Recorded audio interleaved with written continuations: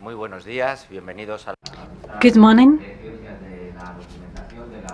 Welcome to the Library of Science faculty in the Universidad Complutense. My name is José Luis Gonzalo, and I'm the dean. And here with me is Félix González Argüelles, the president of the Fundación, Anastasio de Gracia. We are here to inaugurate this congress, the first congress on industrial and business heritage archives. This has a great interest to the dissemination and research of this heritage, which is fundamental to know the history of our country and the society of our country in the 19th and 21st, and also 20th and 21st century. So Félix González Argüelles I'm going to give the floor to him. Thank you, José Luis. I'm not the president. I would like to say sorry that María couldn't be here today. First of all, I would like to thank the faculty for welcoming us to this event. Also, we are sorry that Miguel Ángel Areces can be here because of personal reasons. And having said that, and having done this small introduction from the Foundation Anastasio de Gracia, we would like to thank Incuna and the group Fotodoc and the library science faculty for doing this initiative with us. Without you, people who are going to be in these sessions, we wouldn't be able to do this Congress. The 25 years in experience of heritage and also the rigor of this faculty and the group Fotodoc are fundamental, so that the Congress that starts today with this singular name is going to be the start of future editions, because we would like our projects to stay. So I would like to the SEDIC and also the International Committee for the Preservation of Industrial Heritage. Our foundation is driven by the trade union UGT, and it is involved in the trade union history, as its name reveals. The name of the foundation, apart from being a distinct trade unionist, was also a member of past Spanish government to safeguard the history of the industrial heritage. For us is something essential as an entity, and it is part of an identity because we have documentary archives that you can visit. We can recall projects like the one that we did a few years back in the presentation of an exhibition for 120 years of the 1st of May that visited various locations in Spain. Journals about the labor memory, and some collections that we have dedicated to leaders that have to do with the industry, called Iron Memory, especially from the steel and construction sector, and the construction of a photographic archive, and also important reference in the photographic history of our country. So we present the safeguarding conservation of the Pinares del Paular, which is a jewel of our documentary heritage with more than 200 years that comes back in time. With this brief journey, our natural journey had to take us to the beginning of an initiative like the one that we are sharing today, a shared project that will take us to our new goals, like designing the strategies and politics that will guarantee the safeguarding of the industrial heritage of our country. I would like to thank all the professional, private and public that are going to be participating in KANBAN, and those that represent social entities that we are going to share their projects of the memory of labor, because without them we wouldn't be able to do this Congress. Thank you very much.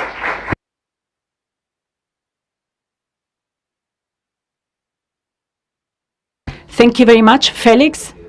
I'm sorry I turned you into a president of the foundation, and also I'm sorry as well, and my apologies to the person who is actually the president of the foundation. So I am very glad that we celebrate congresses like this one, and that we show the link between the different organizations and research groups that have this economic and documentary heritage, the aim of their work. During the years I've been the dean of this faculty, I have seen that this line of research have been consolidating, being an example of collaboration between the university and society at large. In this case, I would like to highlight and thank the Foundation Anastasio de Gracia, SEDIC, Incuna, and the research group Fotodoc of this faculty, and the rest of organizations that participate in this event, their efforts so that we can finally materialize this line researches that we have been undertaking in Spain, and that we can see in this international congress. So it's good news that we can celebrate this congress. It's going to be the first one, and I am convinced that it's going to be a long-term initiative during the next few years and decades. The industrial heritage business archives of the different companies is one of the elements that we don't pay enough attention to.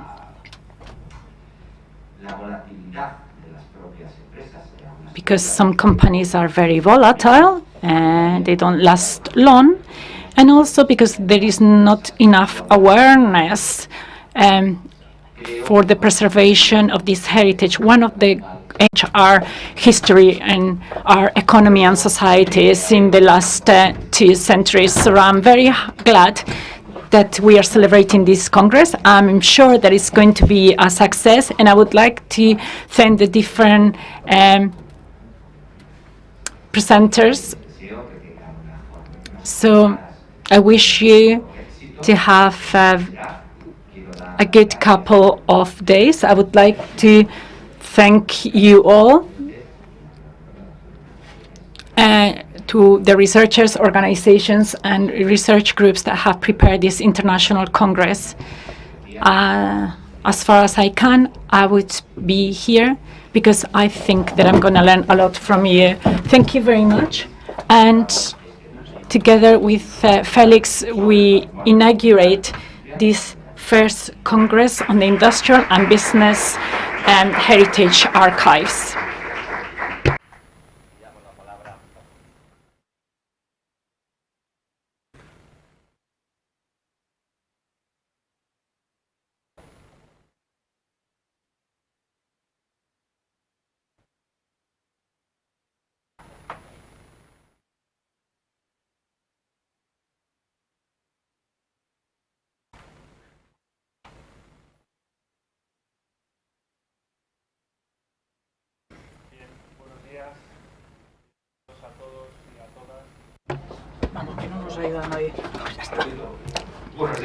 Good morning. Welcome everyone to KANBAN, the first Congress on Industrial and Business Heritage Archives. Before starting, I would like to remind you that this Congress can be seen in our YouTube channel in Spanish and also English, and I invite you to follow us there. And also, we are very sorry that Guillermo, Laine and Román couldn't be here today, the representative for Incuna. Unfortunately, he couldn't be here today because of COVID, health issues. So we hope he recovers soon and he can follow us online. So we would like to explain the name that we have given to this Congress. And we think because of how interesting everyone was in the name, we were right. We wanted to give a nice sounding name to this Congress that attracted people's attentions. And another one was that the term had to be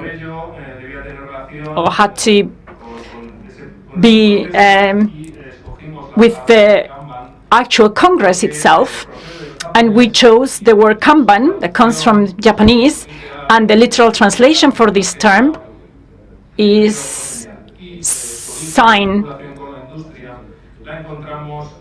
And we can find this in the Toyota company that in the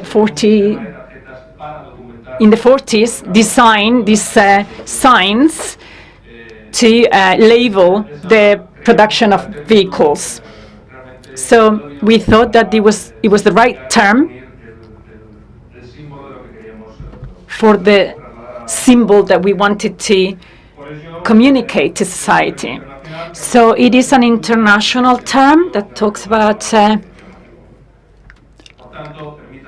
documentary and industry. So KANBAN Eyokoso, welcome to KANBAN, that was in Japanese.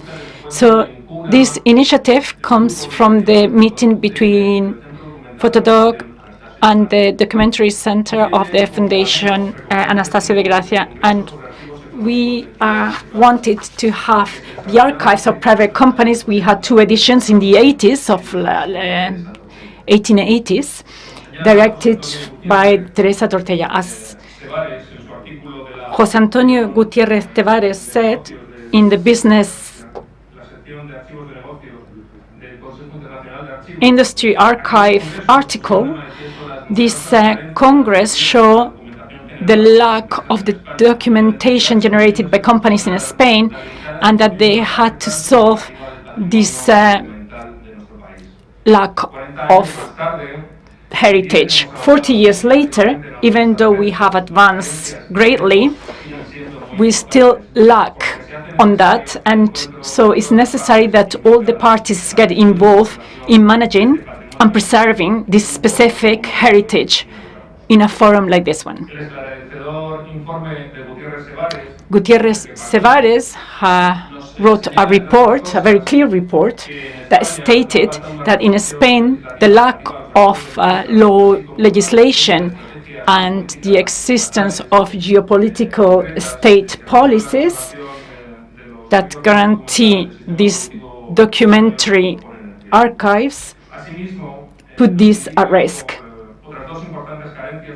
And there is another lack in the industrial archives, the lack of association for in these industrial archives that don't allow to visualize the work that is done and the professionals in this field. Gutiérrez highlights how this lack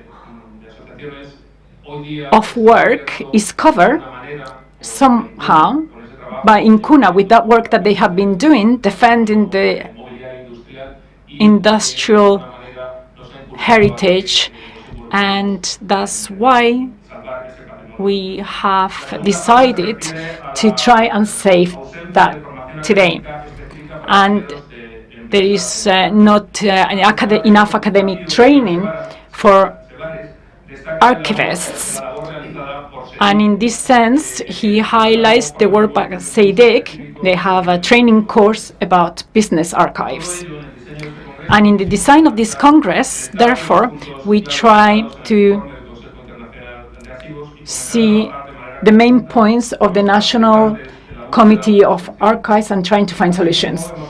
And so that we were trying to find out firsthand how they work and what were the solutions that they propose in other countries nearby, and that's why we have invited professionals from Italy, Finland, and France, whose experience shed some light. In order to bring us closer to our Spanish reality, we will count on the presence of archive specialists in different companies who will show the reality of their centers and premises and how the heritage is reflected thereof. And we'll have two specific spaces like photographs and film because of the wide social impact they have, and we'll pay tribute to Adela Medrano, pioneering filmmaker of business heritage in our country. And then we will close with a really important space, such as the non-formalized initiatives for the creation of business archives that are no longer existent. The existence of these projects arising from society justifies the importance that we need to lend as a country to our business heritage, because it's citizens themselves who feel the need to preserve their productive heritage and therefore identity. And we have worked jointly with Fotodoc and Incuna in a set of proposals whereby, and my colleague Juan Miguel Sánchez Vigil has been working on this project in the Congress, and he's going to specify them later. Thank you so much. Muchas gracias, José María. Buenos días, bienvenidos todos a la Facultad. Welcome to you all. Welcome to this documentation science faculty. I feel proud to participate in that because of the work developed by the excellent teachers. And I would like to thank all the institutions collaborating in this Congress, the Congress, for the devotion and effort they have put in, because all of these activities require complementary specific time that needs to be taken from elsewhere, basically, just to pull it through. José María mentioned that we are collaborating in different activities, and when he talked about the possibility to conduct this Congress, I thought it was an excellent idea. So I would like to thank the Foundation for their initiative, for setting it up, and the fact that all these institutions are gathered together to deal with this topic is fantastic. I wanted to start differently today, but curiously enough, I'm going to go down to the professional and practical realm. We work in two paths. The Fotodoc research group has to do with photographs per se, but there's a twofold path, and we try to give a specific weight to the different paths, the theoretical part and the practical part. In the theoretical part, we understand that at this faculty we have talked about training, and training is imparted with the necessary amount of quality so that they can develop activities in the archives. But the practical part, the hands-on part, after so many years of work, because I've been working in research and based on my personal search for archives, and in fact José María, Uría and myself met at El Rastro recovering or unveiling some archives. But that's the way I wanted to start, but let me do the following. Yesterday we received a catalog for an auction house that every month sends us information on what they're auctioning, and as part of the objects and documents under auction, they offer yet one more, an archive, a photograph archive of a company, which we don't know which company it is. And they were offering through the auction house 700 pictures from a photograph library of Sábado Gráfico, a very important magazine, and in addition to some other publications like Cinema in 7 Days, El Caso, which is really important, and Discobolo, which was less known. And they offer celebrities, pictures, cinema, music, sports, with an entry-level price of 300.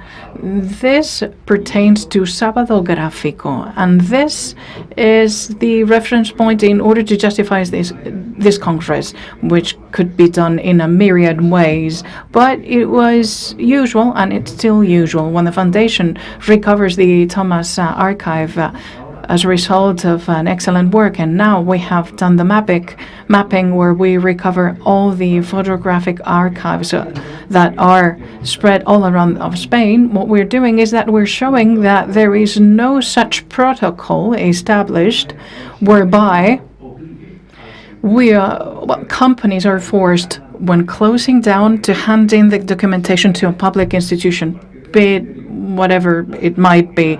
We're talking ministries, regional level authorities, and this is a key moment. We need to make this happen. I told you that I wanted to go down to the hands-on field, because for 35 years I was working for Espasa from Planeta Publishers House. If we don't assess the text, the photographic archives of the businesses in those institutions, we will never fathom what we're talking about. When we trickle down and we talk about Acciona, Enosa, or when we're talking about Acciona, we have hundreds of pictures. And if we go down to Enosa, or even we go down to other companies like Telefónica, we're talking about the culture of a country, the industry, the geography, the history of a country shown and displayed around that documentation. And this vast amount of documents is really hard to be controlled. Each company is responsible for that. What we can no longer allow is for every time a company closes down, that heritage is lost. And in Espasa, for example, we're talking about all the documentations and letters sent from the publisher's house, Espasa, and all the generation of 98 or generation of 27, which right now is in hands of another publisher's house which acquired Espasa. And we can have thousands of examples. The Espasa photograph library encompasses more than 1 million pictures with Alfonso, Centelles, and really famous photographs, and then Buller and some others in the post-war. To quote authors is interesting, but the important thing is that we keep the memory of the country in all those businesses. And there's many references, because it will be up to the researcher's criterion to classify it in one way or another. I've talked about the institutions, and it's of the utmost importance to give value to the work of the professionals in the business archives, because unfortunately there is a really high percentage of companies that do not cherish their archives, and the professionals from within make a lot of effort in order to shed value to the archives and make the businesses understand that there is profitability to be reaped from that, not necessarily economic, but cultural, of a cultural nature, which later on translates into wealth. So, and these professionals working on the inside of the companies are not cherished in the companies.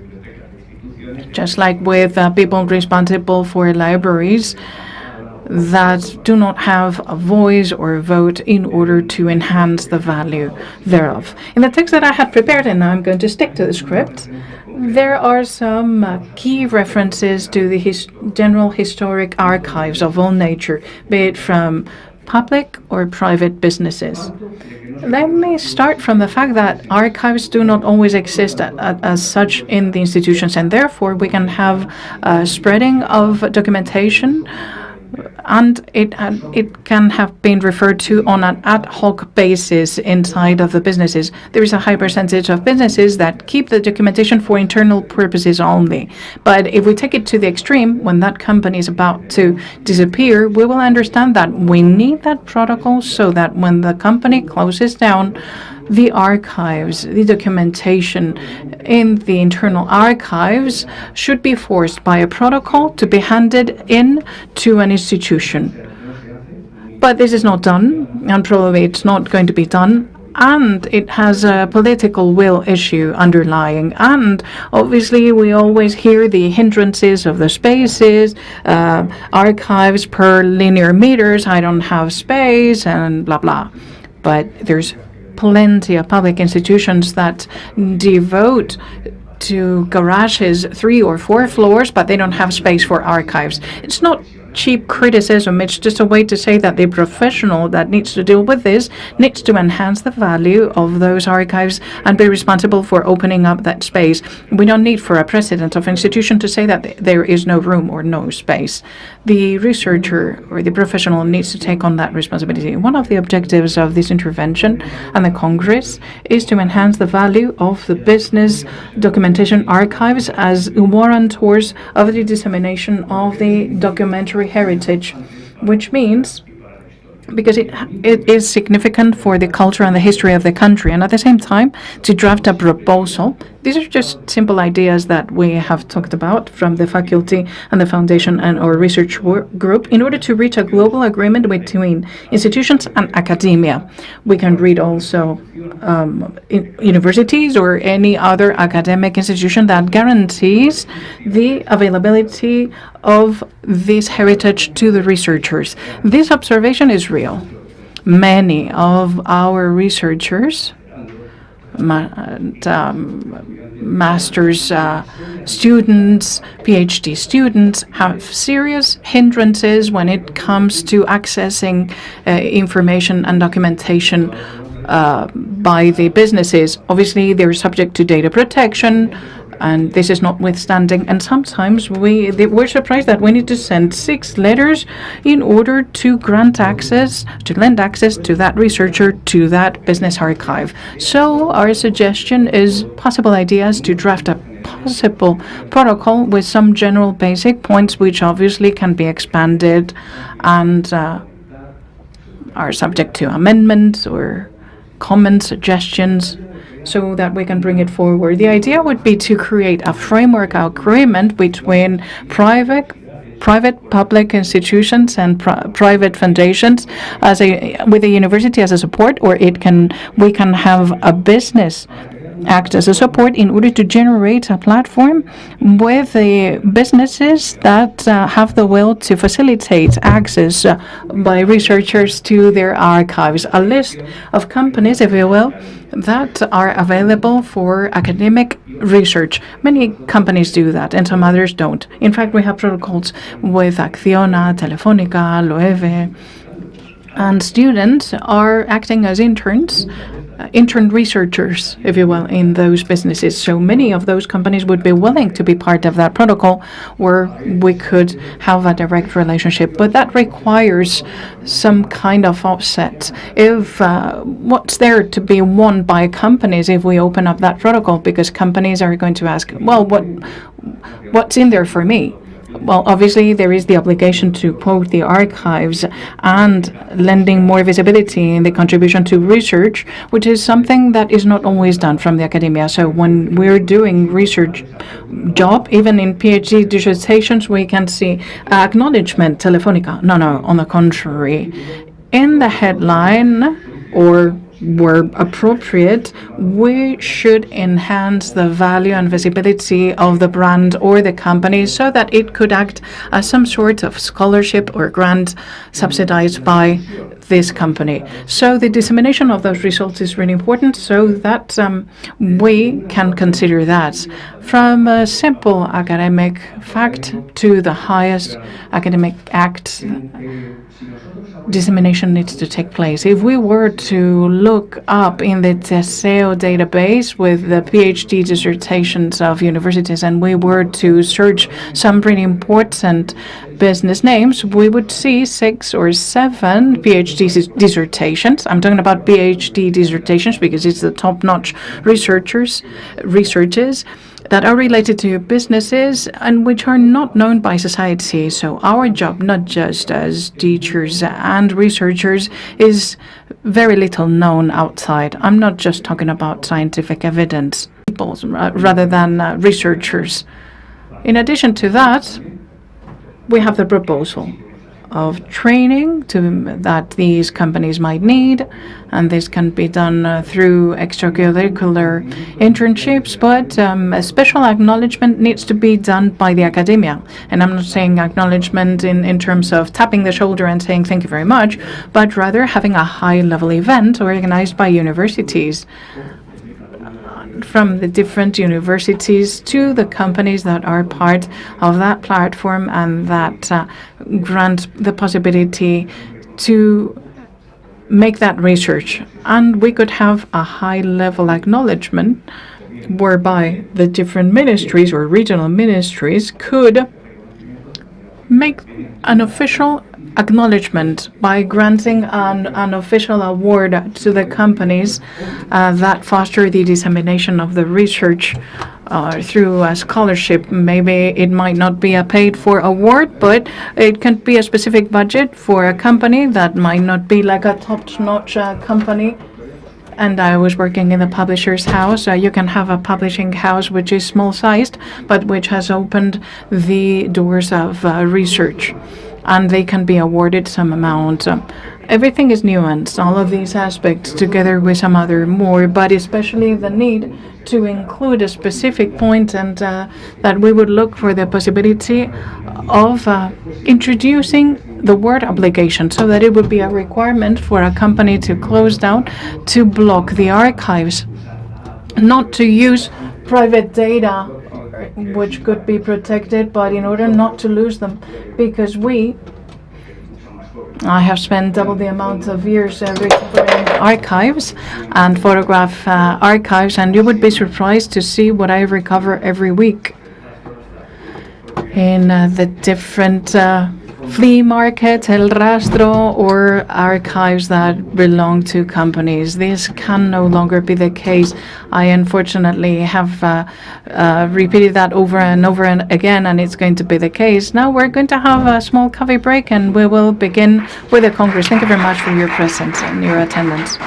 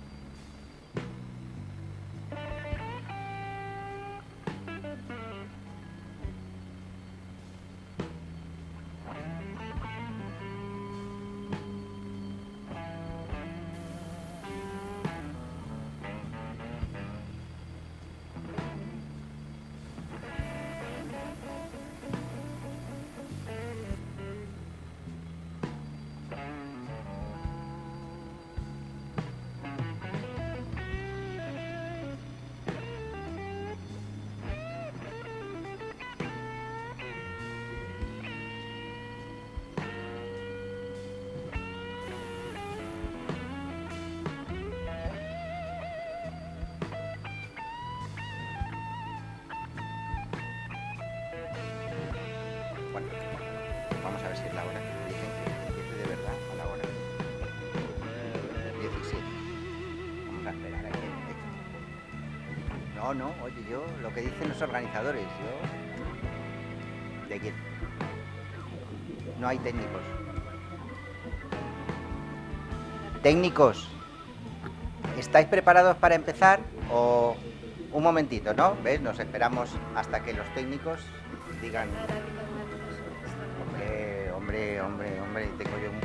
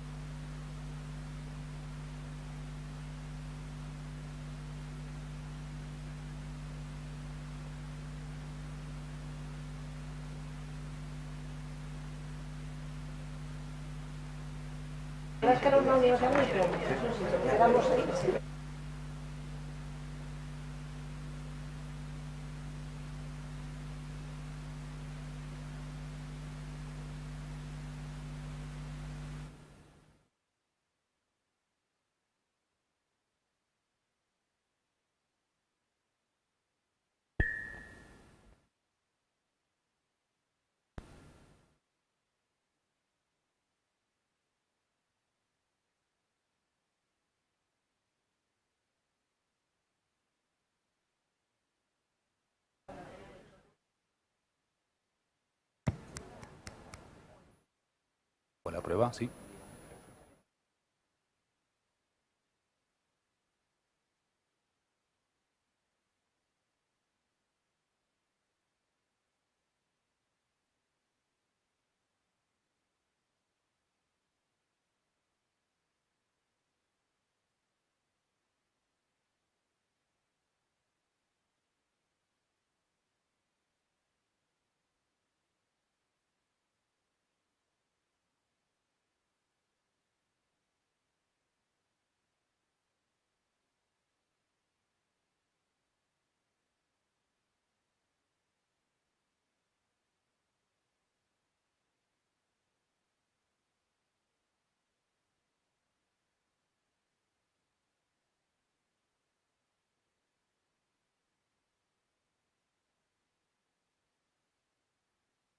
Buenos días a todos.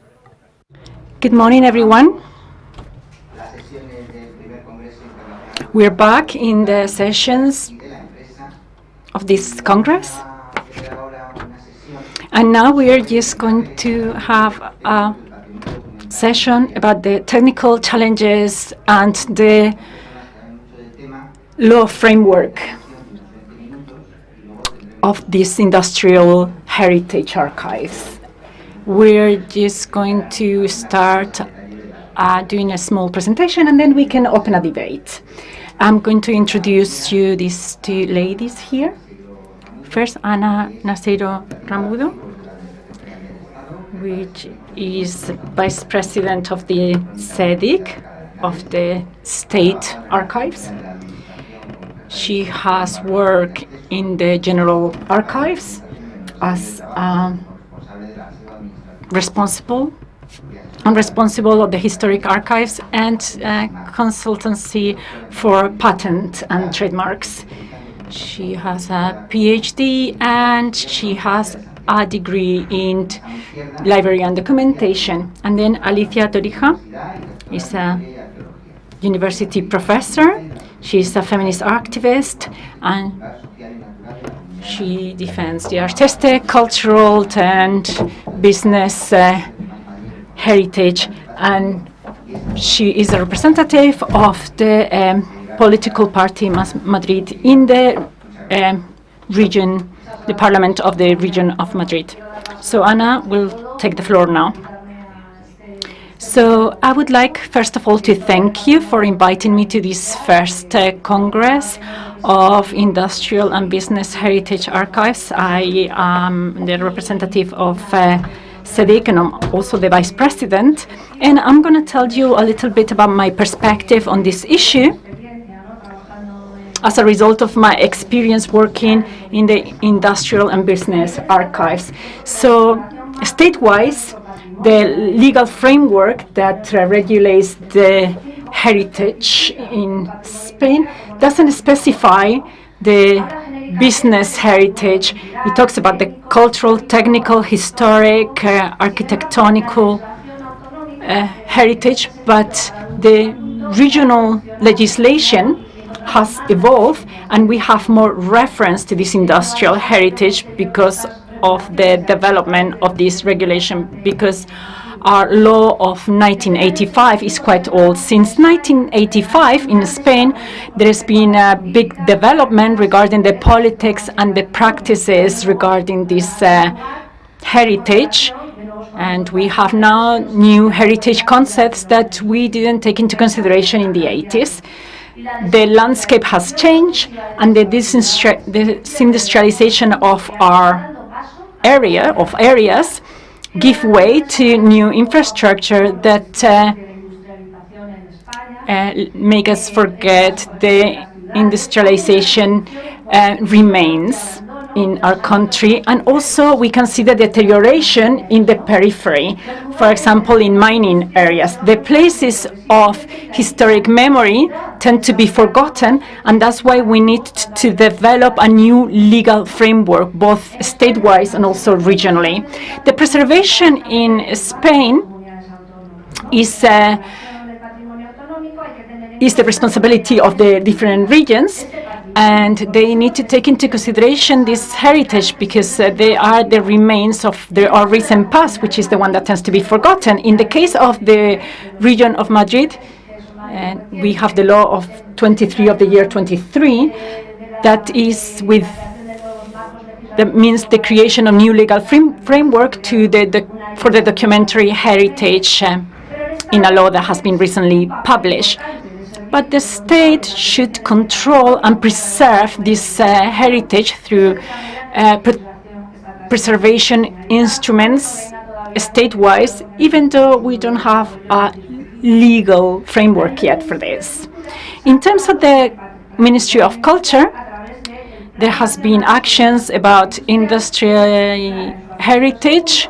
Through these frameworks, the state administration will take the measures to facilitate the collaboration with the rest of the administrations and to recopilate or have all the information needed. And the communication and sharing of the different information regarding heritage will be given by this institution. We should take into account these measures with different phases for every field. The first phase is to start an inventory of the industrial assets in Spain with specific criteria. This is the first step to protect or preserve this. Then taking the necessary measure to know and document the asset, we can open the records without knowing about the asset and also knowing the ownership of the asset.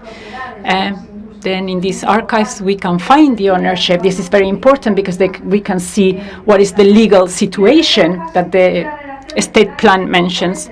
And then these directorate plans of the industrial landscapes that are very complex to know the integral knowledge of those, and that is needed to take preservation measures for this heritage. And the fourth phase is to have intervention projects on the specific assets to restore them and preserve them.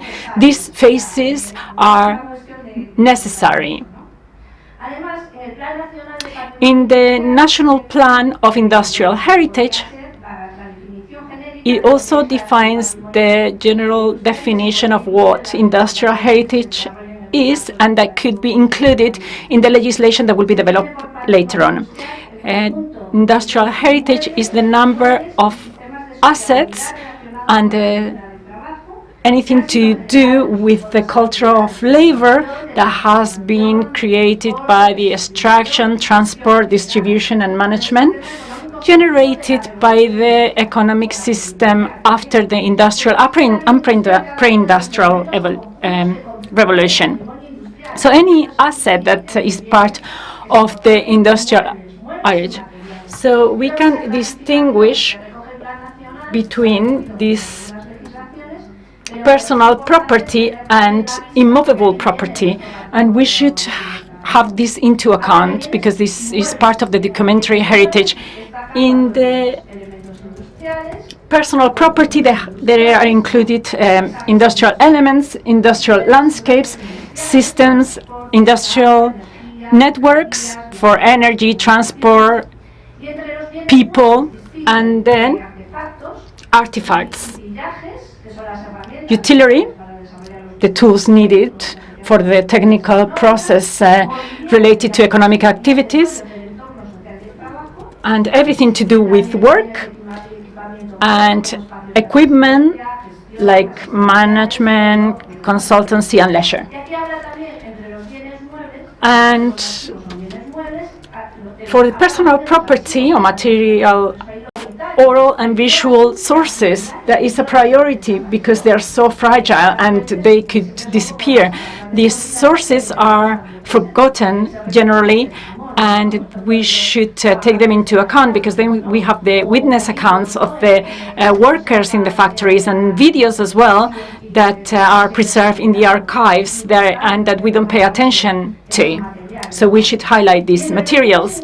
And within this unmovable property, then it talks about archives and documentary collections and libraries at large.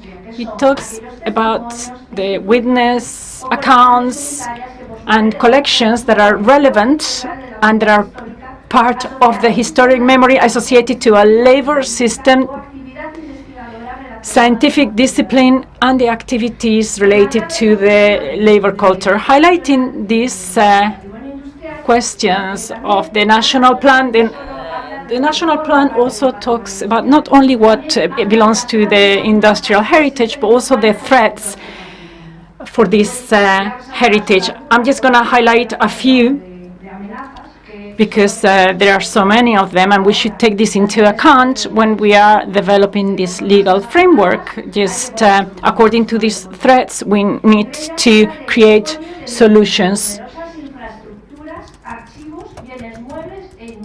So it's the pillage of a lot of infrastructure, even for sale in the market, and plundering. And we haven't preserved the industrial archives and the different forms of immovable assets when we abandon factories, we abandon professions, and the externalization of companies or outsourcing, and the preservation is in danger, as it states. And it also says that it is a threat, the deficiencies in the preservation.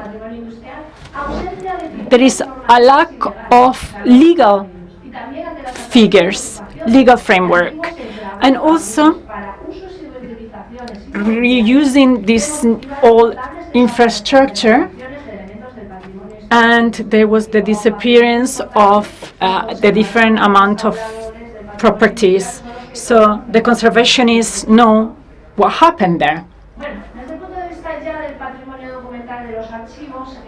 From the documentation of these archives, which is the work that I know, because it's what I have done in the National Archives and in the Patent and Trademark Archives, there we see the remains of the industrial heritage, the business archives, as you know, and the documentary archives of institutions in Spain, in different places, for the Ministry of Industry in the General Archive of the Administration. During the Industrial Revolution, there were a lot of companies that had a monopoly, and also institutions like the National Institute of Industry, which was a state institution, and it was a business group, one of the most important group in Spain. This institution disappeared in 1995,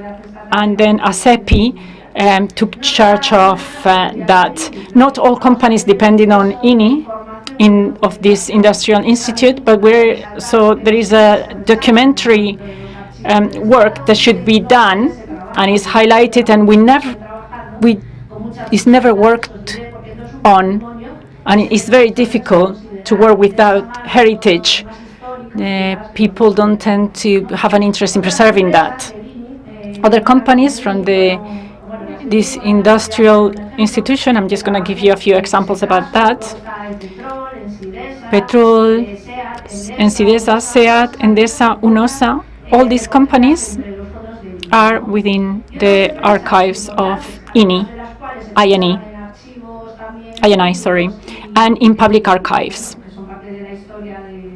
that they are part of the history of monopoly, CAMSA, Renfe, Telefónica, or Tabacalera. So the documentary archives or collections can be found in the companies and also in the state archives, and then in some historic regional archives. It's interesting to have this into account. In the case of Tabacalera, there is a collection in the General Administration Archive. There was a place, a factory of tobacco in Madrid, was given to the Ministry of Culture, and they transferred the archives to the state. So sometimes we have archives that don't belong to this National Institute of Industry in public archives. These are documentary collections that I have been working on, even though it was really complex, because they're not interesting for the administrations, even though they're interesting from a historic point of view. If we can preserve them, I think we should deposit them in a public archive. This is the way to at least have a guarantee of preserving them.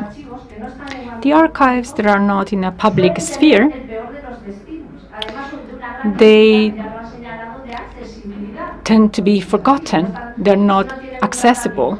If they are not managed, they're not described, they're not in an inventory, and there is no archivist that take care of them, it's impossible to access those archives, even though they are well preserved. In the legislation, we miss the mentioning of the industrial and business archives. For example, in the regional law, they talk about them, but not in depth. Talking about public companies in the archiving law, the private archives are also important, not only the public archives, because in the regional law here in Madrid, they talk about the business archives, but they don't talk about the private business archives. And we have to have them into consideration because they give us context, and it is needed to interpret the history of the industry. Researchers going to the OEPM archive, where I was an archivist myself, which registers patents, wanted to see whether in those archives they could find some information on companies that had disappeared and which did not have documentary collections. And they sought to reconstruct the history of those companies or industries, which is also important because there are some industries or companies that are long-withstanding in history, and history is part of their identity. This is what happens with many industries in the U.S., where they take pride in their history, which is something that we don't have in the business world. And from SEDIC, we also would like to highlight the role of conservation and of the heritage, industrial heritage, and we have created a spokesman department because we had some requests of our documentary collections, which are not too usual. And through this spokesperson department built by SEDIC, because we wanted to preserve the documentary archive, so we established certain priorities, which is to draft the map of archive and the Spanish industrial archives that were at the brink of extinction or disappearance. We wanted to create the permanent observatory with the collaboration of the state and public-private institutions, and to claim the role of archivists, documentation specialists, and librarians as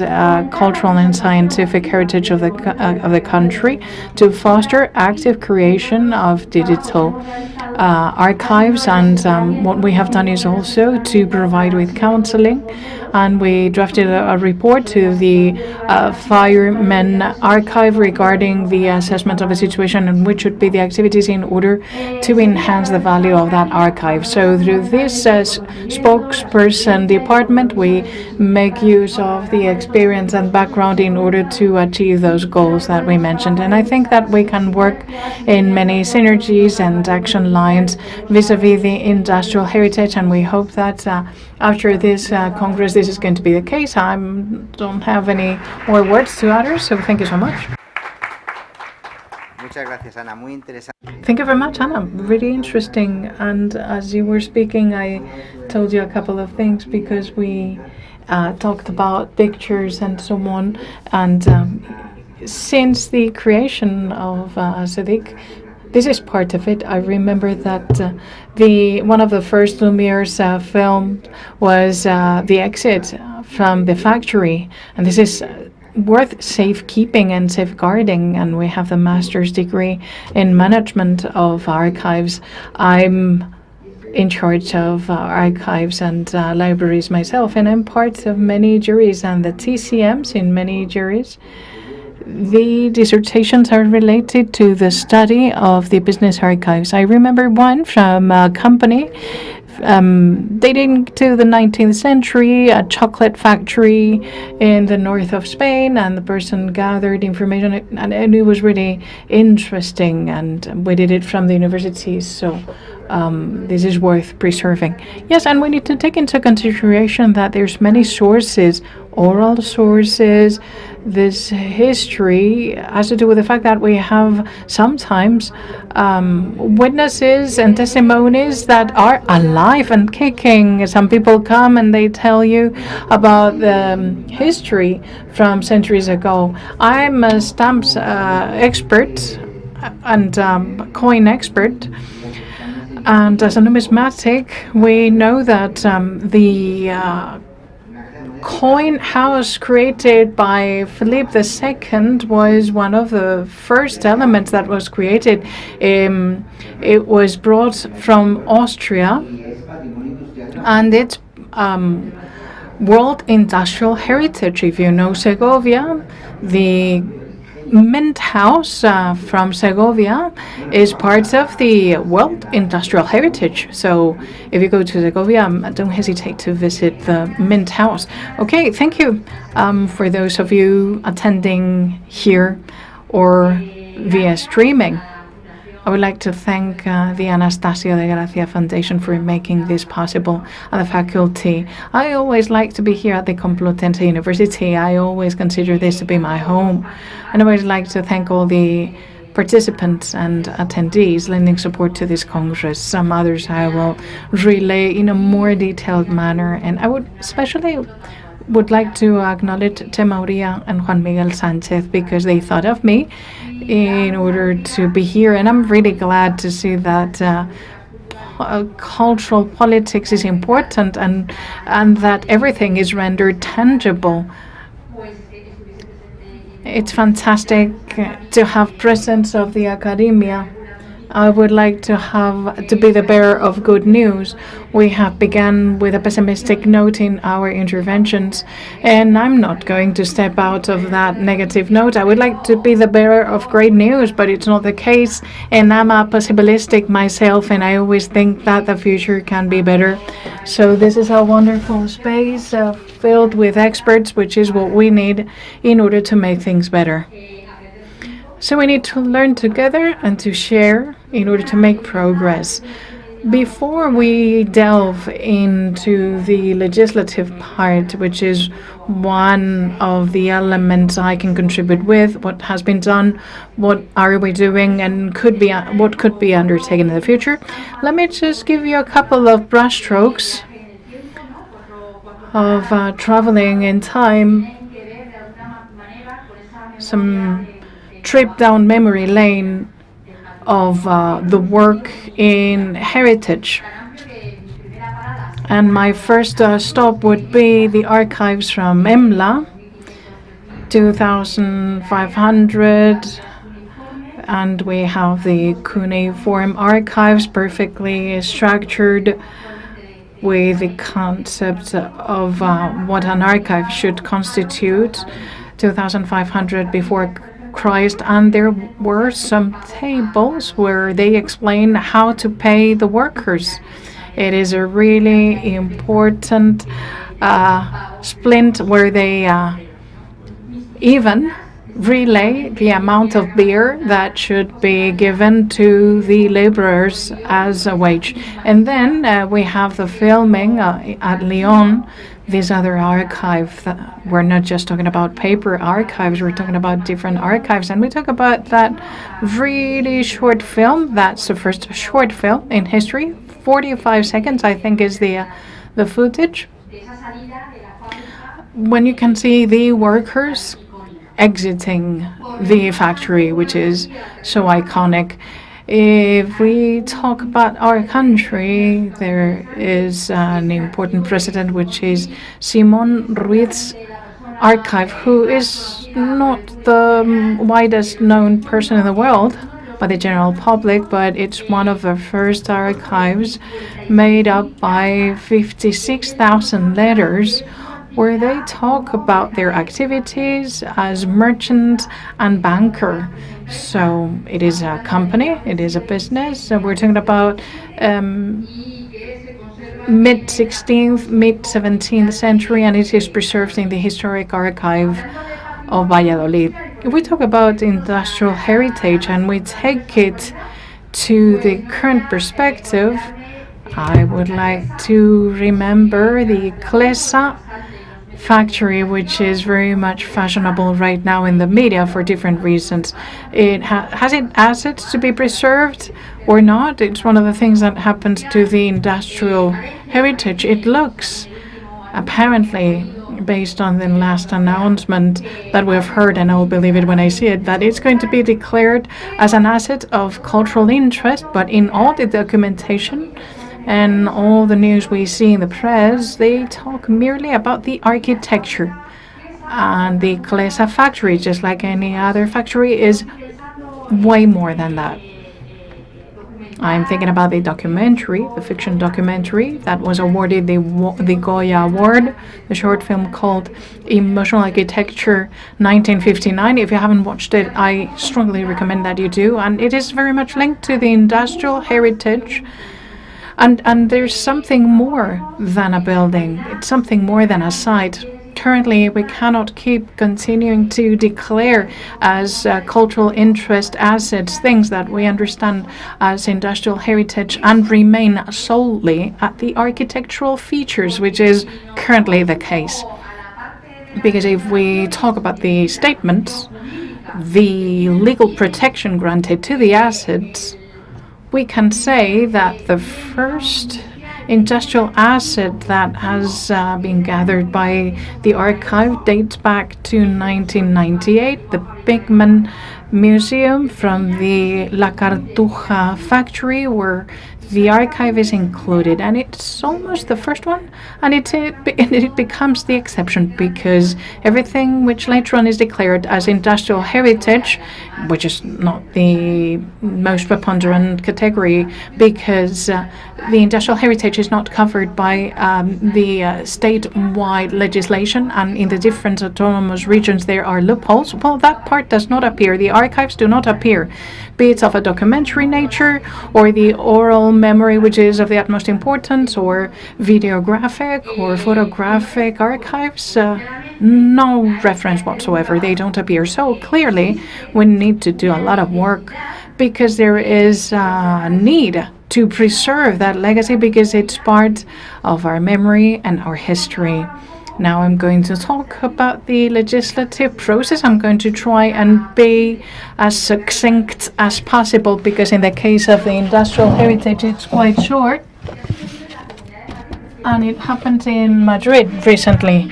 In April 2023, not so long ago, we could see that the official bulletin published Law 6/2023 on archives and documents, the law for bibliographic heritage and cultural heritage. 3 laws in which we could have included this topic that we're dealing with right now at this Congress, the law on archives and documents, which has been alluded to by Anna quite briefly before. I'm not going to talk about the whole process, because I'm going to focus on the Heritage Act, where the industrial heritage has finally been included. But search engines are really useful, and if you click the word business in the law, it only appears twice and only refer to public company. The word private company does not appear in a document that dates back to this year, 2023. But if you click the word industry, 0 results.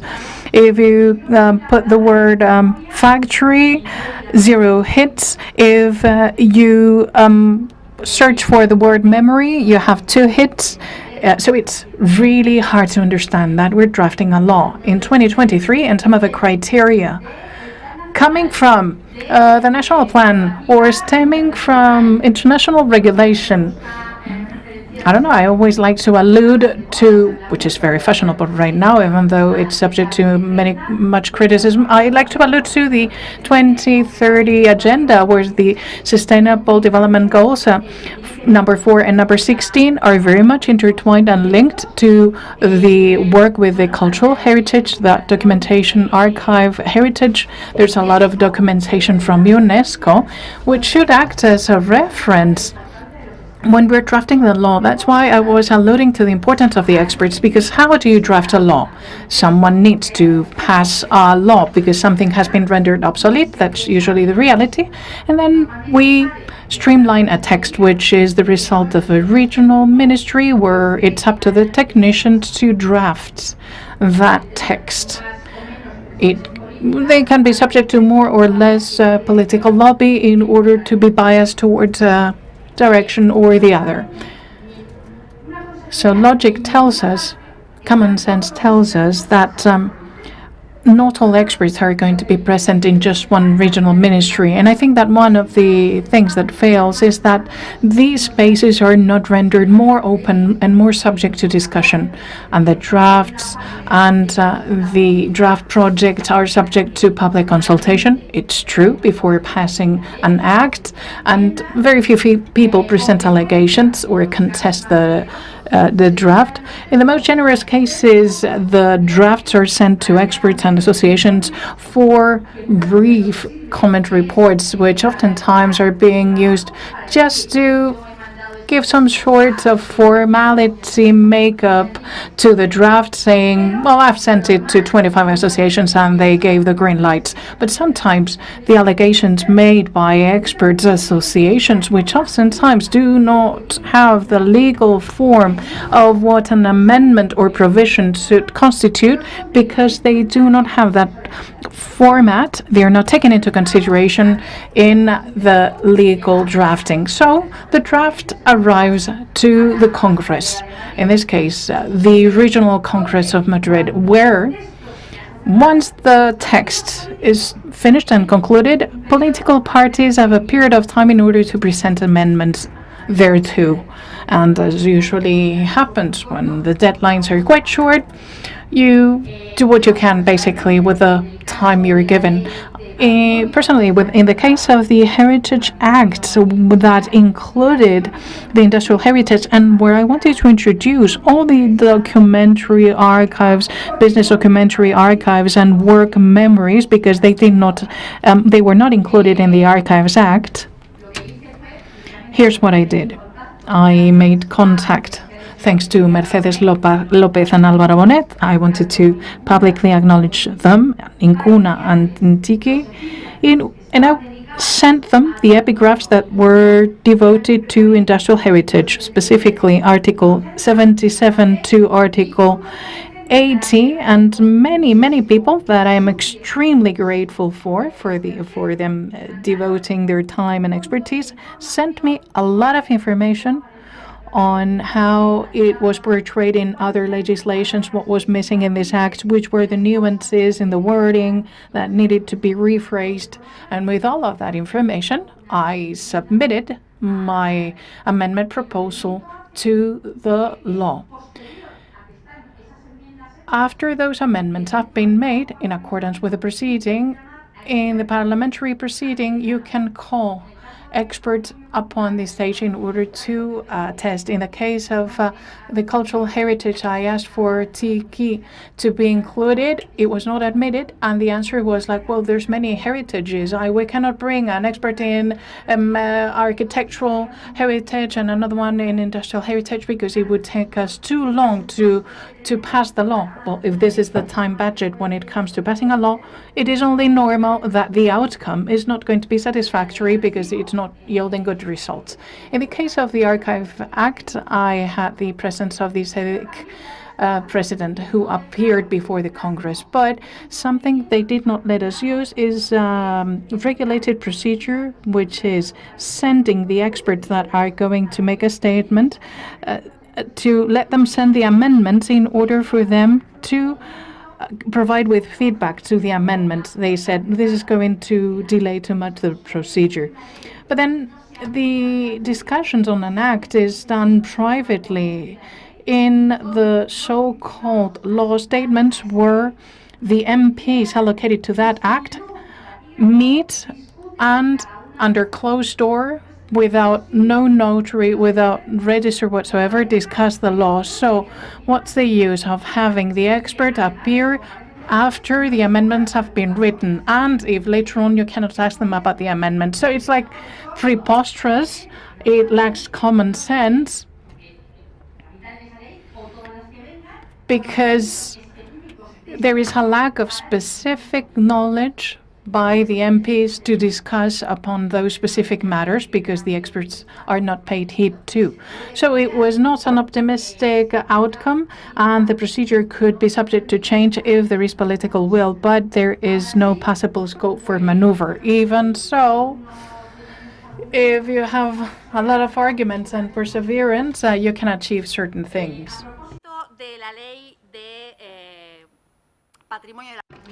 But the law of heritage for the Madrid regional government, I presented 2 amendments. Vicente Julián Sobrino from the University of Seville gave me this text, and I presented this amendment. The documentary witness in any format of the practices linked to the labor culture in the business, industrial, technical, trade unionist or symbolic way, they should be represented and protected.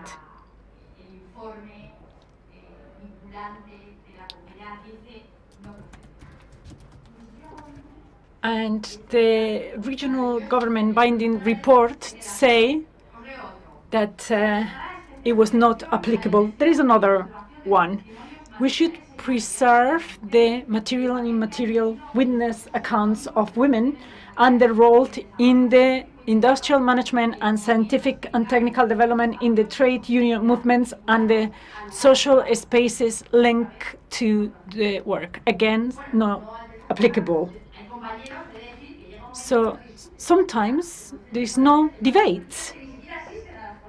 These politicians don't even attend because they think that there is nothing to come out of this work. I think that there is always a possibility. In the Article 78, which is the one that has a lot of letters that describe what heritage is, one of the amendments of this project was the letter K, the documentary heritage associated to industrial assets that witness the industrial activity of the region of Madrid. This is a very simple thing, and that could be broadened, is to incorporate the documentary heritage. This took us more than an hour debate to see if this has to be included in the archive law, because heritage has to be in the heritage law, and now that we're talking about the heritage law, because I want the documentary heritage to be preserved, this has to be in the archive heritage. So there are problems with definition that create problems in the process. Another thing that I wanted to introduce after the opinion of experts, when they talk about landscapes associated to the industry, they didn't want to use the word associated, but generated, which is it has a wider or broader meaning. It doesn't talk about the physical meaning. It talks more about this intangible aspect. And this part of the work was not taken into account. Something else that I work on was in the transfer of assets. It surprises me sometimes that we can transfer assets in certain cases. I don't think it's reasonable. I'm not talking about property. I'm also talking about immovable property. And even though this is not in the law, I find it puzzling that these things can be transferred. And the heritage of the 20th century is the one that gets affected. What happens when you move a mill, for example? I think there is the naturalization of heritage in this sense. And also there is another issue with the dates. Since when are we talking about heritage?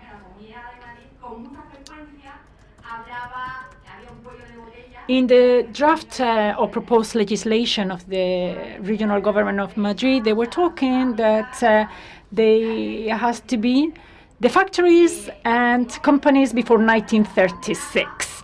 And this was quite a struggle. We had to fight for it. We had now a wider framework, and now the framework is wider. The negotiation was really hard.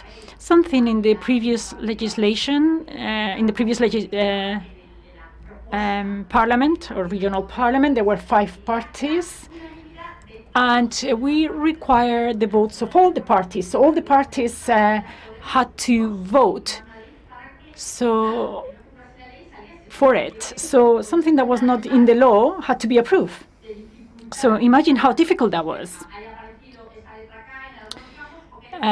to have this letter K, or that we could include the date of 1950.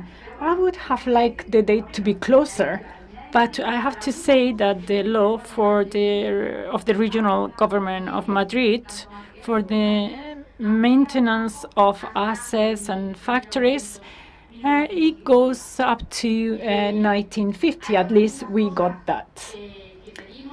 There are other things that we requested. We wanted archives and collections, oral memory, business archives.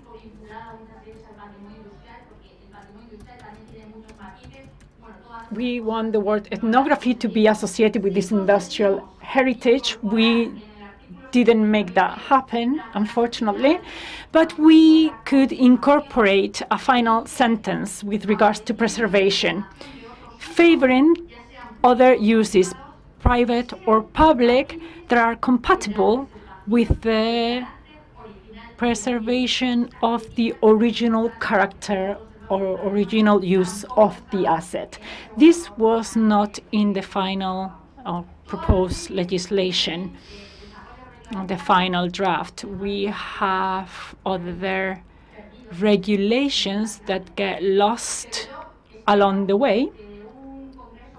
But I hope that after a congress like this one, I have seen that in the presentation you have a number of ideas, that we have some sort of document or demands that could be channeled and we can shape them legally.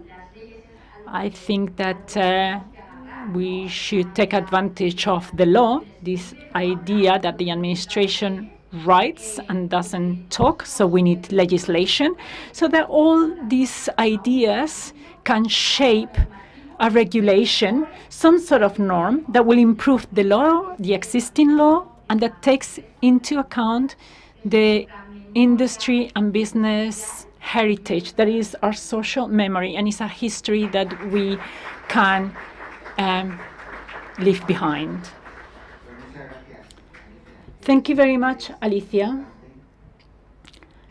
It's always important to understand how the laws are passed, because sometimes we can't believe some of them.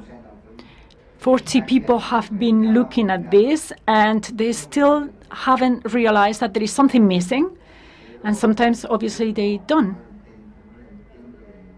I can understand when you were mentioning that in all your proposals they were saying not applicable.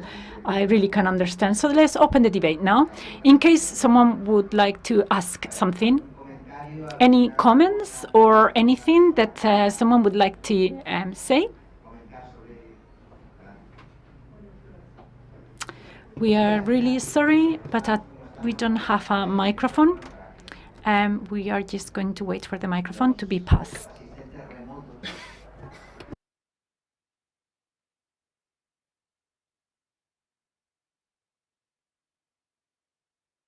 Thank you very much for all your presentations. I just wanted to highlight something when it comes to drafting the legislation. Of course, there should be consultation with experts in the amendments, but also when you are drafting the law. So the meetings, the agreements, and what the experts have to say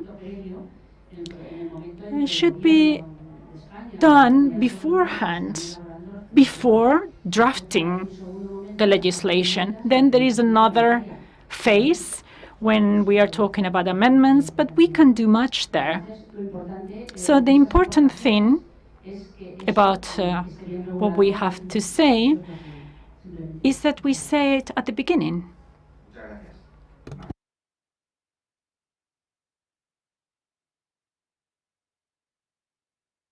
That's what I was talking about.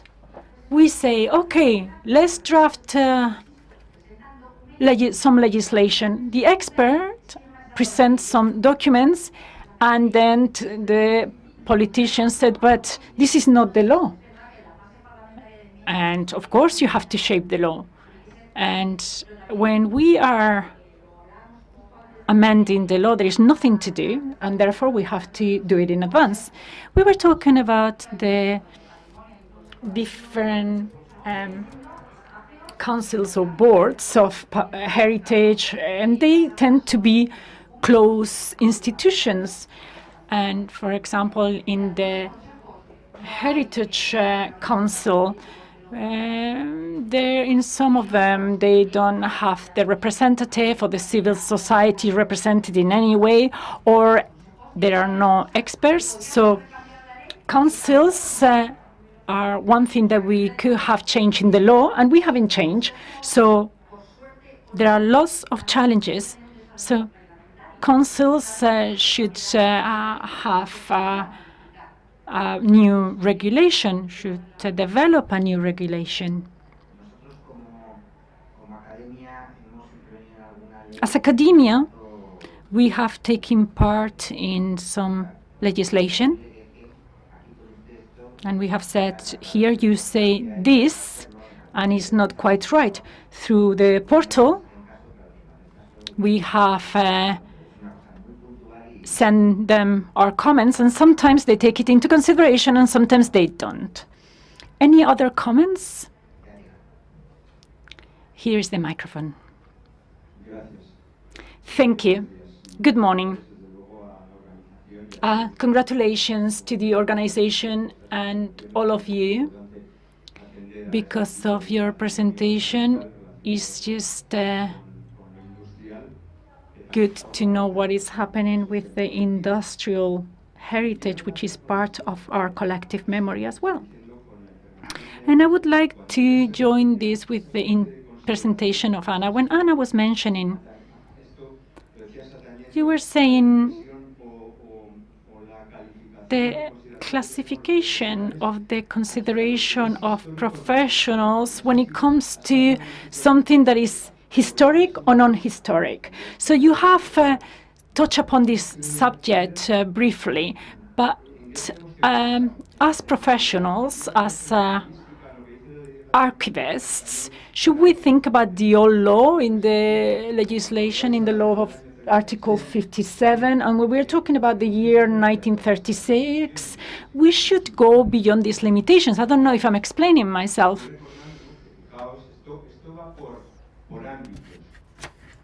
So it depends on the field, of course.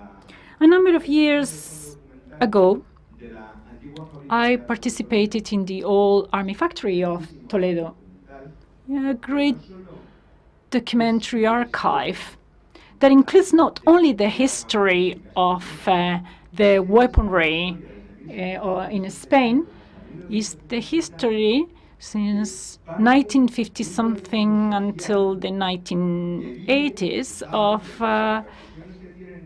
social collective from the 18th century, from the French Revolution up to the Civil War.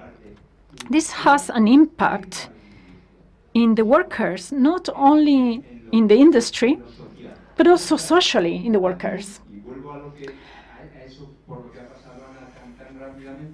And so Anna touched upon this briefly. So how do we consider what is part of our heritage, is it just the historic part? Because what is the present now, in the future will be history, and it will be part of a collective memory. So I think that we should participate more, not only academia, but us, professionals. We should think that our future, thinking about this social and collective memory, is not what happened 50 years ago, it's what is happening right now. I don't know how we can incorporate this into our legislation. I don't know how we can participate more in these sort of processes. Sometimes I feel that we are not taken into consideration, and I don't know if it's us or you.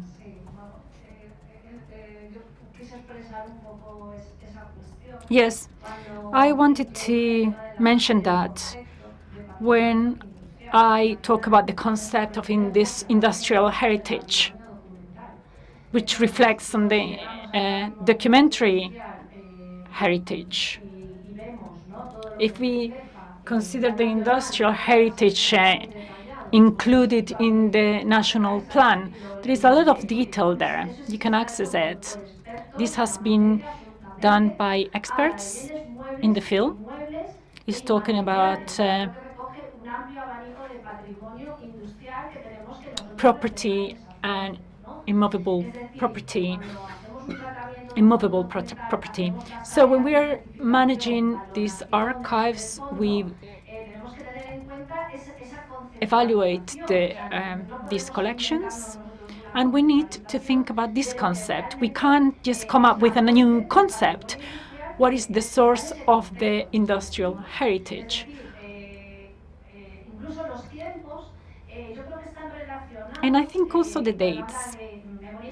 When he's talking about historic memory before the 1950, this doesn't correspond with our current history, because what happened with the 60s or 70s, which were quite important. I work now in the digital archives, because we're not going to have historic memory. Who is in charge of that?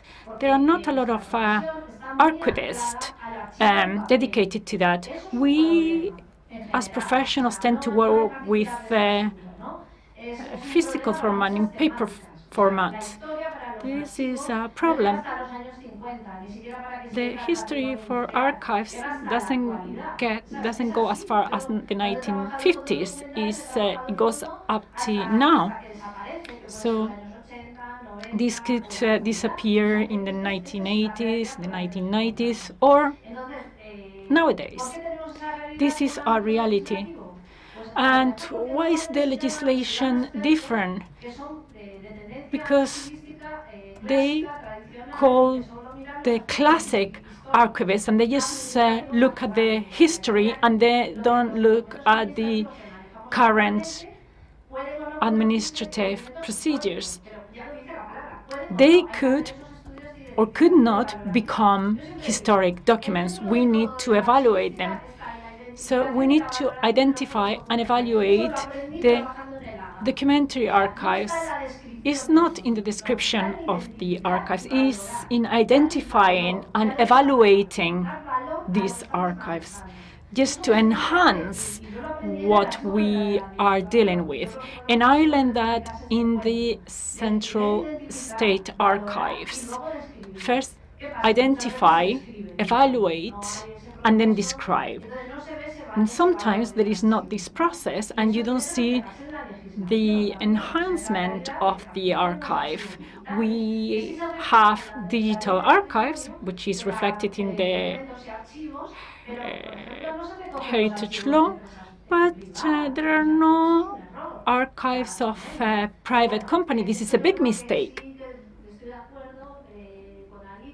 I agree with Alicia.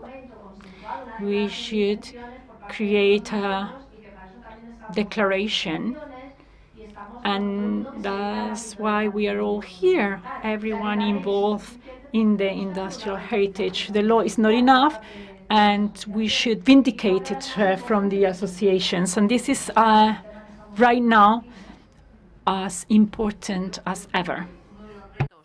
I believe that one of the challenges is the digital heritage and digitization, and even though we have the Archives Act, it's not well treated, not just because the private business archives do not appear, but also because they're like, oh, this would require another law. José Miguel was talking about the mantra we're listening to. No, archives take too much space, take up too much space, linear meters, we need to digitize. And if we use the word digitization, they are shocked. And we also have the problems of the supports, the things that are in digital. It requires a great study in itself. And then you were commenting about one of the things. Well, it is by chance that two acts have been passed at the same time, but if we're talking about archives that are not related to a date and you don't include them, well, this tells you that it's not an archive and document, but rather it's heritage. But then heritage in this country, we still think that is the beautiful monumentary heritage of a church and things like the workers' housing of Peyroncelli say that it's infra living dwelling structures, and we're working on that framework. It's hard to change everything.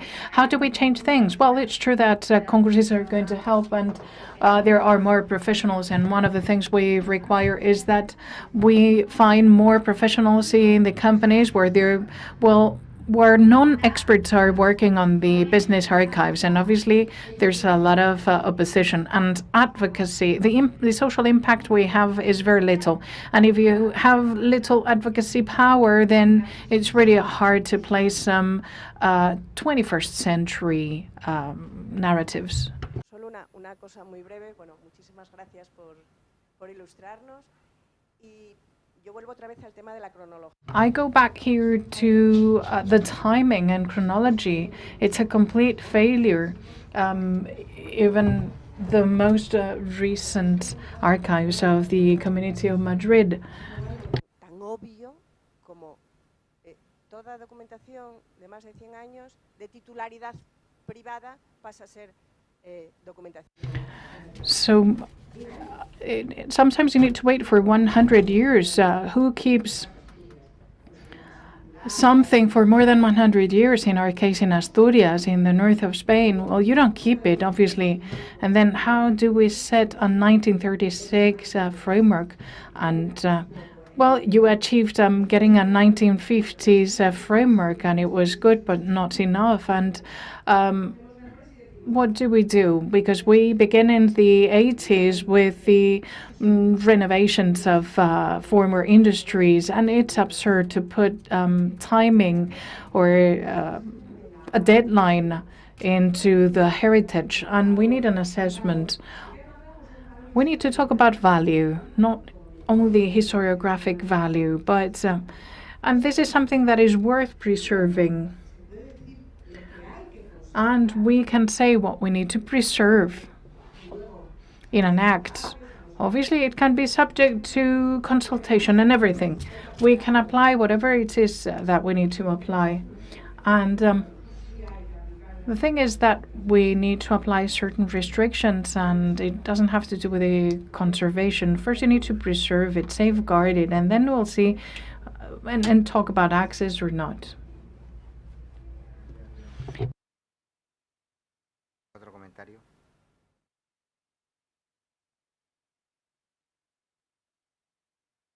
Mira, una pregunta para Ana. El archivo del... One question for Anna. The INI archive. In my case, I come from the SEAT Memorial Archive. We have been working with different experts And we have always tried to use the INI archive in SEAT and with Fiat, which in spite of all the problems, there is a certain agreement regarding their archives. But we have reached the conclusion, and here comes my question, that as SEAT was a strategic company at the time, we suspect that some of the essential documents can't be found or are rather located at the Ministry of Defense. Can it be true? Such a strategic company like SEAT, especially in construction, well, if we think about the layout of Barcelona in the 50s and 60s, we could not locate properly where the SEAT factory facility site was located because of strategic reasons. And it might be possible that the INI does not have certain things and it can be stored someplace at the Ministry of Defense. Might it be possible? Well, I'm not an expert on defense, but I have found certain documentary sources that were working in archives coming from all areas, and probably we will have information. Another thing is whether or not it is preserved. I haven't seen any catalogs of defense that included information about this company, but probably at the AGA you might be surprised and find certain things that you think should be found at the INI or the Ministry of Industry. This was not really much included at the General Archives of the Administration. So maybe you can find some unpublished sources. At the realm of defense, I would need to look into that. Well, yeah, but the problem is not just documentation and how SEAT was founded. No, but the construction per se. Neither Fiat nor the INI have information on how it was built. It was run by a military architect that had done the fortresses at the Pyrenees, and it was not known.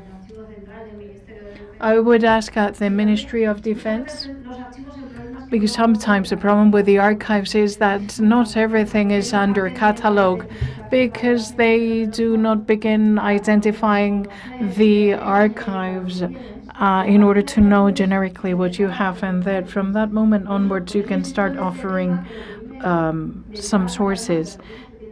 As a result of the lack of funds, well, first we need to identify and assess in order to know which are the sources that you have, and then from that moment onwards you can offer an inventory. I know that the Ministry of Defense still is pending description of archives, because I was looking for parallel archives and there was a lack of inventory. This is a situation, but at the AGA there's like 157 kilometers of documentation, and in the Ministry archives there's more than 200 kilometers worth of archives, and there is just one archivist. And in some ministries they have even gotten rid of the archivists at some point in time, just for you to become acquainted with the situation of the archives. We're talking about business archives in general, but archives as a whole are very badly mistreated. This is generalized problems in terms of understaffing, lack of resources, barely a budget allocation is given to the different deposits for the description, digitization, identification, assessment. It's true that there are more projects coming up, but there's still a lot of scope for improvement. Thank you very much. We're about to wrap. I've told me to strictly stick to the schedule, so allow me to finish with a couple of comments as a segue to Anna's comment. I'm coming from Granada, and we are the last ones in the queue. If there is a bit of money in culture, it's devoted to museums, libraries, and archives are the last of the last. I don't know if it's like what Alicia mentions. We don't see outside what we're working on, but people are complaining when I'm like, well, you need to complain because there's more and more documents and less archivists, and there's a lot of people going into retirement. There are very Well, the thing is that there's a lack of resources, and people say you can improve it with digitization, but it's not true. In order to digitize, you need to catalog it well. There's 15 kilometers. Let's digitize. No, that's not the way it should be done. We need to follow certain criteria. So obviously we need more money to personnel, obviously for premises, but to personnel and staff. What's the use of having certain funds if they're not accessible? If we don't know what we can find in those archives, what's the use of 100 kilometers perfectly preserved if I don't know what they're talking about? If you allow me. So there's a great contradiction there. And one thing regarding the Complutense University, the dean is not here, but our industrial heritage is unknown. If you go to many other faculty, you will find in the corners of the corridors or in the warehouses historical pieces, historical industrial pieces. Why? Because universities, the doctors, the engineers, etc., always buy the last of the last cutting edge technology, and obviously they don't dispose of that. There is an inventory, and they're like, what do I do with this device dating 1932? And you can find them at the corners at the Faculty of Information. You can find all sorts of equipment in the corners because we don't know where to place them. And not only that, in theory, at the archive of the Complutense, you will find information or whom did we buy it from, who manufactured this, but we don't know what to do with that because sometimes deans are like, what do we do with this? Because we don't have a museum, an industrial museum per se. So if you go to many institutions like universities, you're like, no, the optometrics, the chemistry faculty, maybe in 1920 they had the best cutting edge technology, which right now is completely obsolete. And we don't know what to do with those devices and pieces of equipment. And sometimes some things have been lost or broken or disposed of. But also at the university, we should have the idea of the scientific or industrial heritage, which is also very important, the scientific heritage. I was in Jaén in the last Jesuit school. There was an astronomical observatory of the age, and that it was really expensive to bring things from Germany. The Jesuits themselves copied their lenses, and so it's the Spanish initiative, for example, which should be reflected. So we need to stick to the schedule. Thank you very much to you both. And I hope that all of this is going to be useful in order to improve the legal framework so that associations get to have a say. And thank you very much to the organizers. And we continue to plow through.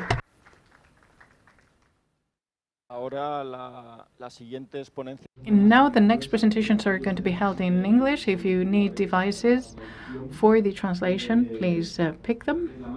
Please raise your hand, give me an ID card, and I'm going to bring them to you.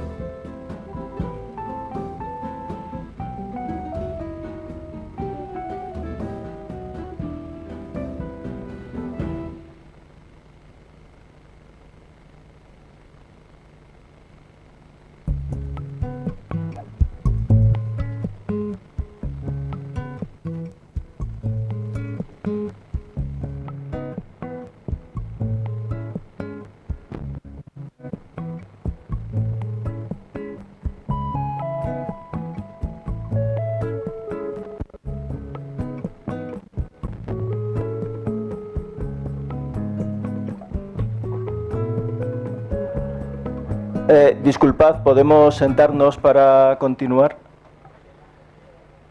Sorry, can we sit down so we can continue?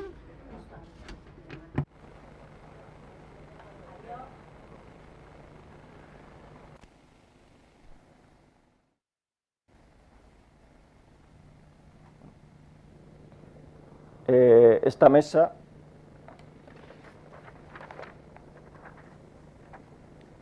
esta parte de del Congreso está dedicado a This part of the Congress is to look at industrial models in Europe of the preservation of archives. And we're going to look at two business archives, one Italian and one Greek. And we're just going to see how the industrial archives are managed in the different countries.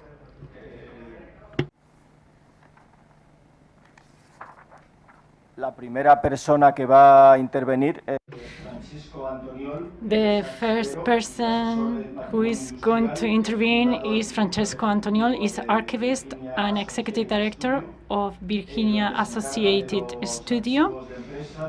He is in charge of the historic investigation and business archive, and he founded Trato Punto, where he creates exhibits for itinerary museums. He is a member of the Consejo de la Asociación Italiana del Patrimonio y de la Asociación Nacional y Archivística Italiana. And he is a member of the National Committee for the Business and Industrial Heritage Archives. If you can say something, you see me or not?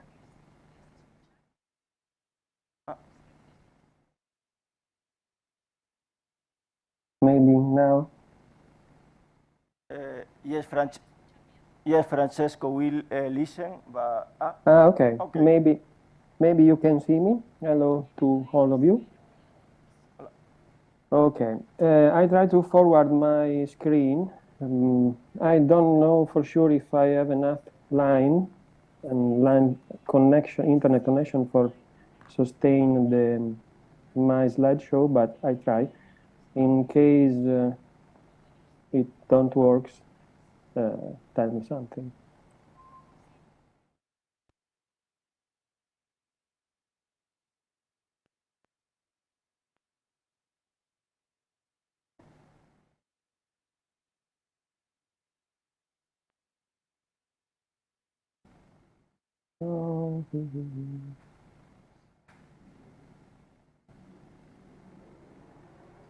Like I image.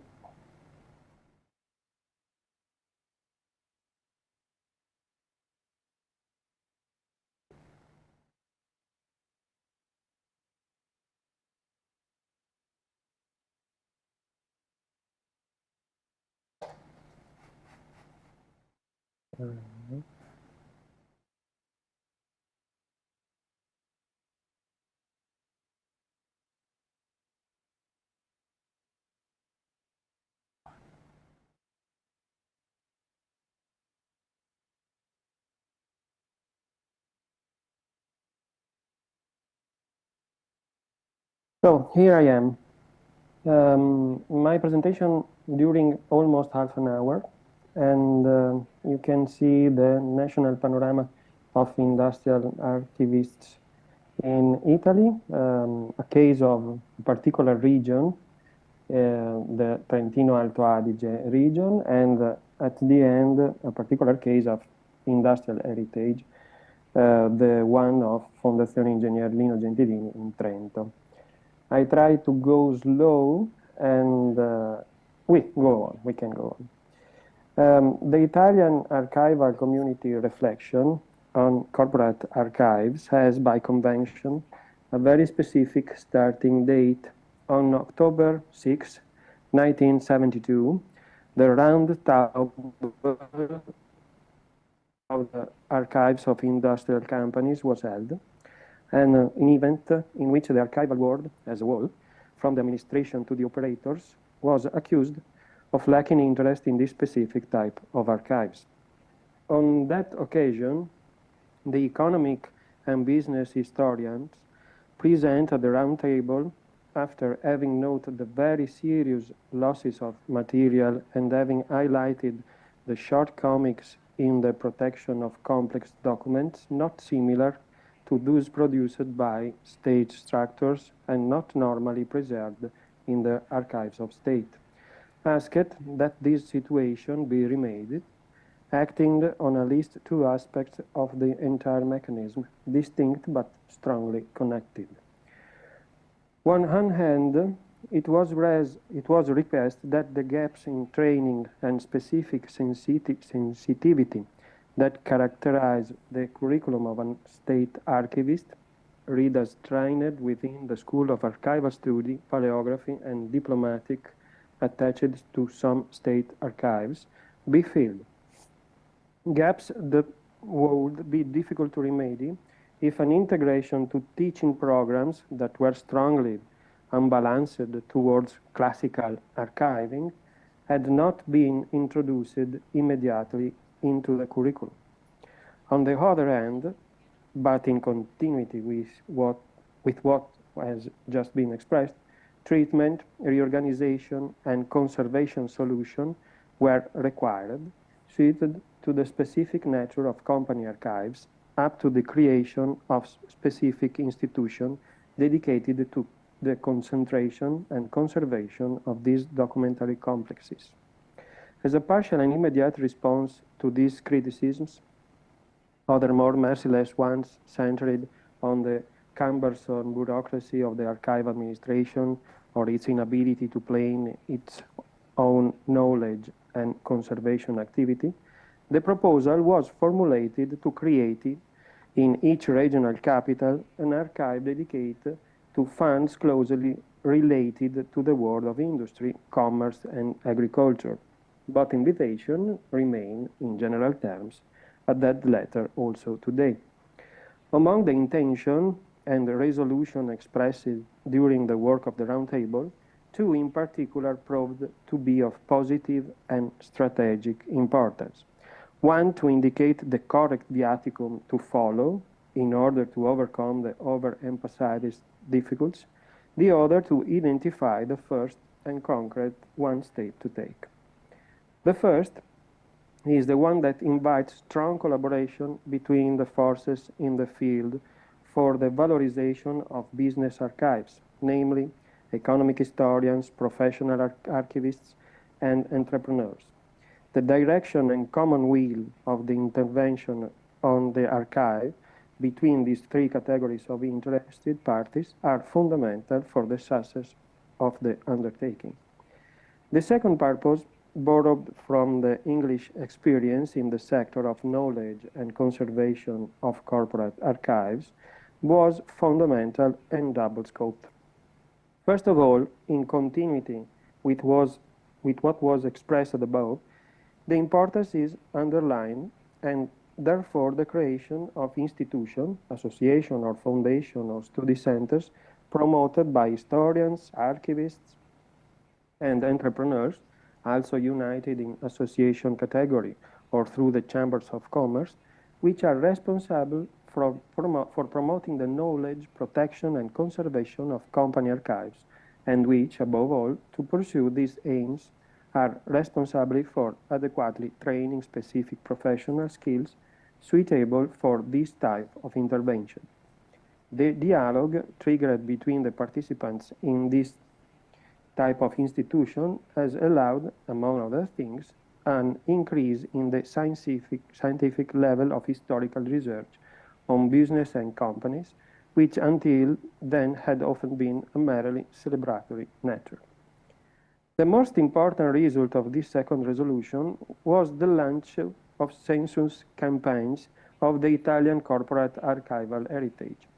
Although they were, at the beginning, partial, summary, limited census, carried out without large financial resources or adequate rules, they initiated that first real work of knowledge of a documentary heritage that had until that been almost completely unknown.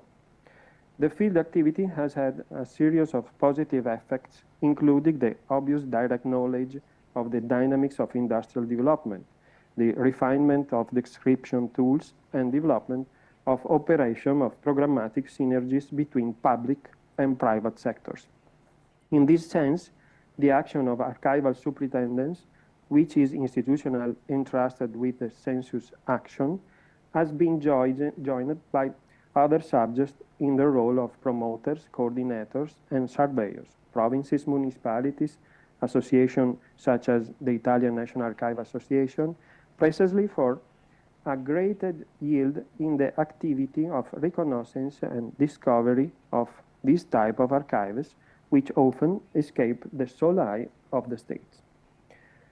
Also, thanks to this suggestion, archivists, traditionally understood, have begun to deal more and more with different archives by dialoguing with subjects, experience, and interest other than the classic ones. This experience, this new sensitivity gained, have often proven essential to overcome the difficulties that remain at a regulatory level. The biggest obstacle, with obvious implication from a planning and management point of view, is the one attributable to the private nature of the majority of company archives. Although, in some cases, private companies may be public law bodies or providers of public services, Italian legislation does not provide any specific rules for this type of archives. To complicate the situation, it is evident that some companies, previously state-owned, have transformed into private entities, with the consequence that the regime that regulates their archives has substantially changed. This heterogeneity of legal natures does not make it impossible to safeguard archives whose producers have different characteristics and natures, but requires the knowledge and use of appropriate rules depending on the case.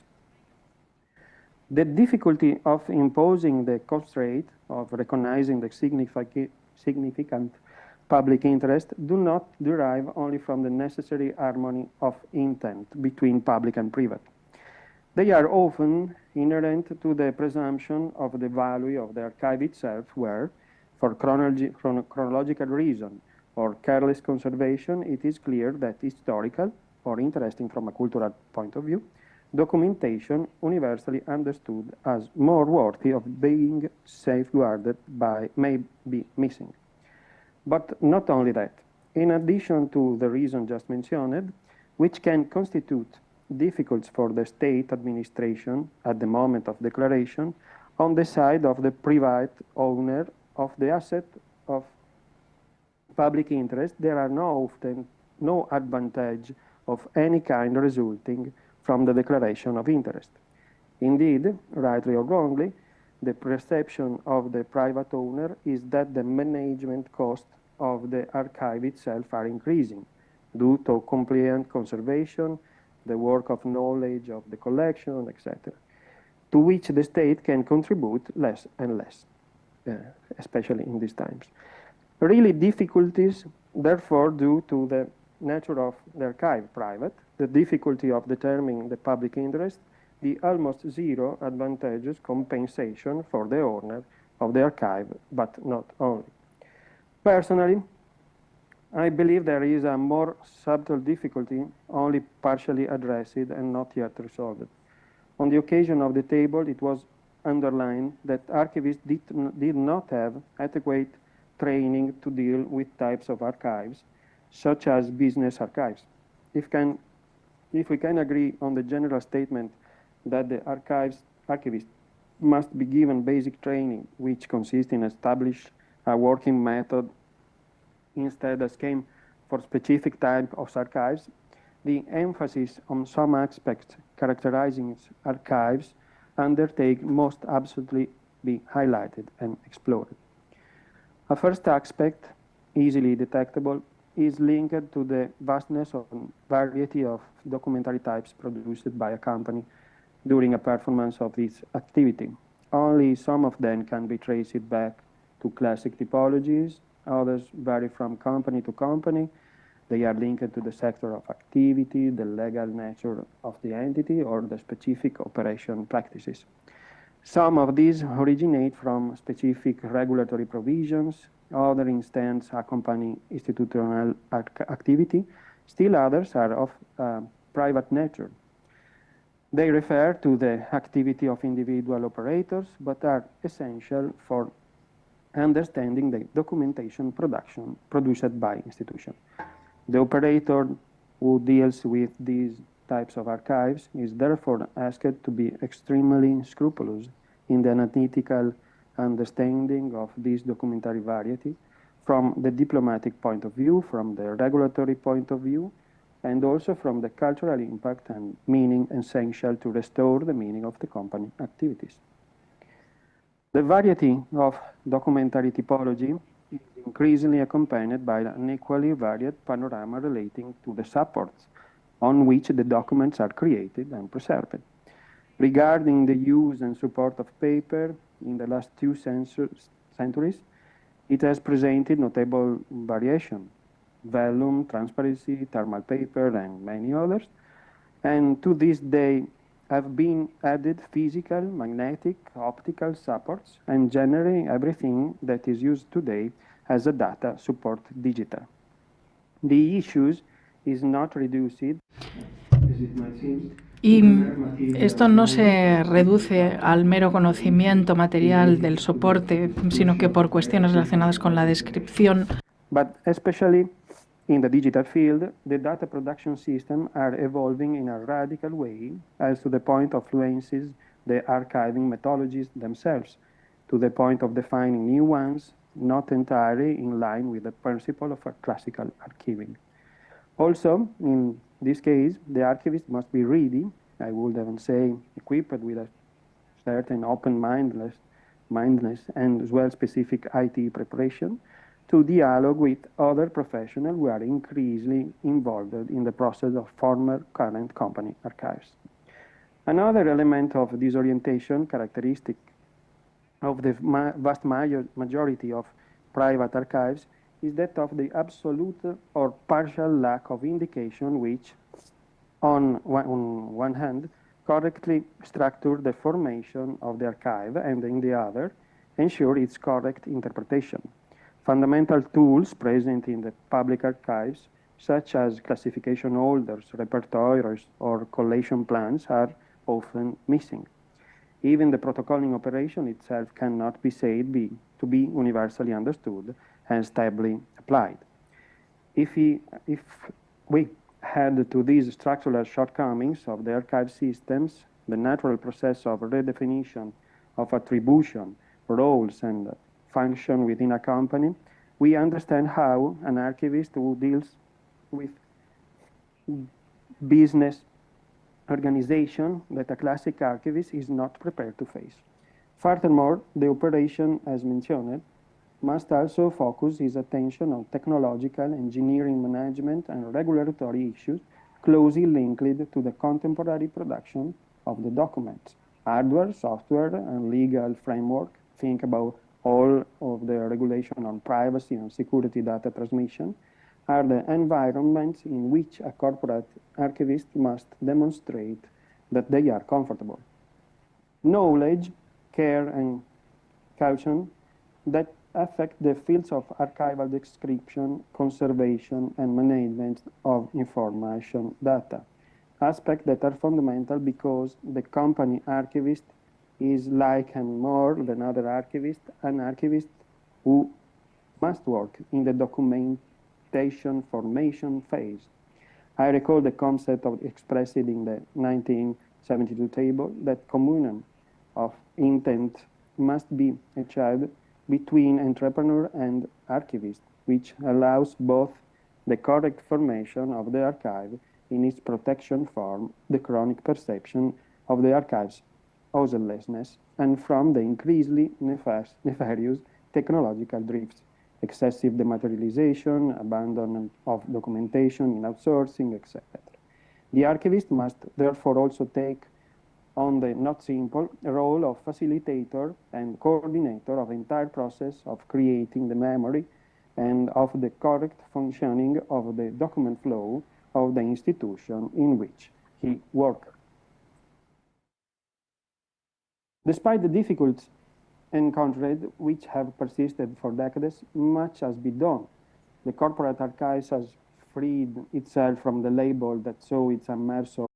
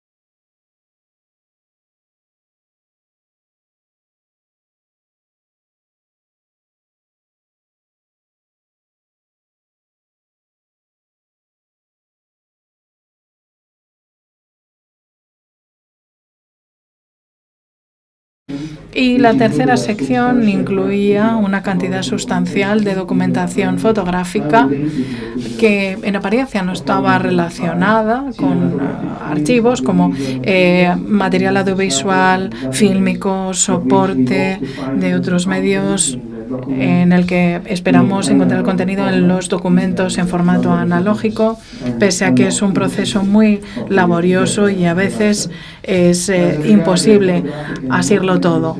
Tenemos la sección multimedia y fotográfica, que comprende un total de 50.000 unidades documentales, incluyendo fotografías, negativos, diapositivas, y que incluyen también una serie de películas, algunas de ellas inéditas, que han quedado almacenadas y se han traducido digitalmente por parte de especialistas.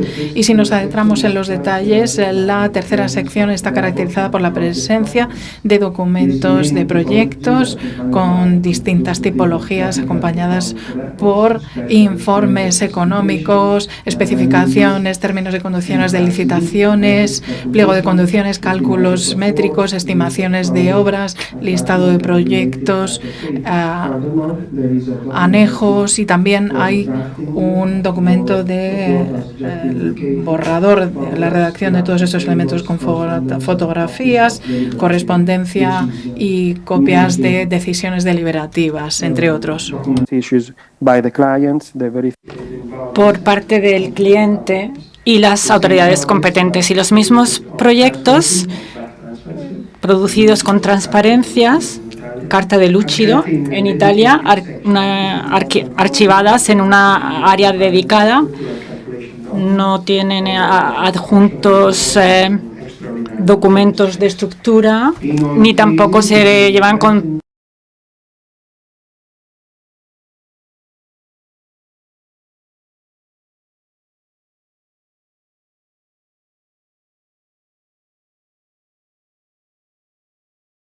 intuitively. Finally, the structure of the archives was modeling following the recognition of the project nucleo to which the documentation belongs, essentially the groupings by design or object or the client outlined above. And within this, the documentation was further structured by phase project with further subdivision into lots, variants, appraisals, etc., or by types of intervention, if it concerned, for example, ordinary or extraordinary maintenance, checks on artifacts, etc. The archival structure resulting from the intervention also takes into account the organization of the archive, which is a result of continuous activity on the same by the producer, so that some documentary typologies originally organized in one way have naturally been reorganized differently of the continuous work that interested them. The same fluidity affect the reflection on the producing subject. También el asunto de producción, no solo los papeles del estudio de diseño del profesional, sino también las empresas que producían los productos en sí, para el socio yugoslavo y también para la empresa de construcción de este ingeniero, y también los distintos planos de Gentilini. Al final, la valorización para finalmente valorar el archivo. Aunque la descripción de las actividades no era completa, en cuanto a la sección de las transparencias, se han llevado a cabo distintas actividades para darle significado al archivo en orden cronológico, que es muy útil en cuanto a las actividades de intervención para la colección de testimonios, por ejemplo, en forma de entrevistas por parte de los colaboradores de la empresa, del grupo Gentilini, y también son útiles para entender cuál era el significado económico y social de estas reuniones. Estas reuniones eran esenciales para entender mejor el proceso de formación del archivo en sí.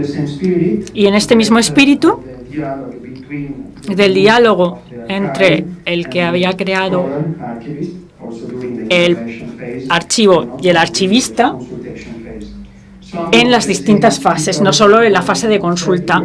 Y en esta colaboración de la edición de 2018 de la Escuela de Verano se vio la naturaleza de estos documentos, su génesis y corregir su descripción. En el 2016, los materiales y los expertos históricos estuvieron involucrados en la investigación en Milán y se organizó una exposición y también dentro del proyecto 60. Y en el 2018 participamos en el 60 aniversario de esta empresa y en el 2021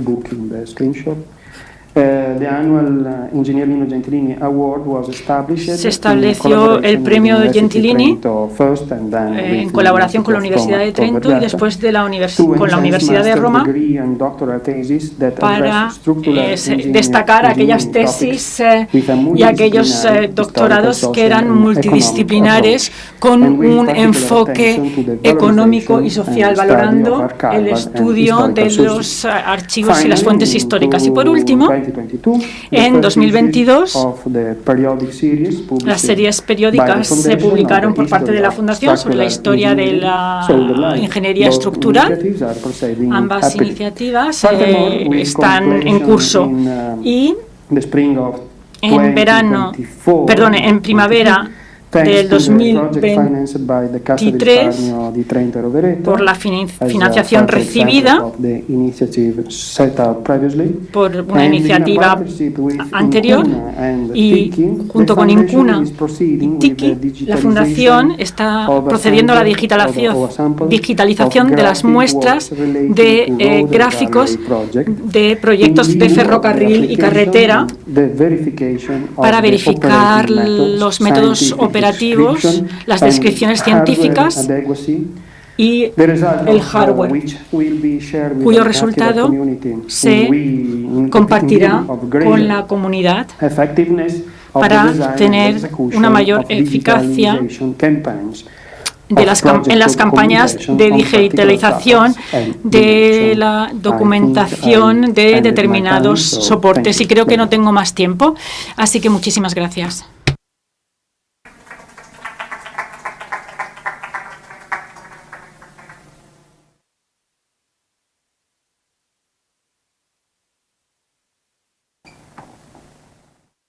Bueno, ahora vamos a pasar a la ponencia. Now we're just going to go to the presentation, a general vision of the Greek archives. First of all, those people who are following us on YouTube, there was a electrical problem in the building and there was a shortcut. So the presenter,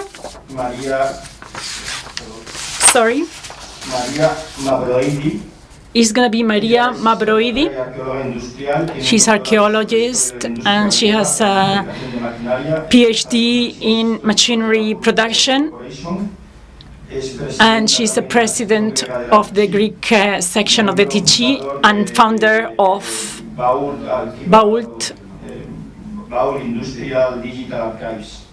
Industrial Digital Archives, which protects industrial archives in Greece. The presentation has been done together with Flora Anastasio, even though Maria is going to be here. She's an archivist and for the University of Sapienza, and she has taught in different institutions and she collaborates in archive management in public corporation and the organization for the Greek railroads and other organizations. George Casillas also contributed to this presentation, which is a historian with a PhD in the agricultural reform in Greece and has collaborated in the different historic archives, such as the audiovisual ones, and is founder of the NGO for the rescue of historic archives. So you can give the floor to Maria now. Hello from Athens. I hope that you can hear me.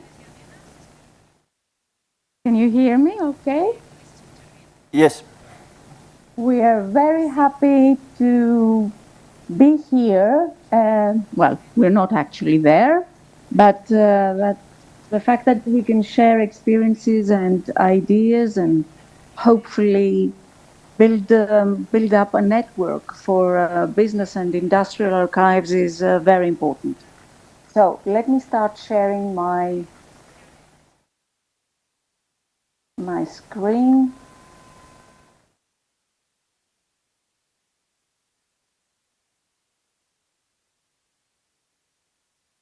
Can you see it? Is everything okay?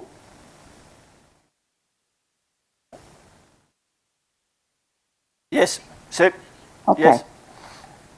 All right. So let me give you an idea of the situation of business archives in Greece. The development of economic history and especially business history in the context of the extensive deindustrialization of the past decades in Greece gave the impetus for the recognition, preservation, and recording of the country's industrial heritage. Both business history and industrial archaeology have highlighted the importance of industrial archives as an integral part of this heritage, as well as the need for systematic preservation, protection, and management of the industry's records as a special archival typology.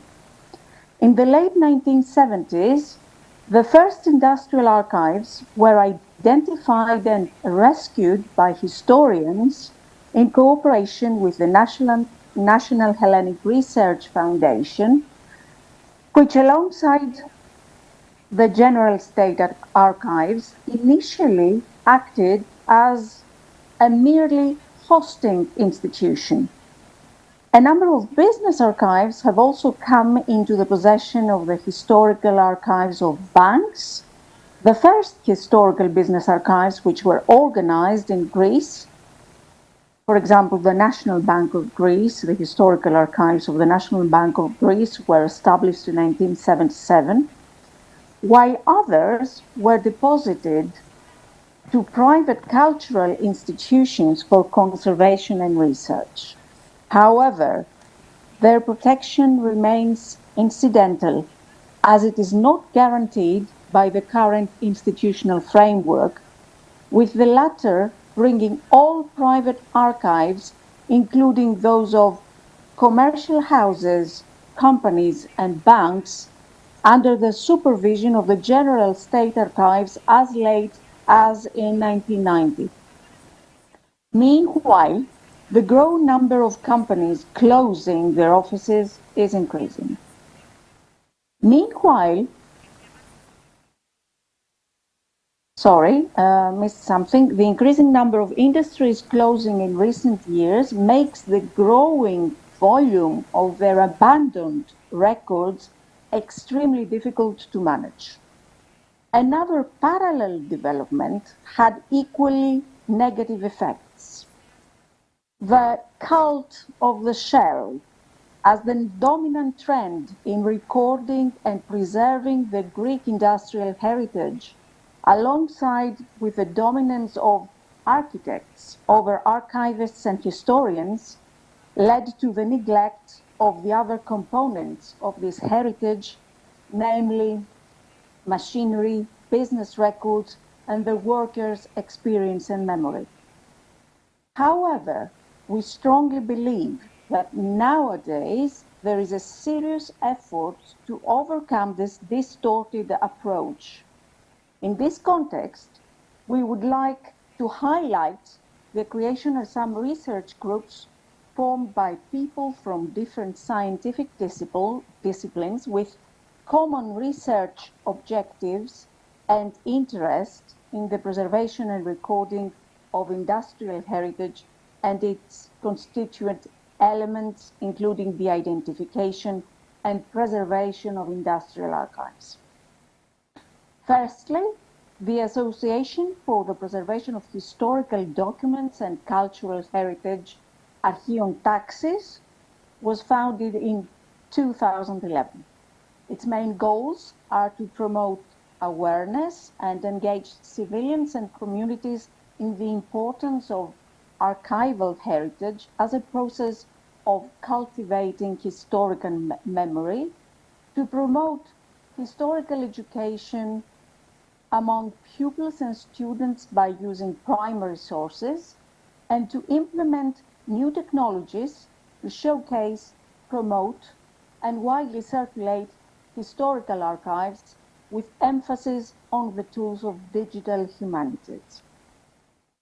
Archion Taxis has recently developed the online platform Archive Alert, which allows individuals, groups, and organizations to report on historical archives, either audiovisual material, maps, photographs, printed material, newspapers, etc. Archive Alert aims to address the urgency of saving endangered archives, but by mediating the relationship between the people who find archives and the institutions that can preserve them.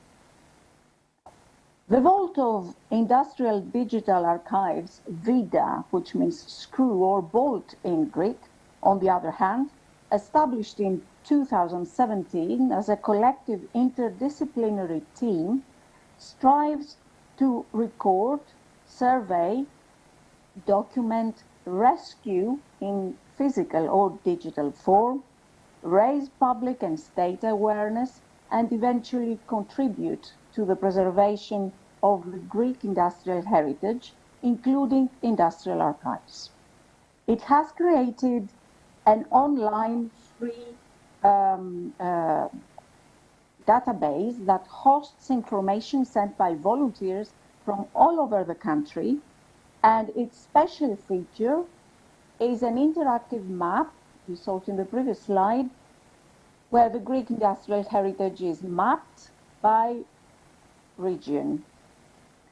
However, it is of particular importance to highlight 4 cases of public enterprises that established historical archives as a special section of their organizations, both for the documentation of their history and for the preservation of their industrial history. At the same time, the interventions made in these organizations for the first time to rescue, restore, and preserve the historical archives also led to the rationalization of the overall management of their records by introducing the required methods and procedures. The Public Power Corporation historical archives were established in 2003. We'll talk about it a bit later.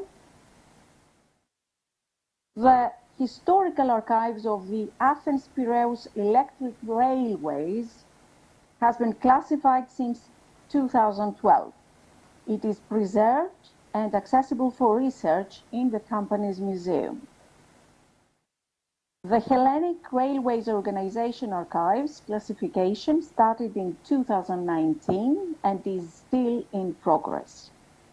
Finally, the Athens Water Supply and Sewage Company Archives started being working from 1927, started being formed in 2022. We can identify the following factors of decisive importance for the future of industrial archives in Greece and elsewhere. 1. The need for scientific approach to the whole archival production of active enterprises and the need for specialized management of all 3 stages of the archive's life cycle, with the participation of archivists and historians in the development of an archives policy that will ensure the smooth transition from one stage to the other and the targeted management of the historical archives.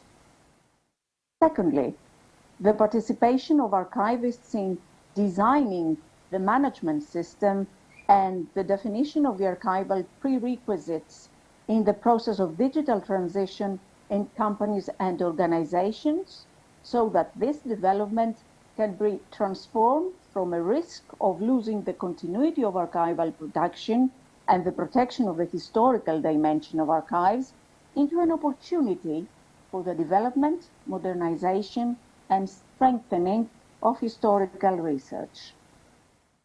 Thirdly, as regards the historical archives of companies, we must eliminate the risk of digitization at all costs by emphasizing both to the companies themselves and to the scientific community of archivists and historians that digitization presupposes the archival and historical processes of collection, classification, physical preservation, and creation of research tools, and that it cannot replace or substitute these processes in any way.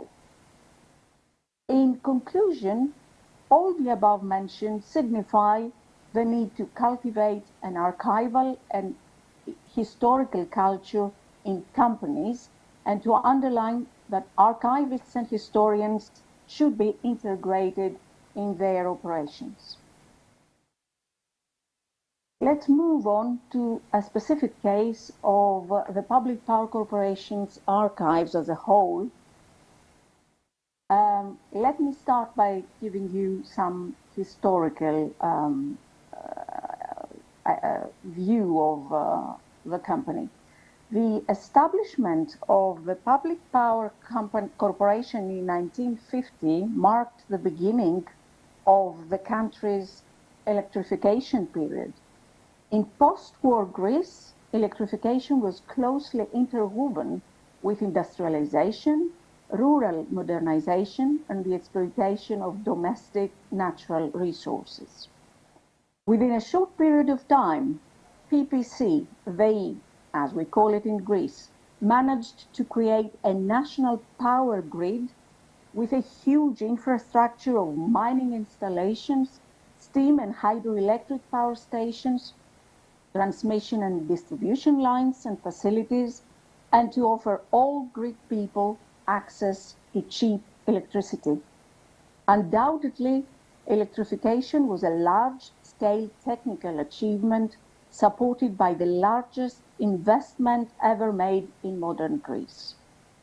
Nowadays, PPC stands out among Greek companies, apart from anything else, for the following uniqueness.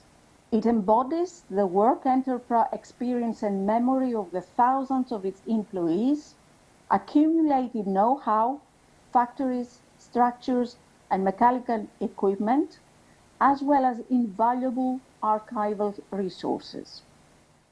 All these compose a coherent set of active and inactive wealth, of tangible and intangible heritage, which only a company of PPC's size, duration, and nationwide presence could produce. Furthermore, PPC is notable for another unique feature.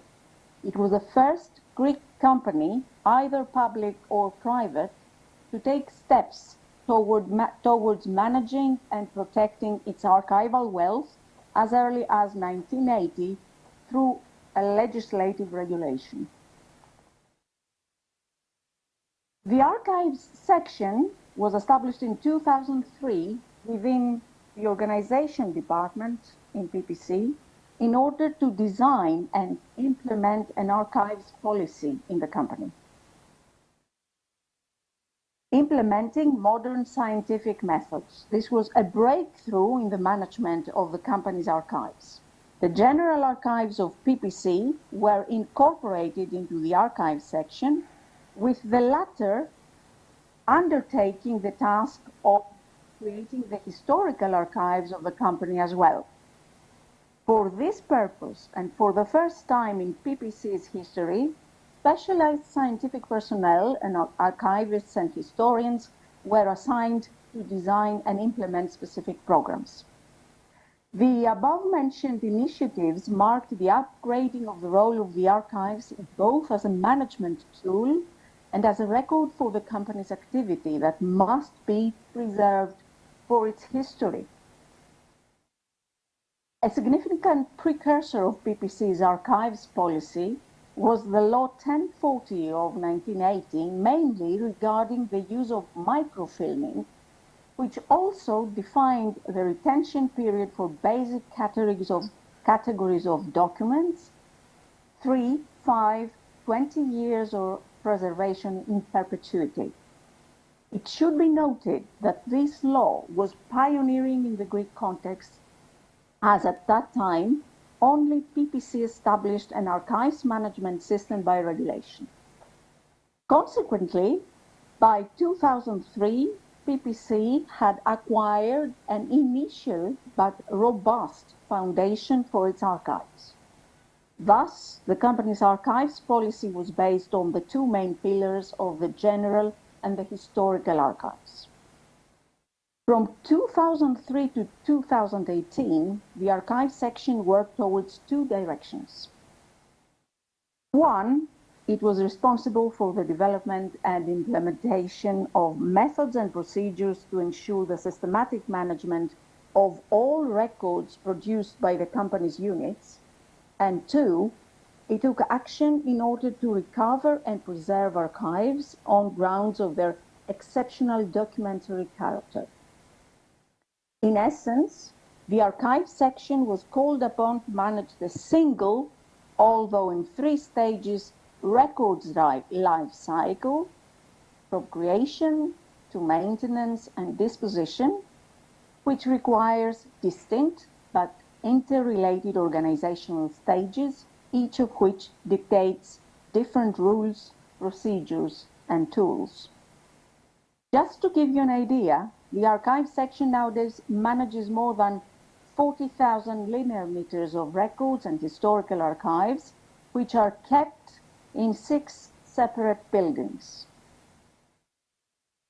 It should be noted that in 2018, the archive section was incorporated into the Corporate Affairs and Communications Department, which is higher in the organizational structure of the company than the previous organization department. It was renamed Archives and Industrial Heritage section, and it acquired the PPC photographic and cinematographic archives. We're going to give you some, you can see this, I'm showing this slide, although it's not translated in English, because if you remember the initial slide I showed you regarding the structure of the objects having to do with the archive section, the first one was much simpler. This one is the modern one, is the new one we have from 2018. So we are going to give you some examples of some characteristic archival series which have been classified by the archive section and are now available for research. You can see the old electric power company's records, such as the Hellenic Electric Company, or the successor, the Athens Piraeus Electricity Company, and others. Records of the old electric power company's takeover by the PPC. These include files for 415 electric power companies throughout the country, which were taken over by the PPC from 1957 to 1960. Then we have the industrial consumers records. These include files for industries which were the customers of the Athens Piraeus Electricity Company and from 1960 on of PPC, that is flour and textile mills, metallurgical factories, etc. Then we have Abasco's records. I will explain. In 1950, the American company Abasco undertook the establishment and organization of the Public Power Corporation and the implementation of the first electric power program for Greece, that is the development and operation of a national electric power system. We also have the General Directorate records. The General Directorate was the initial PPC administration. These records cover the first 20 years of the company's development and organization. A very important project for us was the rescue and classification of the historical archives of the electric companies of Thessaloniki. You can see the condition in which they were and us working there, the results, and some samples of the historical archives of Thessaloniki. Moreover, the PPC Historical Archives makes acquisitions of archival material deemed relevant to the company's history and useful for its enrichment through donation or purchase. Therefore, it also rescues and preserves other industrial archives. A typical example is the acquisition of Cooper's Engineering Works records in Piraeus, one of the most important machine shops in the country, functioning from 1882 to 1985. The creation of the Oral Testimonies Archive was a special and pioneering project for PPC, in the context of which former executive officers and employees narrate their personal history and career within PPC. The photographic archives comprise about 300,000 photographic negative and positive films and 500,000 photographs, while the cinematographic archives comprise 870 film reels and 770 films in VHS, Beta, DVD, or other formats.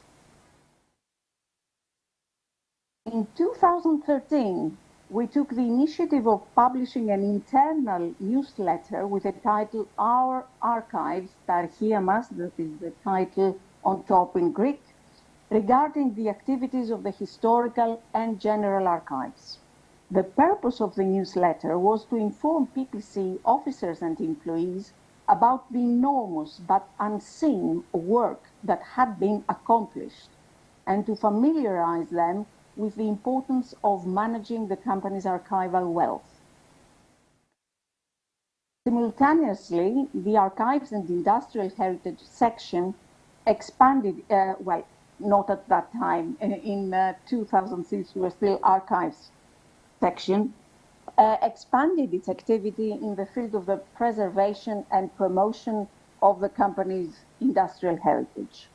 Therefore, it has created the registry of the PPC historical equipment collection, including objects, machinery, tools, and furniture. Indicatively, it implemented the following projects. In 2004, from 2004 to 2006, we recorded and documented the historical equipment and facilities of the former PPC lignite mining works in Aliveri, which were operational from 1951. That was the first project completed by the PPC after its establishment, and they were functioning until 1982. We also recorded the unit's records, These projects led to the creation of Aliveri Lignite Mines Exhibition Center. Additionally, in the 2 years 2013 to 2014, following the recording and documentation of the listed electric power station in Neofaliro, established in 1903, the section submitted a proposal for the reuse of the historic complex as the PPC Electricity Museum and the Historical Archives and Documentation Center. Recently, the Archives section undertook the responsibility for the creation, conservation, and management of the PPC art collection, comprising works of art assembled by the PPC from the 1950s to the present day. Today, the Archives and Industrial Heritage section is working on the modernization of the archives policy and relevant tools in a period of extended structural reorganization and digital transformation of the company, with the aim of managing the company's records effectively, as well as preserving and promoting its rich and diverse cultural heritage in an integrated and holistic manner. Thank you very much.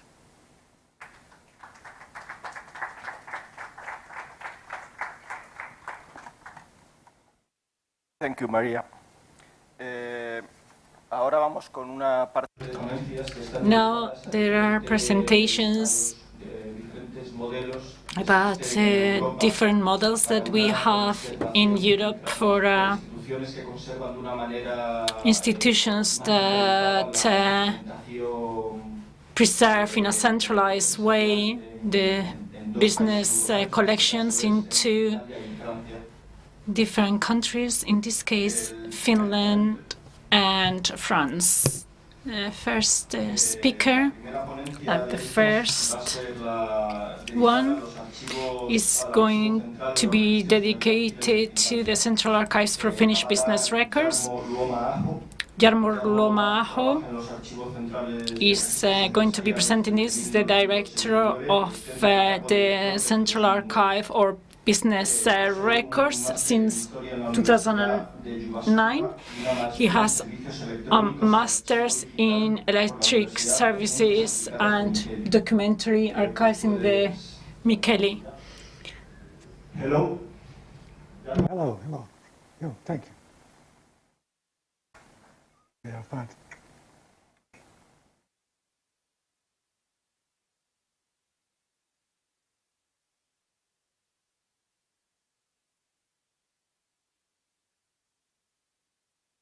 Okay, do you see anything?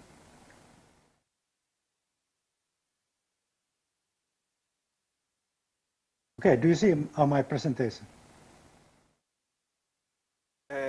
Not now.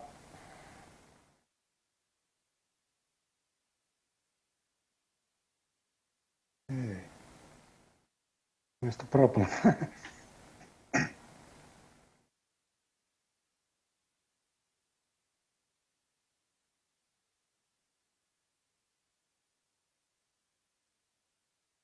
Okay, I don't know what's happened.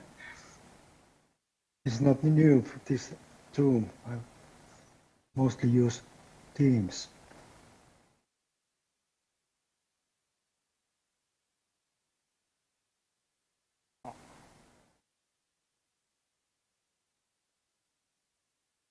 I don't know what's going on.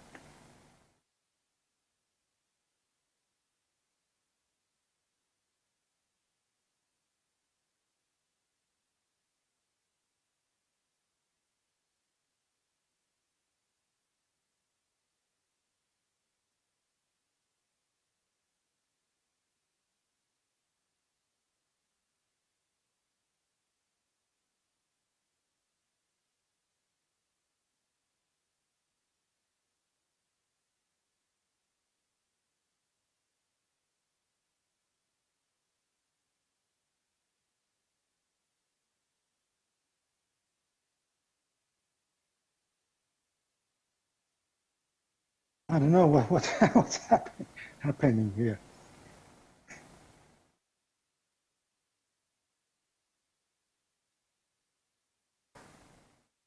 Okay.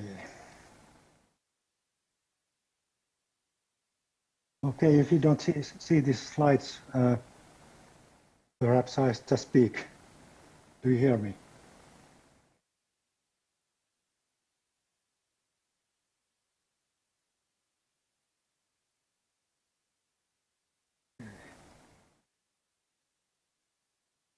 Okay, if you hear me, I just talked here.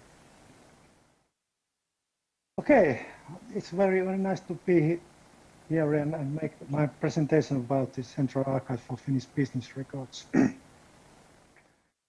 Further on, I speak mostly, the name is Elka in short way. So, do you hear who I am already? So, okay, our archive is in Mikkeli. It's about 200 kilometers from Helsinki to northeast.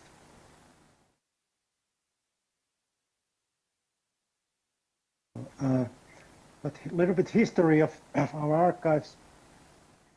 The first idea for nationwide business archives was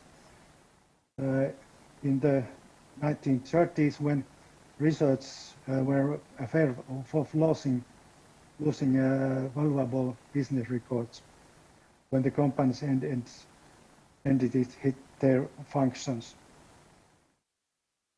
The law of state grants for private archives in 1975 was established, and the main idea was that also the business archives would have the state grant. We are Mikkeli because the city of Mikkeli committed to pay expenses which are not covered by state financing.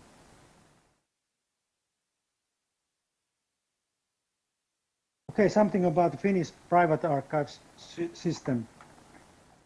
The law that I just mentioned covers about 11 private archives. So there's 11 private archives which gets this state grants. And the justification of law was that public archives are not enough to understand how the society works. The richer needs also private archives. So the state grant covers no more than 80% of acceptable cost. There are two archives which get 100% state grant.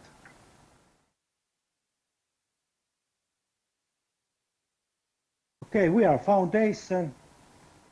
There are the founders of our foundation represent business life, research and culture, and also there is organizations of Mikkeli area, especially city of Mikkeli.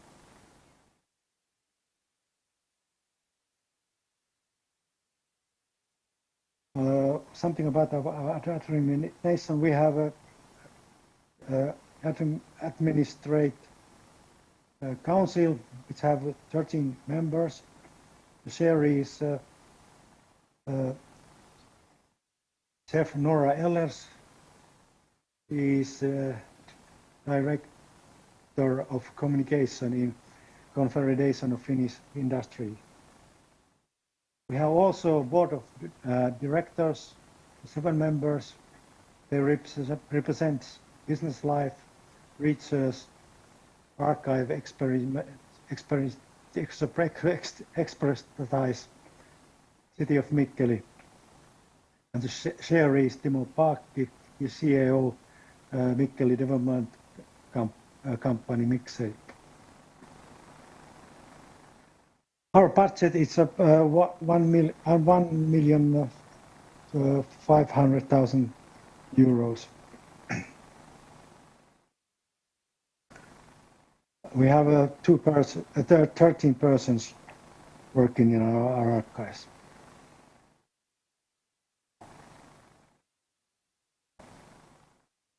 Now, what we do, we receive records of Finnish companies, organizations of Finnish business life, and some cases from private persons. We covered all nationwide. We are nationwide archives. We are archives from southern part of Finland still to north, up to North Finland. Well, our aim is to get representative collection of Finnish business history,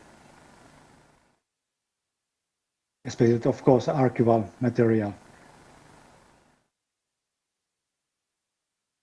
We are focusing records which have a value for long-term preservation. So we have our appraisal rules.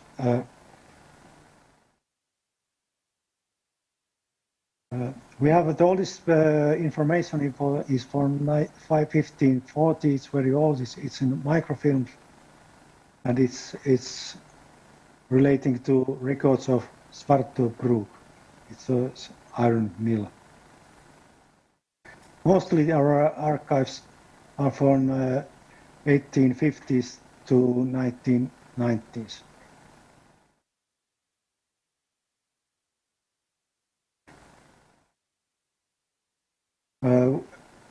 We have in storage material average, or we receive material average 500 to 1,000 self-meters per year. In our storage is now 35,000 self-meters records. A lot of photos, over a million photos, video films, audio records, maps and drawings, digital files, and we also digitize material. But the digital material is very, very little if you compare it to all material which we have in storage. But mostly these new ones, records from company, they are mostly digital form.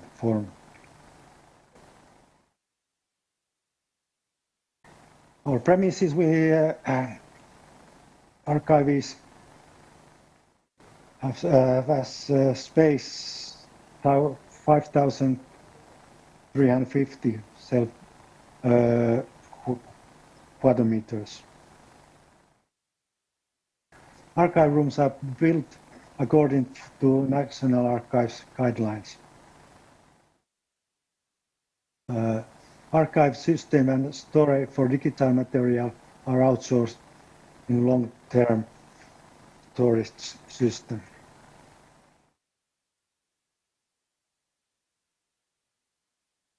What we do, of course, we processing this material which we have received. We have appraised guidelines. We don't, of course, take all material from business life.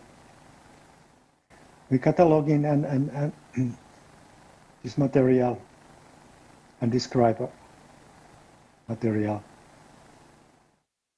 and also digitizing material. But as I talked, it's very the amount of digital material is very little relating to all material which we have.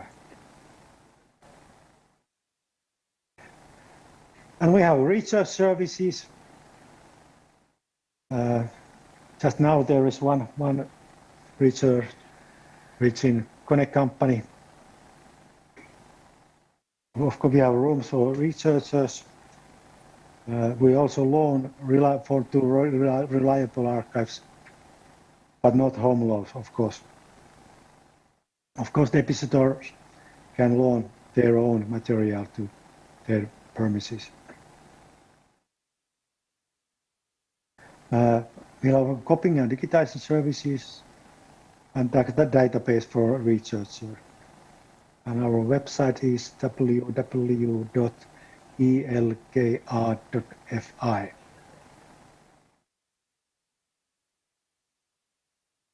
More about these research services. Research in ELKA premises is free of charge, of course. There can be restrictions set by depositors.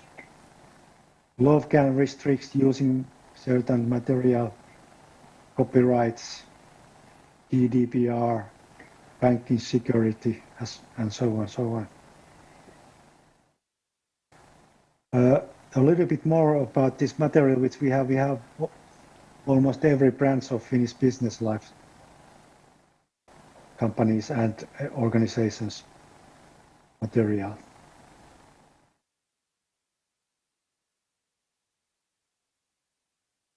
Okay.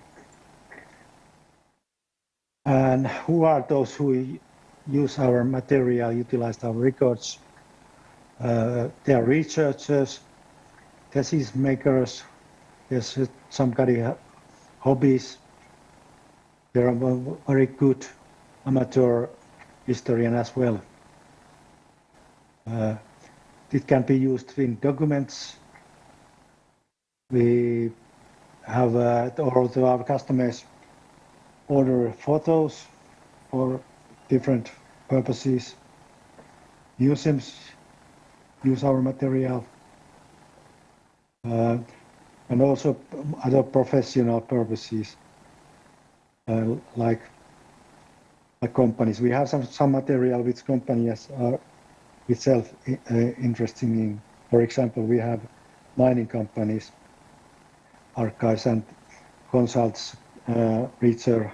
Is there still any minerals underground which could be useful later. Genealogy, also person history can interest. Schools, visitor, etc., etc. We also have in design archives in our. It's a part of ELKA. It started in 2010. It's specials receiving material from industrial and graphics designers.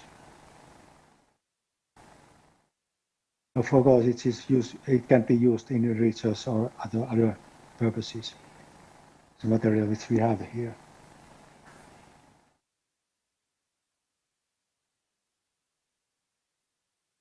And this design archive has also its own websites. Oh, it's just a pity that you couldn't see my PowerPoint presentation. I think it will very shortly, but if you have any questions.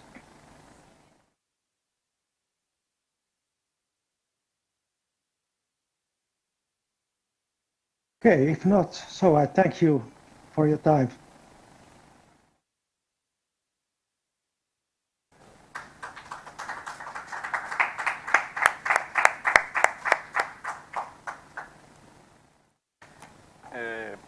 Vamos a dar paso a la última. And now we are just going to go to the next speaker. 30 years of acquiring, arranging, and enhancing the value of French business archives with the example of the Archives Nationales du Monde du Travail in Roubaix. And the presentation is going to be done by Quentin Schumacher, who follow the studies in École Descartes. He is specialized in archives through the Institut National du Patrimoine, and he is now the acquisition manager. And Buenos días a todos. archival manager. Yes. Yes. Yes. Okay, so I will start. Thank you for having me here. I would like to thank Mr. Garcia for inviting me, and because it gave me the opportunity to speak to an international audience, and it doesn't happen very often, so I'm very glad to do it here. And also because it is a very good opportunity to discover what is done with Business Archive elsewhere. So, do you see my screen? Yeah? Yes. Okay, so let's start. So first of all, I will present you the institution I'm working in since July 2022. It is called the Archives nationales du monde du travail. So I will present it in 3 parts. The first part would be a presentation of the history of the building where I sit in. The second part will be around the acquiring strategy, what document we have and what we have them. A third part will be about which public we have, and you will see that we try to reach a wider audience than the researchers. So the Archives nationales du monde du travail are a department, an archival repository, rooted in the industrial history of the north of France, and we'll explain that. So to begin with, we are an administrative department of the French Ministry of Cultural Heritage. So it means we are a public service. As you can see, there is Archives nationales, National Archives in our name, because we are related to the National Archives at first, but now we are autonomous because since 2007 we have a managerial autonomy, and we have a status of department with a national competence. That means we are quite autonomous on what we do and how we manage our institution. So the Archives nationales du monde du travail, I will say ANMT because it's shorter. We aim to collect, acquire, sort, preserve, and enhance the value of mostly private archives of French socio-economic organizations or individuals. Okay, so now a bit of history. So here you can see the building in which we are set in, and here is the same building actually. So we are in a building in the city of Roubaix, so it is located in the north of France, near a bigger city called Lille, and very close to the Belgian border. Before being an archives repository, the building in which the archives were set was a woolen mill and then a cotton mill. So it was a factory. It belonged to a wealthy family from Roubaix. They were called the Modbossu family. It is written here. And they started their activities in 1943. And Rue Modbossu, after a study trip in Manchester and Liverpool, he founded the Modbossu dynasty, and he brought in France new spinning machines using coal energy. So it was very nice because it multiplied the production by 10. And it was also inspired by the architecture of the factories of this era. These some elements recycled medieval inspiration, causing some factories to be called industrial castles. So here you can see, it looks a bit like a castle. You have a tower here. The chimney looks a bit like a tower too. So the Modbossu factory was called an industrial castle.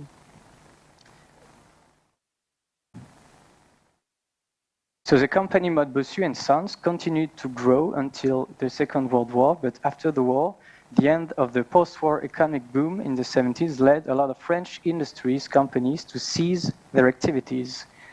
Some of them went abroad, where the manpower was cheaper. And the consequences for a city like Roubaix, which was built essentially by and for the textile production, were terrible. But the activity of the mill decreased drastically, and in 1981 it closed. And the year after, in 1982, the company Modbossu and Sons itself filed for bankruptcy. Like other factories of the area, it was threatened with destruction. But fortunately, the building was registered on the French Supplementary Historic Monument Lists. It was at first property of the city, but the city of Roubaix gave it to the French state for 1 franc as a symbolic compensation. So, as I said, during this period of time, France suffered deindustrialization, and a lot of factories were closed while companies were located or filed for bankruptcy. So these old and useless buildings, like the Bossu factory, were left falling apart or destroyed, and most of the time with the business archive they held. The north and the northeast of the country was more specifically hit by this phenomenon, causing multiple types of industry like textile production, steel and metal production, mineral extraction to nearly disappear, and their archives with them. But these industries really mattered for more than a century in these areas because they brought a huge amount of workers in some region. They transformed the organization of many cities. They modified even the landscape and the way people used to live. And they were so linked to some territories that it was inconceivable to forget these industries, these companies, along with their written heritage. So the French government decided in 1983 to build a center of Archives Nationales du Monde du Travail, Center of Archives of the World of Labor. And the Mode Bossu cotton mill in Roubaix was chosen to be the first archival center of the World of Labor in France. At the time, François Mitterrand was president, and the Ministry of Cultural Heritage built many cultural facilities during this period of time, like the Pyramide du Louvre, the most famous, or the National Library. So here you can see the mill in the factory.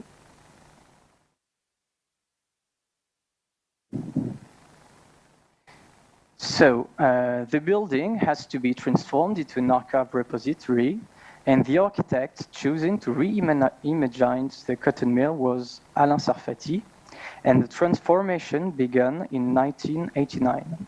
After 4 years of renovation works, the Center of Archives of World of Work opened in 1993, the 5th of October. It costed 150,000 millions of francs, and the choice was made, as you can see here, to destroy entirely the inside of the building, to build an archive repository in it, because the walls were protected, so they cannot be destroyed, but they destroyed all inside. So here you have the final results. The center can be divided into 3 parts. The first part is dedicated to the public, so it is this part. You have an exhibition hall down here. All the administration is up there. And there is large spaces devoted to exhibition, an auditorium, and a conference room. So the goal of the architect was to modify the building because it was very rooted in his industrial and no-see initial purpose, into something lighter and welcoming for a new use. The new project was mostly chosen due to these public-oriented components, and it was quite new at the time. After the restoration works, the building's floor surface was reduced, as you can see here, from 24,500 square meters to 18,000 square meters. The areas open to the public is 2,700 square meters, where the conversation area, you can see it here, are 9,300 square meters. So here you can see the reading room, and it shows here with a big window, and the restoration of the architect can be seen because it is white here, and you have the old factory with its brick walls. Also, the identity of the factory, of the company, was kept because the logo was recycled and began the one of the ANMT. So now what kind of documents can we find in these archive repository? At first, as I said, it's the National Archives of the World of Labor. So we will see it's a very flexible concept. And what can we put in this concept? So here I put one of the sorting room back in the days where all the archives were transferred to the ANMT. So you can see a bit what it was like. So what kind of documents have we? So we have, of course, business archives, and all three sectors are represented. But we have also some documents about the unions, social and solidarity economy with mutual insurances, cooperatives, employee representative committees, and many associations related to the world of work, and also specialized library. For some time, we took documents from related to sports and architecture, but now it's over. We don't do that anymore. So at first, we needed to collect a lot of documents, and the first documents to arrive in this new center were already gathered by the National Archives in Paris.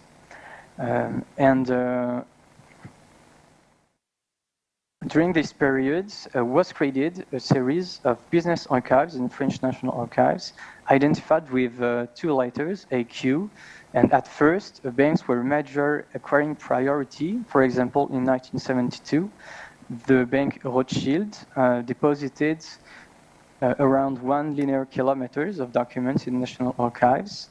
We have also some companies related to the states, like train companies or ferry companies, because they offered a public service.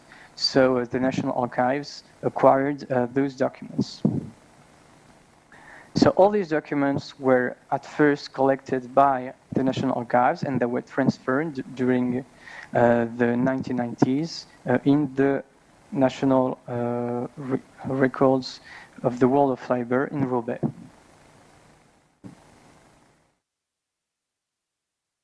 So here you have the repartition of the archives. So as you can see, we have almost half of our documents are business archives, and others are from associations, unions, etc. So the world of work for us is not only business archives, but also a lot of other type of documents. How documents are acquired by us? So if they are public archives, it's simply through legal transfer. I guess it's the same in other countries, from the public administration. For example, we have the Charbonnage de France. It's a coal mining administration, and they transferred a lot of the documents. But most of the archives and documents we have are private archives, and we can collect them, acquire them through donation, through a deposit, through a transfer in lieu of payment, through bequest, purchase, or something maybe that is particular to France. The state can preempt archives during a judicial liquidation. So when a company files for bankruptcy, we can ask to take the documents. So it's a very interesting perk to acquire documents. So the conservation areas are made of 33 storage rooms for paper documents, 3 storage rooms for oversized documents, 1 storage room for photographical and audiovisual documents, 1 storage room for architecture models. So we are quite a big archive repository, and we have currently 60 linear kilometers of capacity, and 50 linear kilometers of archives are already stored and preserved. So you can see here the evolution of the space we have, and of the documents we acquired, and of the people working there. Some examples of the documents we have. So I talked by railway companies. At first, they were private, and then after the war, the companies were merged into one public company. And so we collected the period of time where those companies were private and were regional companies. We also have collected the documents from the company, international company of the sleeping wagons with the Orient Express. So it's a very nice collection of documents. And as you can see, we have a lot of different type of documents, some posters, some maps, etc.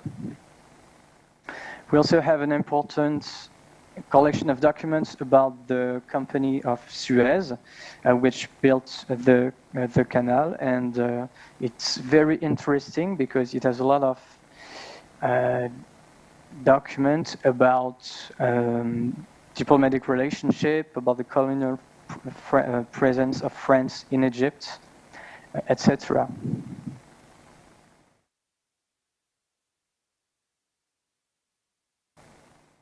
Also, we have a lot of documents about the coal mining companies. So here you can see Charles de Gaulle visiting a mine.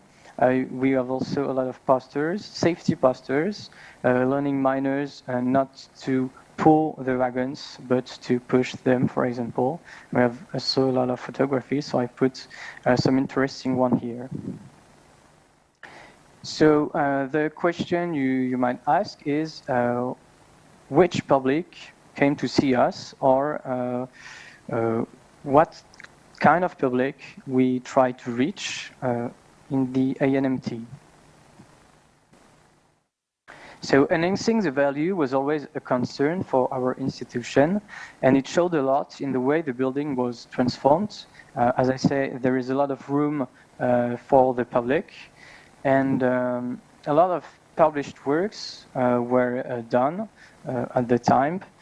But the thing and the strength of the ANMT is to dwell on a network around it, a network made of local associations, very invested in the defense and promotion of industrial heritage of the region. So we'll present a bit of that. So what are our public? So our public is made a lot of scientists, researchers in history, architecture, economy, but also of genealogists, a tiny part, and other persons, administrative research, or just curious people. So we tried to reach different people than our researchers through a very important tool, our website. And the website, the goal of the website was to aim a wider audience by offering simple and basic perks, like searching through inventories, but also more interactive content. So as you can see, you can look for a company here, and you've got all of them, and you can see documents that are digitalized through a viewer. The website also allows us to enhance the value of archive through galleries and a virtual exhibition. So you can see here something we did. It's a database with the coal miner files. So you can actually search for a name, you can search for a date of birth or a company, and if you're lucky enough, you can find the file of a miner you're looking for. So it was a very huge project, and it was only possible with the help of our new websites. So as you can see here is a virtual exhibition. So we can choose a document from our collections, and we can say some things about it, and the goal is to reach a wider audience and to invite people to come see the documents in Roubaix. We also have some games. So here is a puzzle with a poster we have in our collections. We also have done numerous books. For example, we have published a book called, in English, Blue Overalls, from the protective garments to the symbolic clothing. So what we do is we work with an association, and all the time it's very effective because they have a network, and we dwell on this network to do work together. And so we just give them the documents, and they made this very nice book for us, which is here, as you can see. And the aim of this book was to present this clothes through an historic, practical, and artistic aspect. Another book was published by us in 2021. It's called Le Blanc, so it's the name of a cotton mill. And this time it uses only documents acquired by us. So it was a very nice collaboration with an existing collection of books specialized in the cultural heritage of the north of France. So it's a bit, it's more tiny than the other one, but it's very nice too. Also, we make a lot of exhibitions, and the first one here is called Patron, so it's a play on words, because patron is in French the boss, but it is also a pattern used in the textile industry.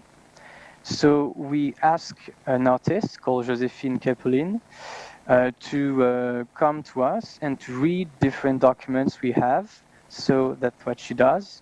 That's what she did. She read documents we have, and after that she decided to create an exhibition using these documents.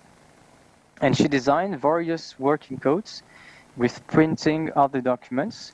So here the documents are used in an artistic way to enhance their value through this exhibition.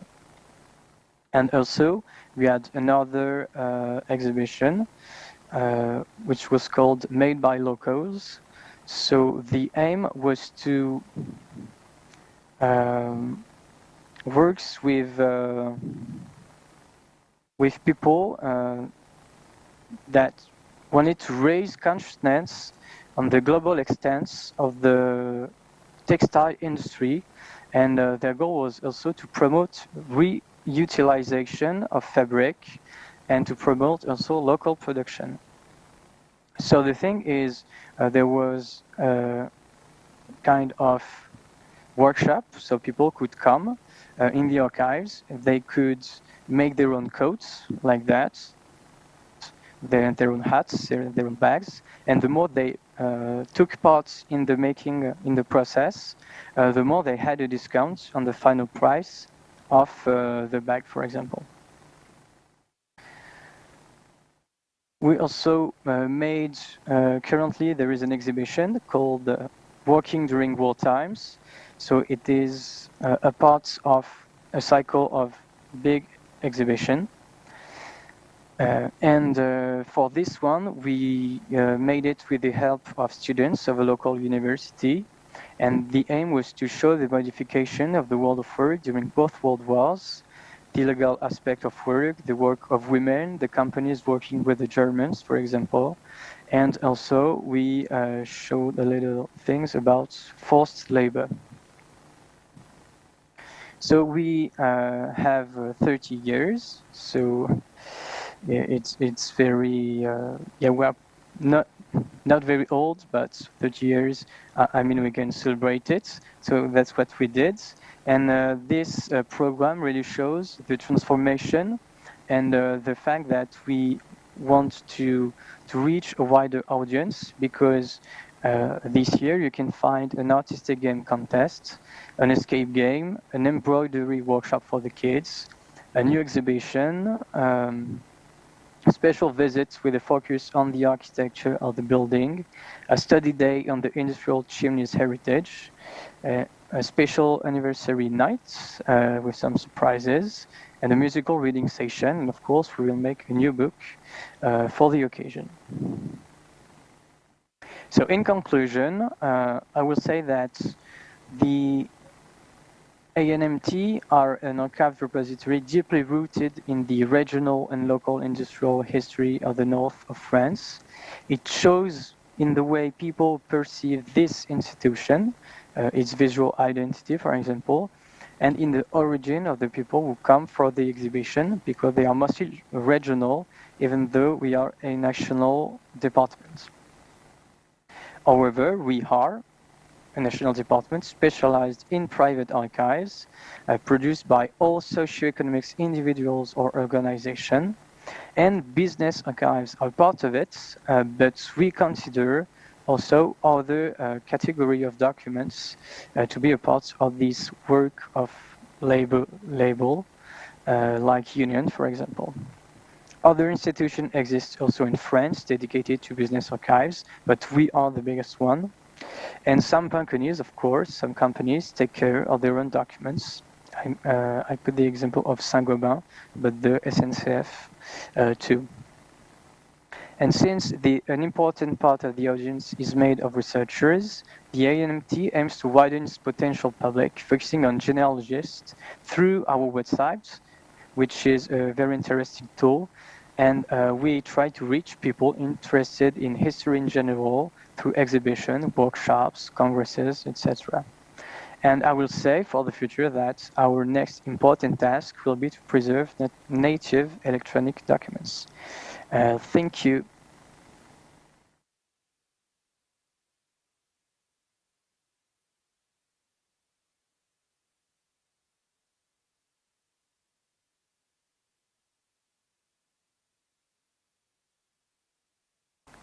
Many thanks, Contan.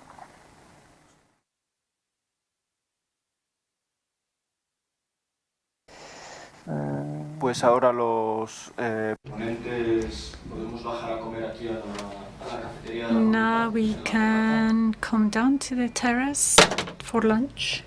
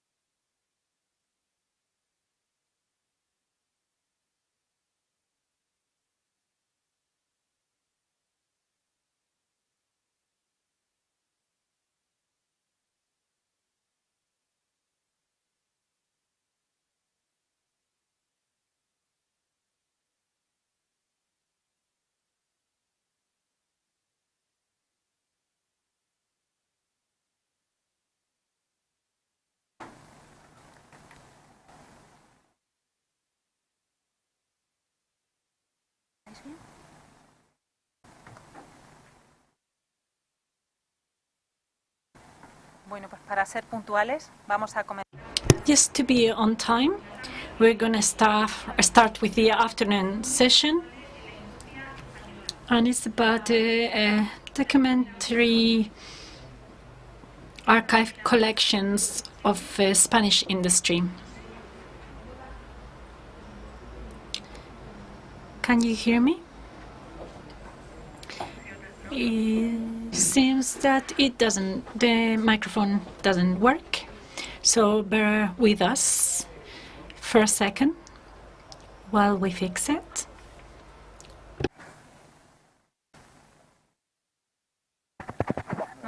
No va.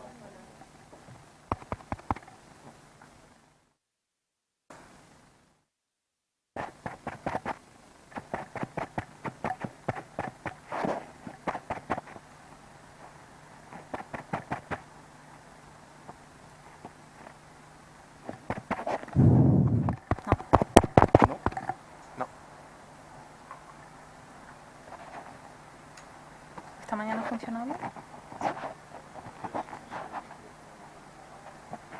No, pero es que no funciona ninguno.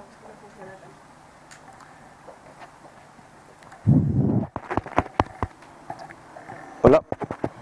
No. No.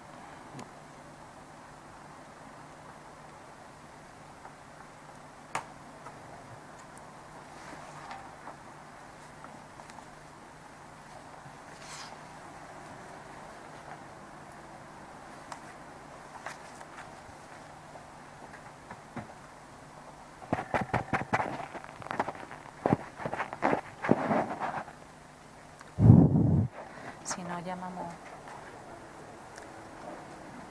a los conserjes, a ver si pueden subir.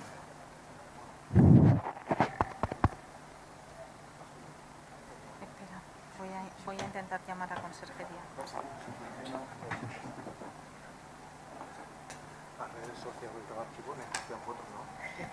Ahora. Sí. Sí. It seems like the microphones are back on. So good afternoon.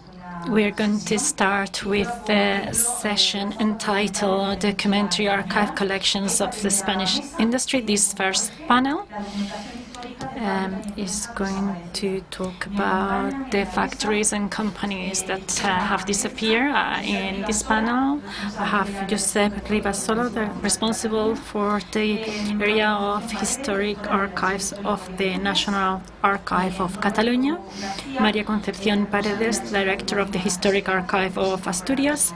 Then we have Roberto Garcia, responsible for the archive of the Foundation of Anastasio de Gracia, and Roberto Fernández, which is the director of the Mining and Steel and Metal Museum of Sabero.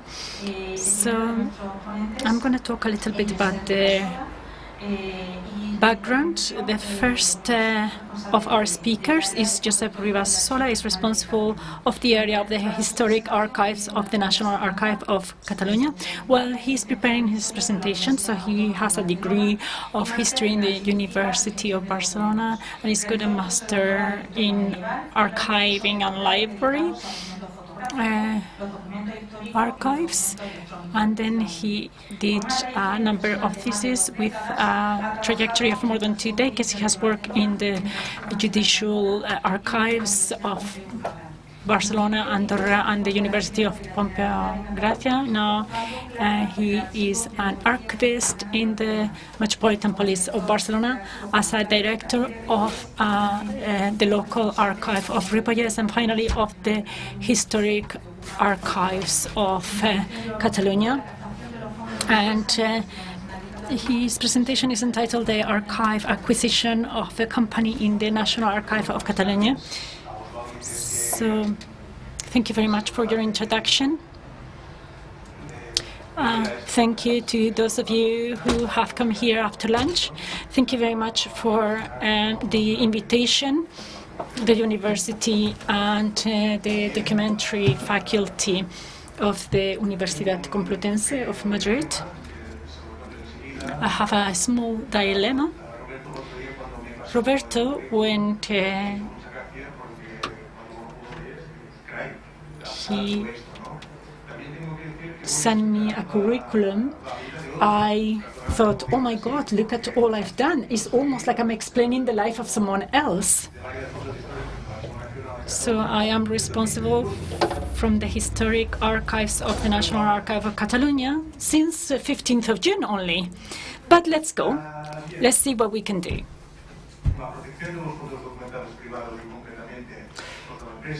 The acquisition of the company archive of the National Archive of Catalonia is one of the main aims. But when it was created in 1980, it was supposed to be a general historic archive of the Catalan administration. Then this goal was diversified to preserve the private archives too, which involve what we're interested in this Congress, the business archives.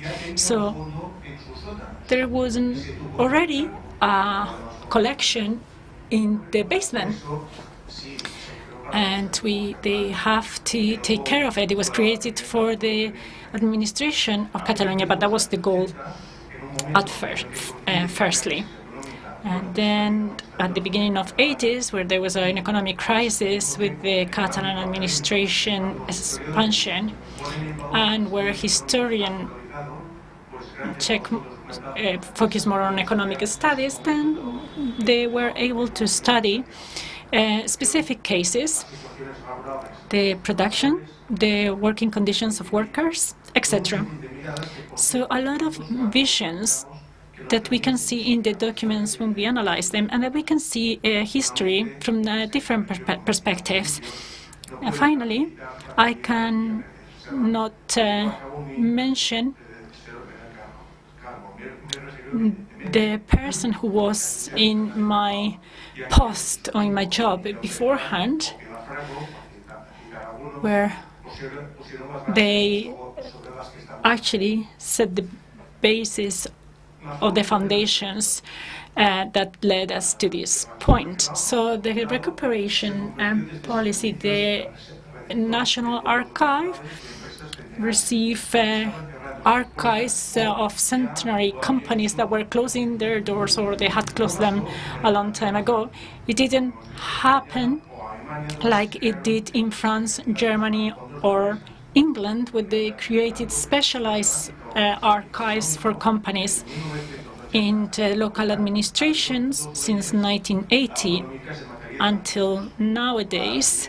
There has been 2 laws. The first one, 6/1985, and the one that we still have and that we probably would like to change, 19/2010, which doesn't contain everything that the archives are. Then we have the law of the Catalan cultural heritage, 9/1993, and the reglement for the registered companies for this type of archives. Nowadays, the legislation obliged to keep the documents where these documents have been created in the last 40 years, and they are part of the documentary heritage. The owners should preserve these documents adequately. They should be numbered, they should be preserved in their entirety, and they should be able to be accessed. The changes in ownership should be communicated, and they shouldn't be destroyed. The reality that we find where we go around our country trying to recover these business archives. There is a bridge between the business law and the heritage, and there is a legal void, and depending on the manager of this company, they could do a good or a bad job.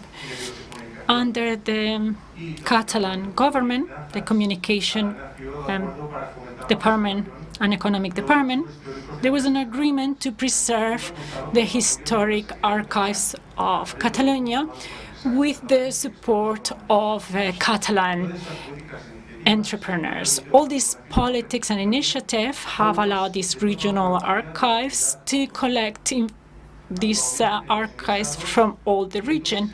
We have 162 companies from the 17th century to the 21st century. Then we have, for example, the cases of the bailment and others. We have archives from textiles, steel and metal companies, commercial, electrical companies, chemical companies, publishing companies, and financial companies.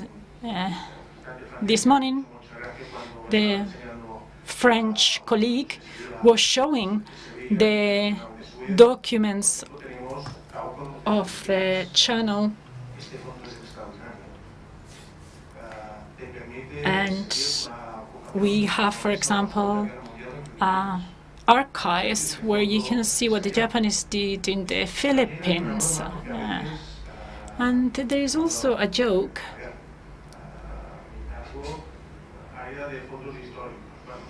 So I am in the Department of Historic Archives. We have church archives.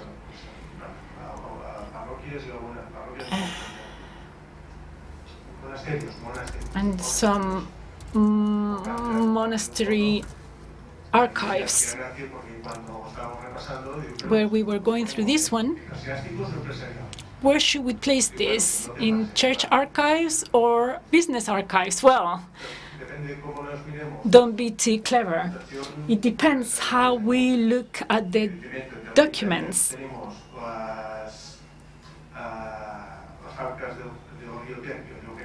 We have the factories of the river Ter, which is the industrial Spain, the Torres, Fabra and Koch, Ter, and other industries. I'm going to explain to you what we are doing at the moment.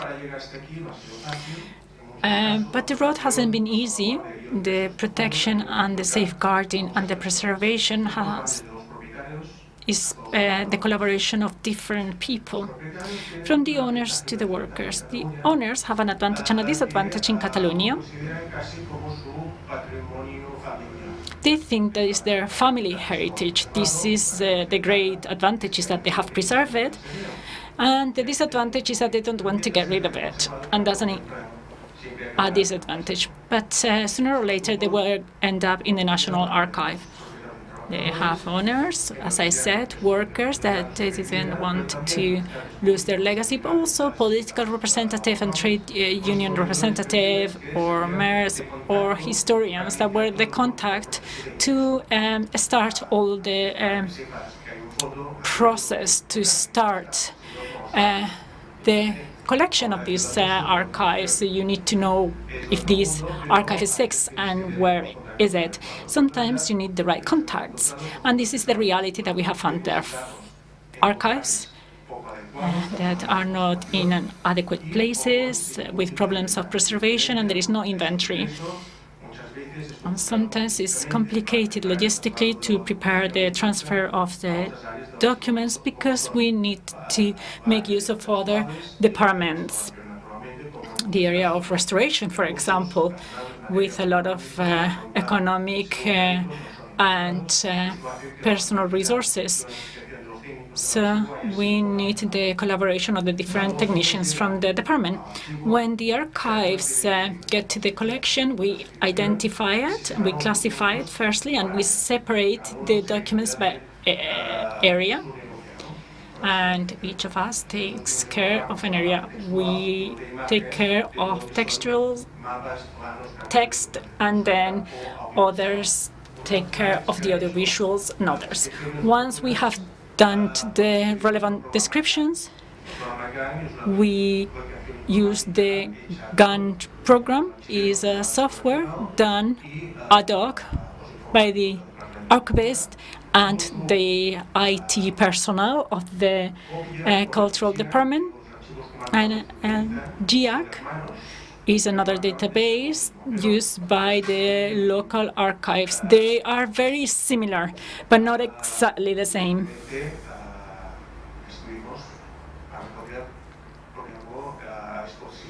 And we describe it to grant access to all the users.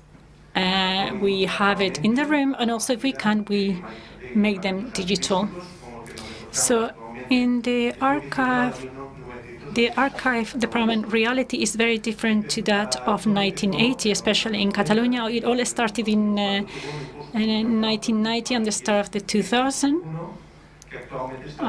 With great development that has already been consolidated with the creation of 2 more types of archives deployed in the territory.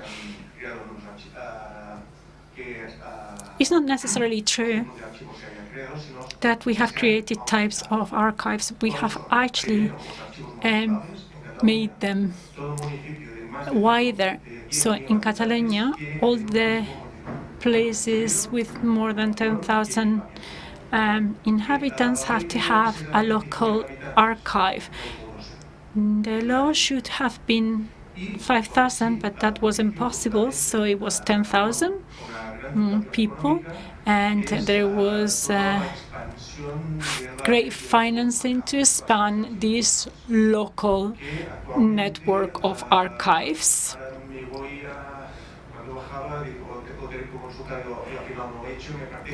I think in Catalonia, I should have checked this. There are 2 new municipalities. The network was about to finish, is being built, but there are 2 new municipalities. So this network is never ending. It's infinite. And why are we saying this? Because these centers can also enter business information. So we are not the only institutions that have this mission in Catalonia.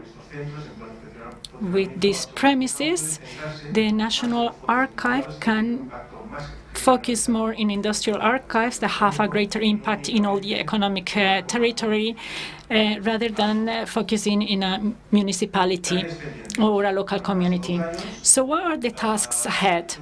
So with the years, in the 80s, things have to be done in a certain way, and things have completely changed. In the 80s and 90s, with the protection and some business archives like the ones that I have talked to you about, Ter River and Llobregat River, they wouldn't make any sense right now. We will be in direct conflict with the municipal or local archives of each municipality. So what should we do in the long term? We should get together and see which belongs to who. If the National Archive, if the owners and the depositors agree, they can transfer this to the municipal archives. As a director of the municipal archive of Ripolles, I went to a factory. I wanted to transfer it to the municipal archive. I didn't realize that it was done in the 87 in the National Archive. The municipality called the National Archive, and we got together to see what we were going to do. And this archive came back to the municipal archive. So I saw this transfer from the National Archive to the municipal archive. Another discussion was in the business collections should be in one different institutions, and this probably happens all over Spain, in Catalonia as well. As an archivist, they should be in the public National Archive, where we have the necessary means. And with the years, there are delays in archiving because we don't have the technical and human means. There is no exception. The methods have changed, and so has technology.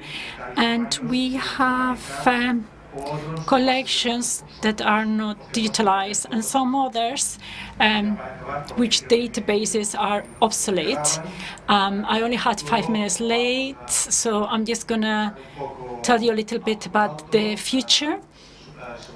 So just a couple of important points, interesting points, which are the last two. Our mission is to preserve, but also is to disseminate if the legislation allows, taking into account the protection laws and all this legislation. I think the industrial archives are a clear example that can be dated. The registry book are all different, but in the end, the machine is going to be intelligent to detect that, and we're going to be able to cross-refer information.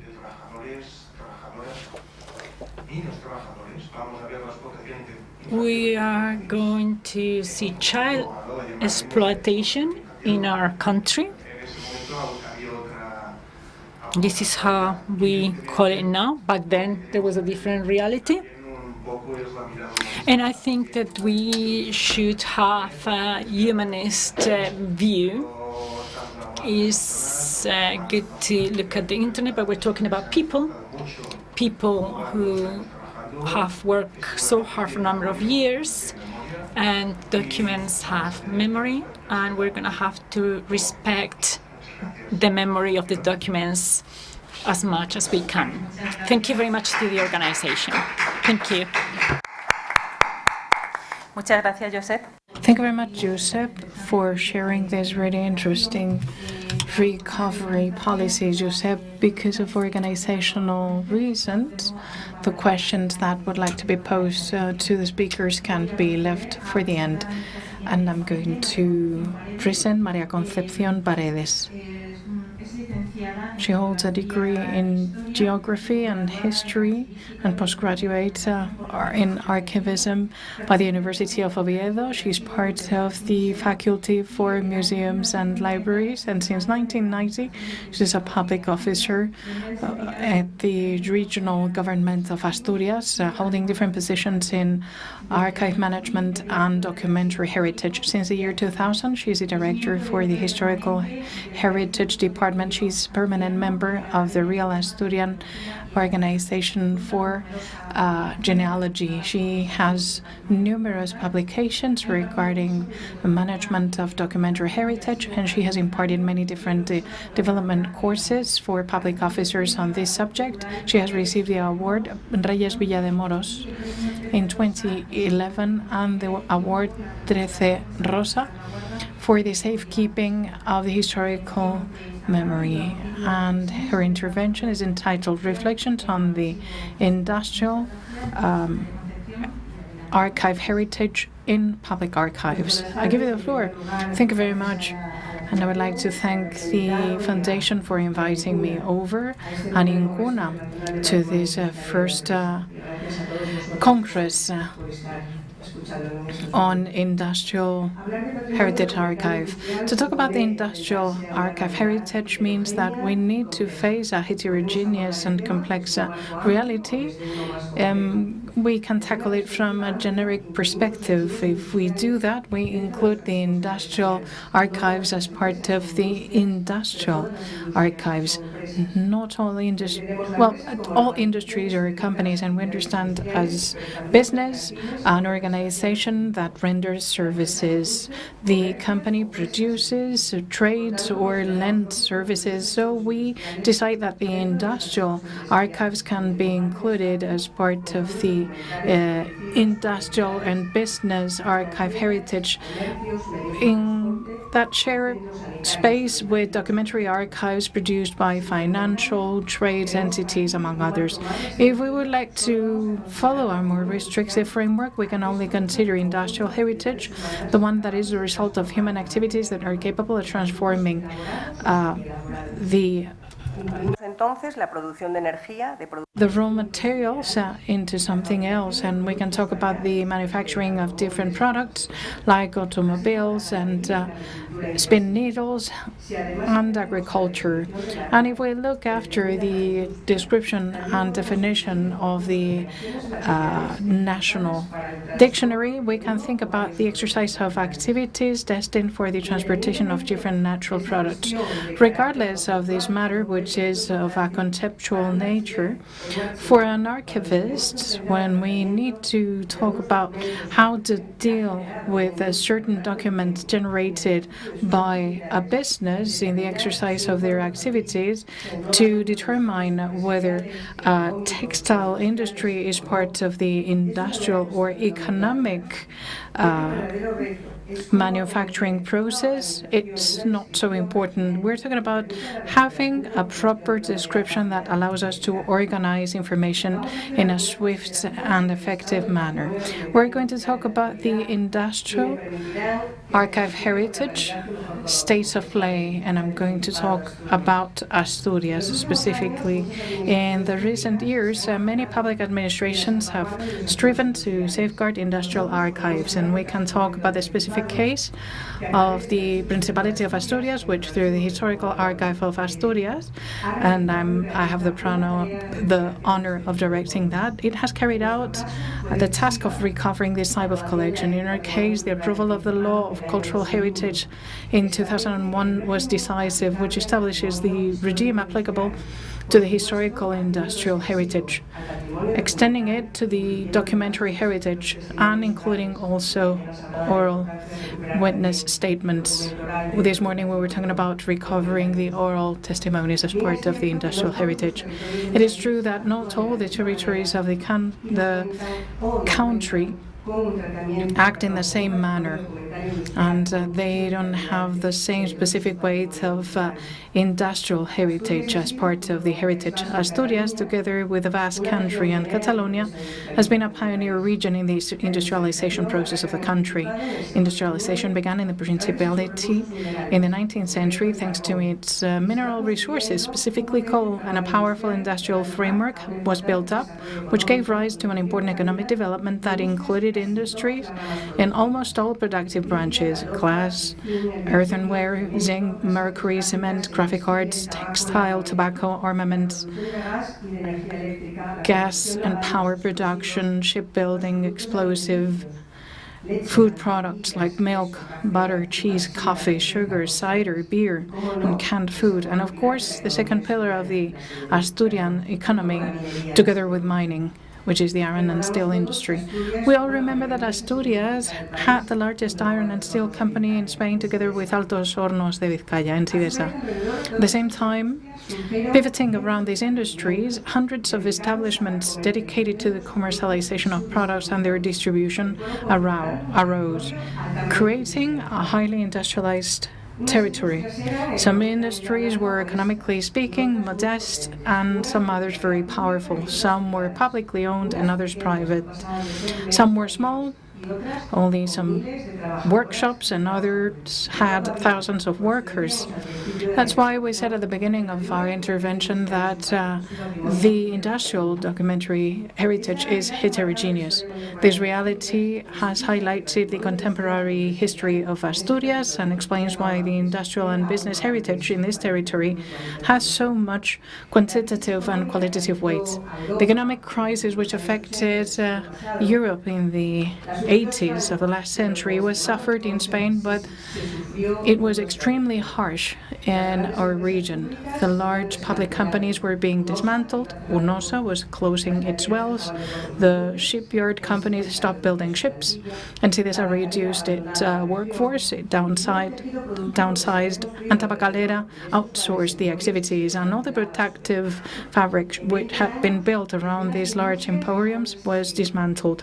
In 20 years, dozens of of industries ceased to exist, and a large part of their documentary heritage has disappeared with them. In the year 2000, a pioneering collective book was published, promoted by Incuna, which dealt with the subject of industrial archive heritage, analyzed the reality of that heritage at that moment, and we're talking about the year 2000, and we tried to streamline some guidelines for its protection, conservation, and enhancement. It was then when a dear colleague, Eduardo Núñez, expressed his fear for the future of the archive heritage of the large companies located in Asturias, in Insans, Idesa, the great tobacco factory, the shipping yard, Constructora Juliana. 16 years later, once again, Incuna organized a conference entitled The Legacy of Industry, Archives, Libraries, Company, Photo Libraries, in which I had the opportunity to participate. And I was able to say that those great heritages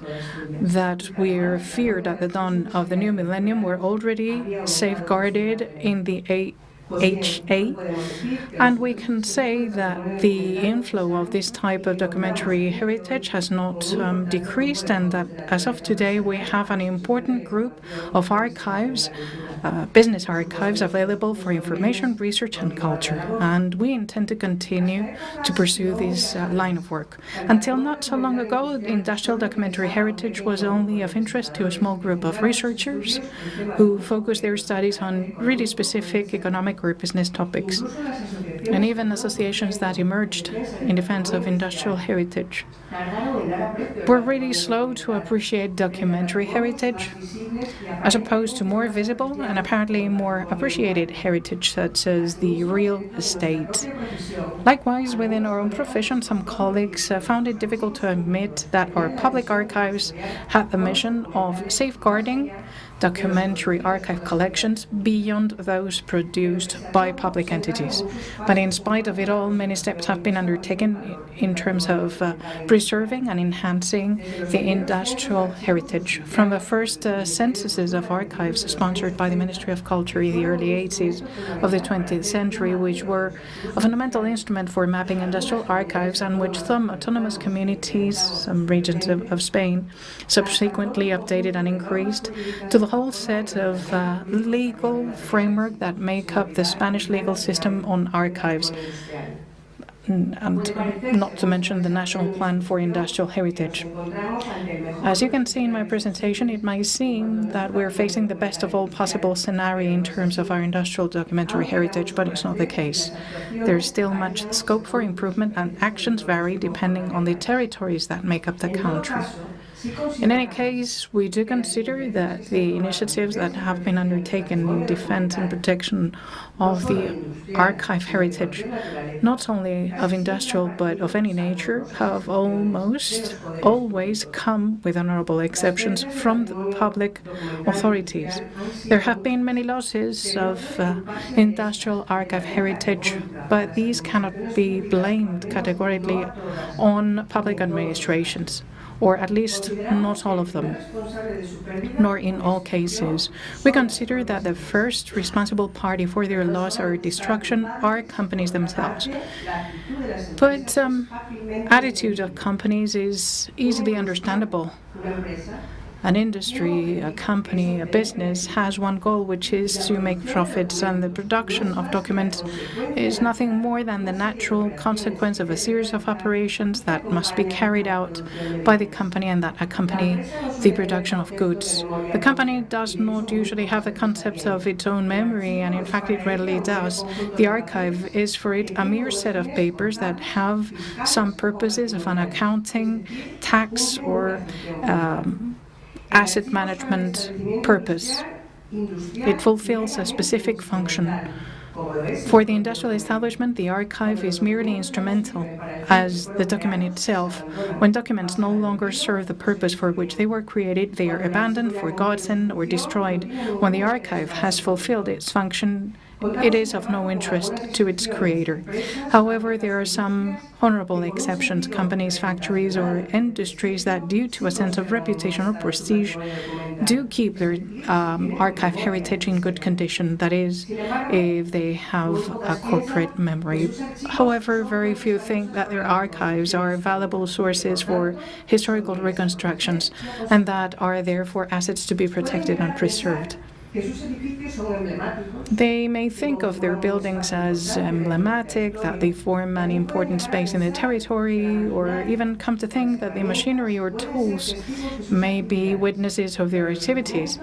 But documents are generally neglected in offices, in warehouses, waiting for disposal in a landfill. In Asturias, we have some notable exceptions that have preserved their documentation from one generation to another as a witness of a family or a mark of identity. For example, Unosa, the great public mining company that was the backbone of the Principality's economy for decades, El Gaitero, a cider industry that has been marketing its products outside the national borders for decades, Duro Felguera, a powerful engineering company that works in 5 continent, Asturiana, I think, pioneer in Spain in the production of this product and heir of the Centenario Real Compañía Asturiana de Minas. These are establishments that have archive technicians on their staff and that allow for consultation of their collections for research purposes. Specifically, Unosa and Asturiana, I think, are represented at this Congress by my dear colleagues Gustavo Martínez Pañeda and Alfonso García Rodríguez, who respectively will shed some light on their experiences and who are an example to be followed. We all agree that public authorities must act as guarantors of the cultural heritage of their people. The legal framework is perfectly defined, and there is a broad legal system that aims to protect, defend, and promote cultural heritage, and therefore archive or documentary heritage on paper, both at state level, the already veteran law 16/1985 of Spanish historical heritage, and at regional level. And the different laws of cultural heritage show us the way, but then the reality is more complex. The administrations in charge of cultural matters are generally faced with the documentary heritage of factories in a terrible state of preservation without any kind of organization and often fragmented and depleted due to company mergers or takeovers, or simply mutilated by their owners because they needed additional space for the new documents. And this is how we, the public archives, are confronted with industrial funds when the productive activities have come to an end. We can say that few industrial archives come to us. It is the public archives that go after them. There is no regulated transfer schedule, as we have with the documentation sent to us by the administration, by batches. Nothing can be foreseen or scheduled. Suddenly, an industry closes down, and we try to ensure that their documents are not destroyed with it. We try to talk sense to their owners. Sometimes they are reluctant to make their documents public. Other times, they are so disinterested in documents that they consider that they are no longer useful for anything, that they destroyed them before we arrived. On other occasions, however, we arrive there when the industry has already closed down and there is no representative to talk to. And then we go to the civil guard or the delegates of the historical heritage of the National Police in order to enter the premises of the factory and thus begin a series of proceedings in order to safeguard something that is within the realm of a private property. These are the archives that have been recovered in one of the batch deposits. These are thousands of maps and layouts of Entidesa, documents, an office, and in the porcelain factory, that would be the top floor. And this is amazing. This is a colleague of us accompanying us here. And this used to be a factory. Well, a really interesting trade facility for colonial merchants in the 20th century. And they appreciated their documents so much that they placed the documents in those wooden boxes. And then they put a lid on it and pressed some nails on top of that in order to seal it properly. That's how much they appreciated that. At the left, you can see the archive. We were like, we want to see the archive. And then the janitor opened that wardrobe for us. And we were like, is there anything else? No, this is the archive. That's it. For a century-old mine facility. And they were really proud of this archive because everything was properly tidied up and controlled compared to some other things. And this was a case where there was a factory that closed down. They unoccupied the offices and they brought all the documentation to the corridors, and we were picking all the documentation. It was a former refractory brick factory, and we collected the archives, but then we required specific financing. We transferred and disinfected the archives, and then we made it available to the public. The first thing we do when we face an industrial archive is to know the producer of the documentation, which have been the main activities, business history, the structure of the entity, economic and human resources. This knowledge allows us to create an intellectual structure. I can stop right here if you like. Sí, se me advirtió que eran 20 minutos, sí. Es que si no, bueno, sí, pues nada, os digo la última frase para no... So just the last sentence, and we can talk about this another day. I'm a bit lost at the moment, so we had the documentation and we managed the archives, and we will continue with that next time. Muchas gracias. Lamento un poco el... Thank you so much. I'm very sorry about that, but we have to respect time that we have. Maybe we will have time on another occasion to share that. So following the order, I'm going to introduce the next speaker. I have with me Roberto Garcia, and he is responsible for the archives of the Foundation Anastasio de Gracia, and then José María Uría, who is the manager. So I'm going to briefly present him. Roberto Garcia Fernández is a historian and has a degree in document and information and archives. He has worked in the Central Archive of the Education Ministry and also in the Madrid administration and the KMG consultancy and the electronic management. He has been the person in charge of the archives of the Foundation. José María is the director of the Foundation, and he specializes in the preservation of industry and construction. He has a PhD in information sciences, and he is a member of this institution, and he has protected the Pedoncelli building, photographed by Robert Kaplan. He also creates and coordinates the books to the factory, an initiative that was awarded with the National Awards of the promotion of reading. And we're going to talk about, he's going to talk to us about the limited company archives of the Pinares del Paular, the lumber company Pinares del Paular. Muchas gracias, Antonia, por la presentación. Thank you very much, Antonia, for the introduction. We see that there are ways of safeguarding documents that sometimes we think are unique. But that even though they're separated by thousands of kilometers, they are very close. But I will speak about that later. So we're going to talk about the archive of the Belgian Limited Company of Pinares del Paular.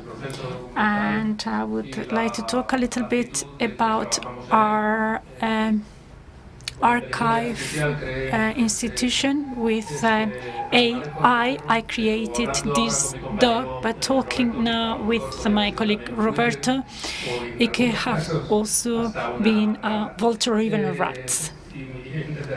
And you will understand this when I talk to you about the cases that we have recovered from the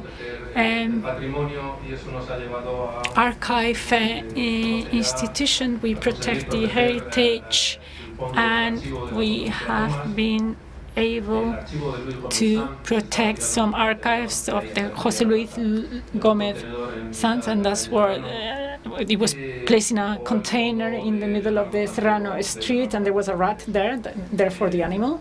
On the collection of Fernando Cantero, and also we expect to disseminate a collection that appear in the rubbish container also of a person that was linked to the shipping business in our country.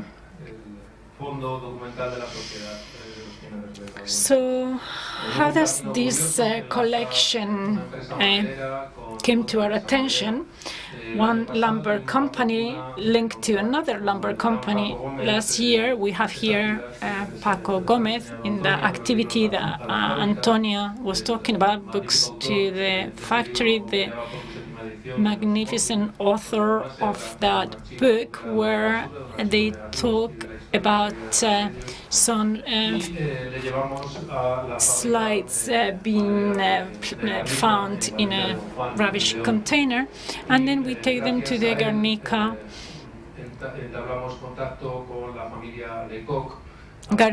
in Valencia of Don Juan León.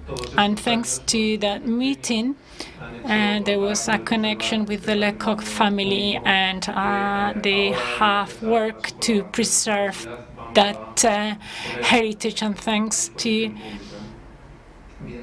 their generosity, we have been able to make it public. So he put us in contact with the Lecoq family at the end of 2022, and since then we've been working hand in hand since January to see what the solution could be that will ensure them that that collection was going to be preserved and owned by them, and it was deposited in the foundation as such. So just a few notes about the history of the Sociedad Belga de los Pinares del Paular. After the sale, it came to the hands of Andrés Andreu, that in 1840 sold them to an group of Belgian investors. And it is interesting to see where foreign investment started in our country. That's why we have this European characteristic in the background. A part of the documentation has to do with the production in our country that the Lecoq family has preserved. And we have confirmed that there is the owner's documentation that is in Brussels. In the future, we're going to study how to connect both of them. So Adrien Benoit drove the creation of the society, the Belgian civil society of Pinares del Paular, and in 1878 the society was liquidated and it started as a limited company. They did some initial investments and developments in this land, and they created the first steam sawmill.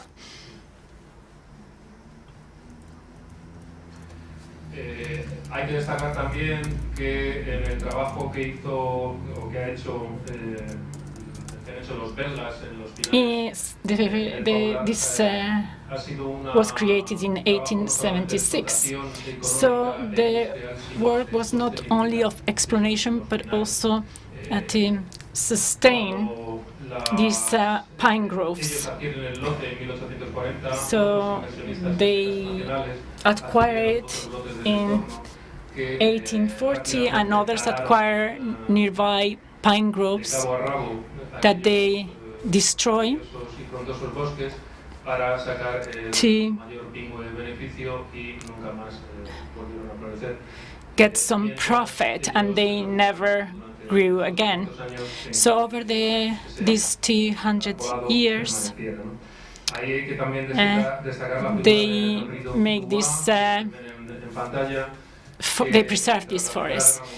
And we have to also highlight the Henry Dubois at the beginning of the 20th century, and he bought the lumber to rebuild the region of Alsacia, and again this meant destroying that forest and getting some profit.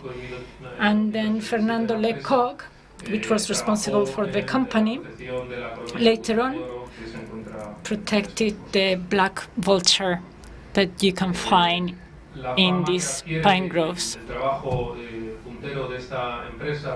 The avant-garde work of this company in the first 70 years, especially until the year 1931, made it participate in the Second National Congress of Lumber and Derivative Industries that took place in Madrid. In the image that you can see on the screen, you see all the congressmen and women, and this was published in the financial newspaper back then.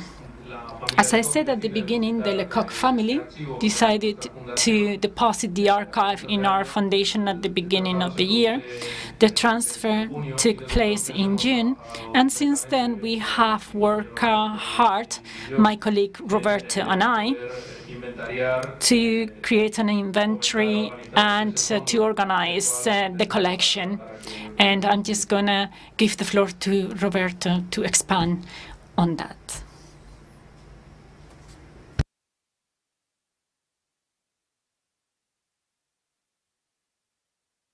So when we get the documentary,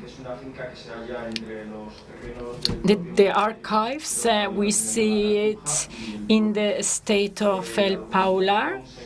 The documents were found in two different places. On the one hand, in the big house where the old offices of the factory were, and there was a big metallic shelf with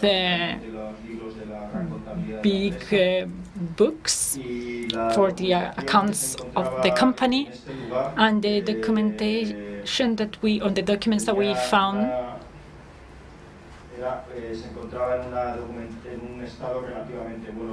was well preserved, relatively. Is a house that was probably closed, and the moisture inside make the books stick to each other, and we could see the fungi that I think were not active. Another part of the documentation,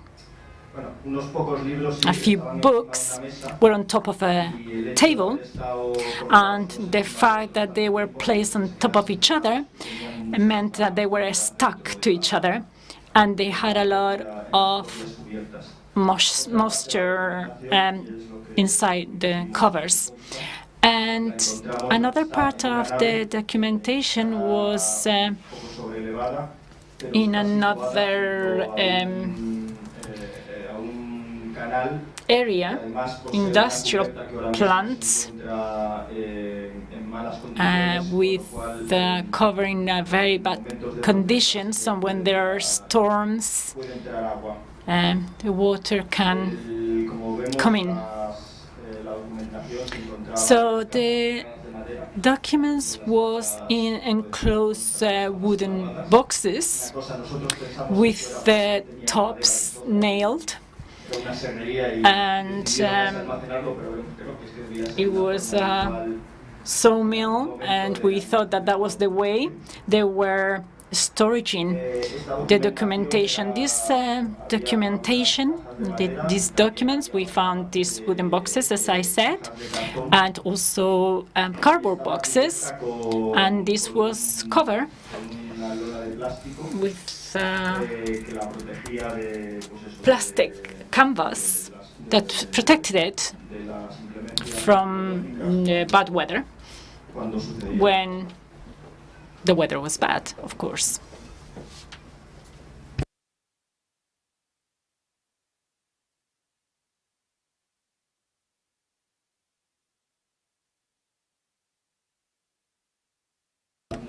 Once we transferred the documents to the Foundation Anastasio de Gracia,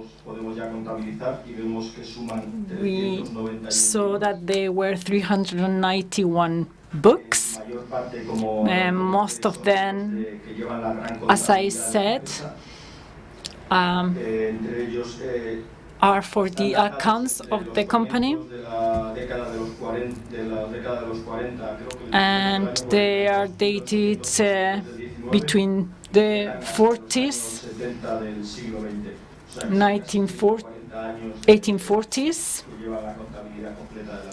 and then for 40 years. So some of the document collections that we have identified is the account logbooks and the ledgers. These are the main books in this collection.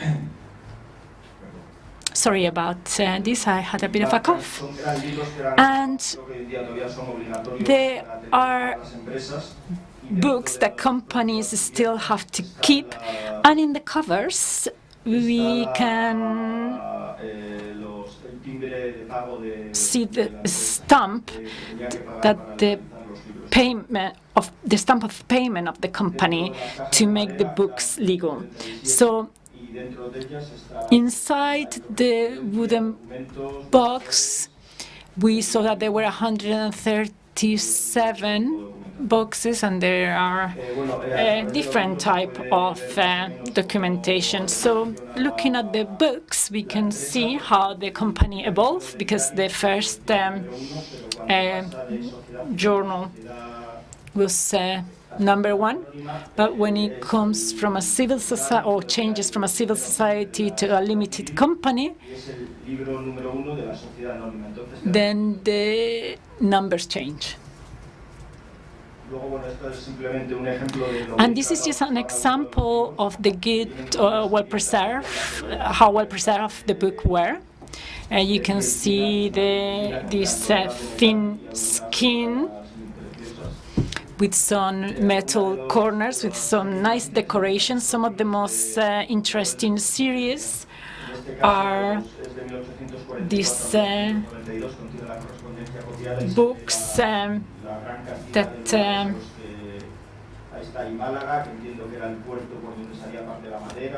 was Málaga, main ports. These are one of the few boxes that we have open. This documentation is well preserved, but a bit dirty. We don't really understand how they became so dirty. I know that there are boxes, but they were closed.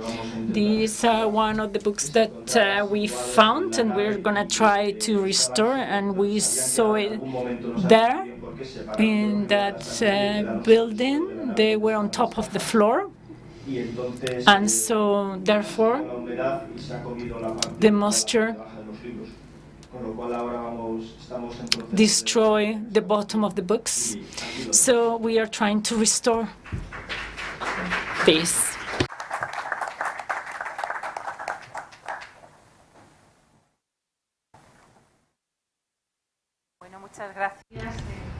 Thank you very much, José María and Roberto, for sharing that work in progress, which I believe will be lucky enough to monitor the progress of. Now we're going to give the floor to our next speaker, Roberto Fernández, who's the director for the Museum of Iron and Steel Industry of Castilla y León. And while he sets up the presentation, let me tell you that he holds a degree in economy, master's in museum by the University of Alcalá, and an expert in cultural management at the University of Salamanca. He's the director of the Iron and Steel Museum Association in Castilla y León since it was founded in 2008, and responsible for the mining museum attached to. And the title is Historic Mining Archive of Castilla y León, Memory Saved from the Mining Sites. Muy bien, pues muchas gracias. Bueno, en primer lugar, quiero dar las gracias. Firstly, I would like to thank you on behalf of the Regional Ministry for Culture to Fotodoc in Incuna for inviting us over to this really interesting congress, and the Complutense University. Thank you very much for welcoming us. I'm going to stick to the text so that I can abide by the timing, and in order to facilitate simultaneous interpreting. The mining archive in Castilla y León depends on the Iron and Steel Museum of Castilla y León, which is located in Naseiro, which is at the north of the province, at the foothills of the province. This small town of 1,100 inhabitants is home to the only regional museum in Castilla y León, which is a rural area. The rest of the museums are located in urban areas. The center depends on the Ministry of Culture, Tourism and Sports of the regional government of Castilla y León, and it's managed by the Fundación Siglo for Tourism and Arts in Castilla and León. It was created on July the 2nd, 2008, and is closely related to the events. Well, you can see the picture here of the Iron and Steel Museum. And the location, the fantastic valley surrounded by mountains, and its creation dates back to July the 2nd, 2008, and is closely related to the events that took place in the mining area of Naseiro in 1991, which is the year in which the last mining company in the region, which still had 500 workers on staff, closed after more than 130 years of mining activity. It was then thought that it was necessary to have a place that, on the one hand, would gather the memory of such an important activity for the region, and on the other hand, would act as a dynamizing agent of the local enemy, as a driving force for the local economy through tourism that did not exist up to that moment. Years later, the museum was created, which expanded its name and content to include the iron and steel industry, as it was established in the old facilities of San Blas Iron Works, the first modern blast furnaces in Spain, dating back to 1846. The facility had been declared an asset of cultural interest. This foundry premises, and it's part of the top 100 industrial heritage elements in Spain, and it's part of the European route of industrial heritage. And its functions and objectives can be summarized as the protection, conservation, preservation and dissemination of the history of the iron and steel and mining industry and culture. So the memory of these two activities are the purpose of the museum. How did this archive begin? The museum, since its opening, had a small archive, just like any other museum, aimed at collecting documentation related to the subject matter, and it was nourished with small donations from individuals, personnel files, payroll, work contracts, a picture, and from time to time we had some donation from more relevant institutional donations. Here on this picture we can see a batch of documentation lent by Naseiro company, which was donated by an association that has retrieved that from the famous El Rastro flea market in Madrid. So several boxes, files, and it was overlapped with another batch that we had, but there it was, rescued. And a little after, we had the so-called unexpected archive. In the year 2013, business groups Coto Minero Cantábrico and Uminsa, who were the leaders in the mining industry in León and Valencia, which had been bringing together over the years most of the companies in León and Valencia, filed for bankruptcy. In 2015, the same thing happened with another large company, Sociedad Anónima Ullera Vasco.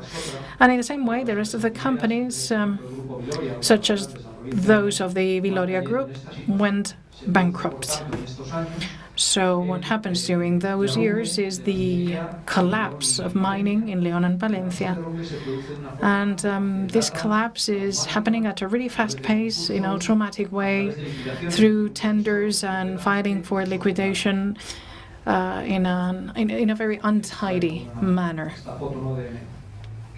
This is a picture that talks about the traumatic ending and the closing of the mining industry, demonstrations, picket fences, etc., that show the agony of the process.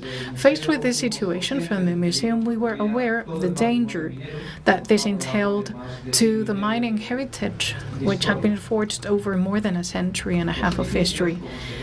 Buildings, as you can see here, the well and the machinery and the compressor's room are perfect elements in these industries to make cash, which is the only purpose of these liquidation processes, aimed at obtaining as much cash as possible in order to sell the assets and pay the company's debts. But what about the documents, photographs, layouts of these companies? What about the documentary heritage of these companies? So these documents contain the history of these workplaces, the life of their buildings and machinery, the memory of the people who lived and worked there. Without them, there will only be abandoned places, abandoned facilities out of context, that when the miners who gave them life also disappear, they will not have a story to tell. They will be a set of blurred memories. For this reason, our priority is to rescue as soon as possible and in the highest amount possible as many of these companies' documents as possible. Challenges. Well, there were many problems that arose and still persist in the development of these works to safeguard the mining heritage. It is a very unknown heritage, since it is documentation on the internal activity of private companies. As a whole, we're talking about really spread about heritage, disseminated all around and scattered all around the different premises for the mining facilities. And there is a state of abandonment or ruin oftentimes. Often there are doubts as to who's the owner of these assets, and it doesn't even appear on the inventory of the assets to be liquidated alongside the company. And in addition to that, it is sometimes located in buildings over which the insolvency administrators do not have ownership. One thing is the building ownership, and another thing is the liquidation administration. For all of the above reasons, and because of the legislation itself, their legal protection prior to their recovery for public service is quite challenging. Even so, and ignoring the sometimes lack of knowledge and interest of the administration itself or the commercial courts, the main problem, from my standpoint, is the lack of knowledge by the insolvency administrators of these companies in liquidation about the non-material value of this documentation and the importance of its conservation for society as a whole. This has been the main task undertaken by the Centre throughout these years, the Museum for Castile and León, to contact the bankruptcy administrators to explain to them that they are holders of relevant archive heritage, part of it protected by law, over which they have responsibility and a moral obligation that goes beyond the legal realm. And although at the beginning the task was daunting and complicated, what we have achieved is that these liquidation administrators became aware of the situation and understood the relevance of this task, and that they saw the Mining Historical Archive of Castile and León as a solution to a possible problem with this part of their heritage. And we have signed different agreements with different liquidation administrators, different sorts of agreements, in order to facilitate the rescuing of these hundreds of thousands of documents, layouts, and pictures which are currently located in our archive, just to name a few. The Uría Vasco-Leonesa limited corporation, we had the possibility to recover the archive, and we can see the before and after, taking it out of their archive and bringing it to ours, and how we have recovered the archive. The Coto Minero Cantábrico company, with many facilities in the El Bierzo area and Palencia areas, we were capable of rescuing all the headquarters documentation, the accounting, administration departments, the HR department. It was relatively well preserved, and we could rescue that. It looked like a bomb had exploited the place. They had many shelves, and which had been removed, and the documents had been left on the corridors. Uminta, another great mining and large mining company from Vitín Alonso, that you might be familiar with. And here we had some situations which had a lot of dust and abandonment in certain buildings, and we rescued hundreds of documentation. And we have the CM Calza, which is a public company from in order to perform mining research, and after years of work it was liquidated by the administration, and we were lucky enough to recover the archive, which is already part of our archive. We have taken this from a Salamanca archive. And we also had some actions with the thermal power plants, which were an important part of our heritage. It's not a part of our work, and we're combining our efforts with the Museum for Energy, but we could rescue the photographic archives, which were located in a place that was running the risk of disappearing overnight, so we have recovered the photographs. And after this review of reality, we can say that the Mining History Archive of Castile and León is now a reality, located in the building of the old mining school in the town of Sabero, next to the museum, where the necessary renovation works and adaptation works for its new use have been carried out. A very short visit on the first floor. We have the access area, where we wanted to maintain the historical essence of this building through a panel that explains its origin and history as a mining school, as well as the archive of the Uría Vasco-Leonesa, the germ of ours, through another explanatory panel. And José Andrés González Pedraza was the archivist. And we have a researcher's room with 8 workstations, the photo library with thousands of photographs. With the mining archive, we have 400 recordings recordings of former workers of the coal industry in video formats, and the testimony is not going to be lost, and the office for the archivist. And these are two original deposit rooms. When we talk about rescuing, is that we needed to do everything really fast and to assemble rooms in this manner, which over time and some means we have been capable of introducing the appropriate elements to host this archive. Here you can see some pictures of the depot rooms and some temporary depot rooms, and we are managing it, doing the management of the archives, and we have thousands of floor plans, and here you can see some of them. And then in terms of the collections, we have thousands of documents, floor plans, and films.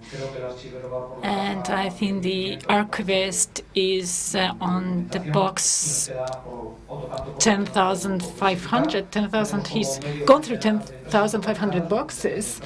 And we have the documentation of companies, Sociedad Vasco Leonesa, Minas de Barbero, of Vallejo and Herbó, Ferrada, Coto Minero Cantábrico, a variety of different mining companies, and some companies related to mining, not specifically mining, but they have a thermal plant, a cement factory, a glass factory, and we have all of that in the archive as well.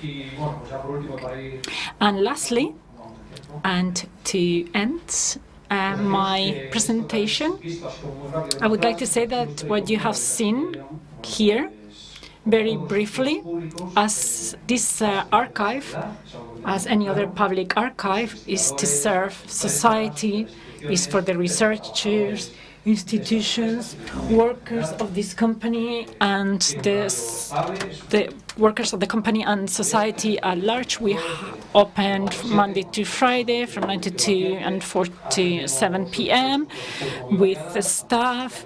We have different requests on site, by email. And we have students' requests. There are a lot of students that come for the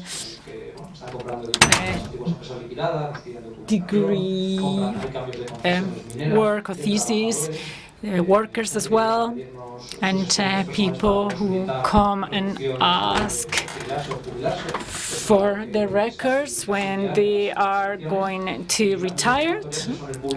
And then the society at large, a lot of people are coming to check the records of their parents, or father, grandfather, and the only picture that they have of their grandfather is of the records that we have in the 1800s, a black and white picture.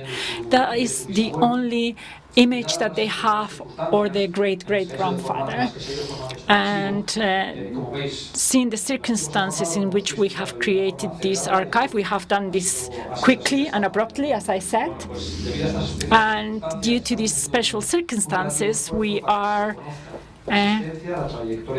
trying to get this archive known so that the memory of these mining areas is not lost, and we do some dissemination tasks like temporary exhibitions, like one that we did that was titled The Treasures of the Archive of Castilla y León. We have a small selection of photographies, floor plans and documents, and the exhibition was very popular, and the archive was known. And also sometimes we open the archive to the public, we explain how it works and all the facilities and all the rooms. We show them all the rooms. And we also have a program that we call Between Papers. We link the museum with the archive, and part of this has to do with this collection. We project documents, photographs and films, and 60mm films, and also we talk to the media so that they come and visit us, and that we we are present there in the media. So what is the future of this archive? We want to strengthen it. We have 2,000 linear meter of documentation. The first decades of the 19th century until the liquidations. And so we want to strengthen it, to integrate the documents that are in different facilities that we haven't been able to access yet, but we will in the future. And the documents that is in the different entities of the Castilla-León that we are going to have to bring to an archive. And we have some documentation that comes from some technicians of the company. We get all these documents when this archive is rigorous and it complies with all its characteristics. And we have a deficit in terms of digitalization. I think with European funds and the work of the culture department, we're going to be able to start this, but this is the work that we have ahead. And to finish, we are a small archive connected to a museum, created because there was an urgent need for it, and our work is to preserve these documents because the buildings and machinery has been very difficult to preserve, so at least we have the documents. Thank you very much.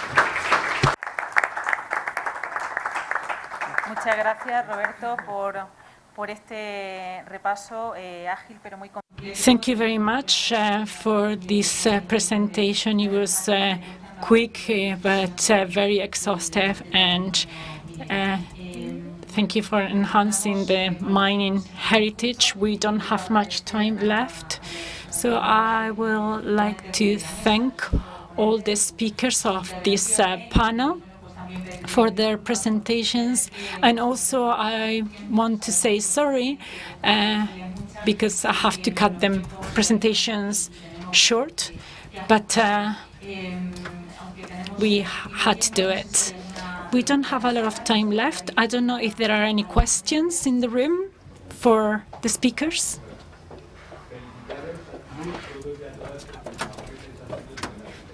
Sorry, without the microphone, we are not able to translate, to interpret. Right. Congratulations on your excellent work. So I was checking on the internet after listening to you.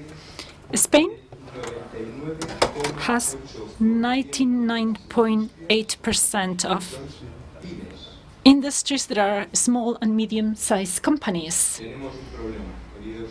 We have a problem, dear colleagues, because in all the cases that you have been mentioning, Concha and Josep, you're talking about big companies. Not in your case, Concha.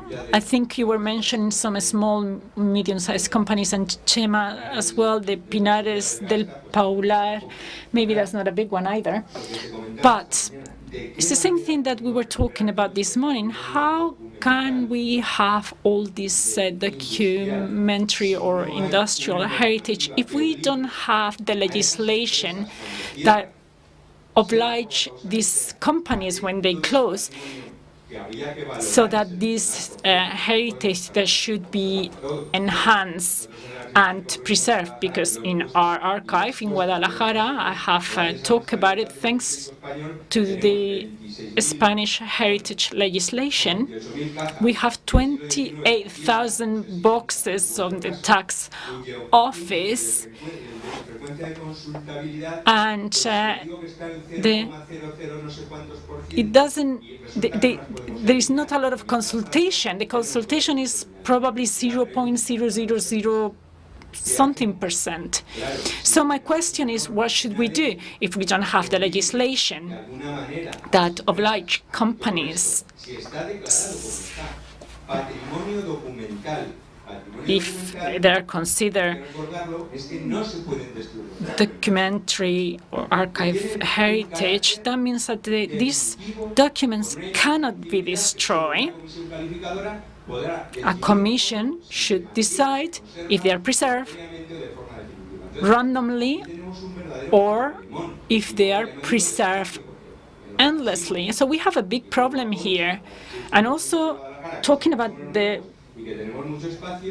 regional archives. The regional archives, maybe we don't have a problem with that. And also, what is the culture of entrepreneurs in Spain? Starting with my family, my great-great-great-grandfathers were manufacturing bricks.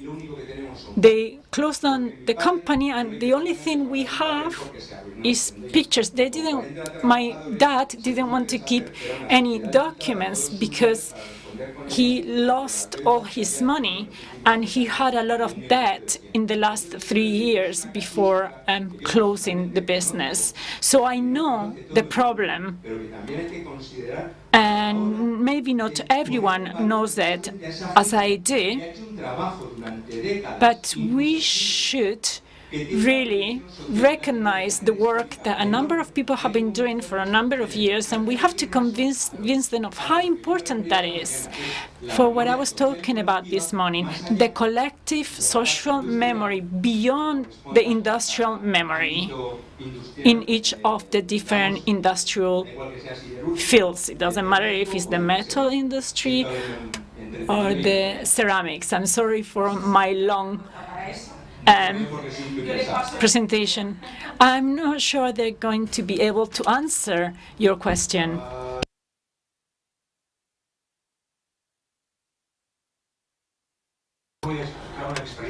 I'm going to explain an experience that we have with the companies, and you are going to preserve them, and in the end they don't preserve them. When a company closes down, they don't think about the documents, they think about the liquidation, and they think about the workers. As the director of the Municipal Archive of Ripollet, Carcasal, which was a tobacco company, one of the pioneer companies in Ripollet, because in the rest of the municipality there was textile, steel work, and now we have nothing. So we had to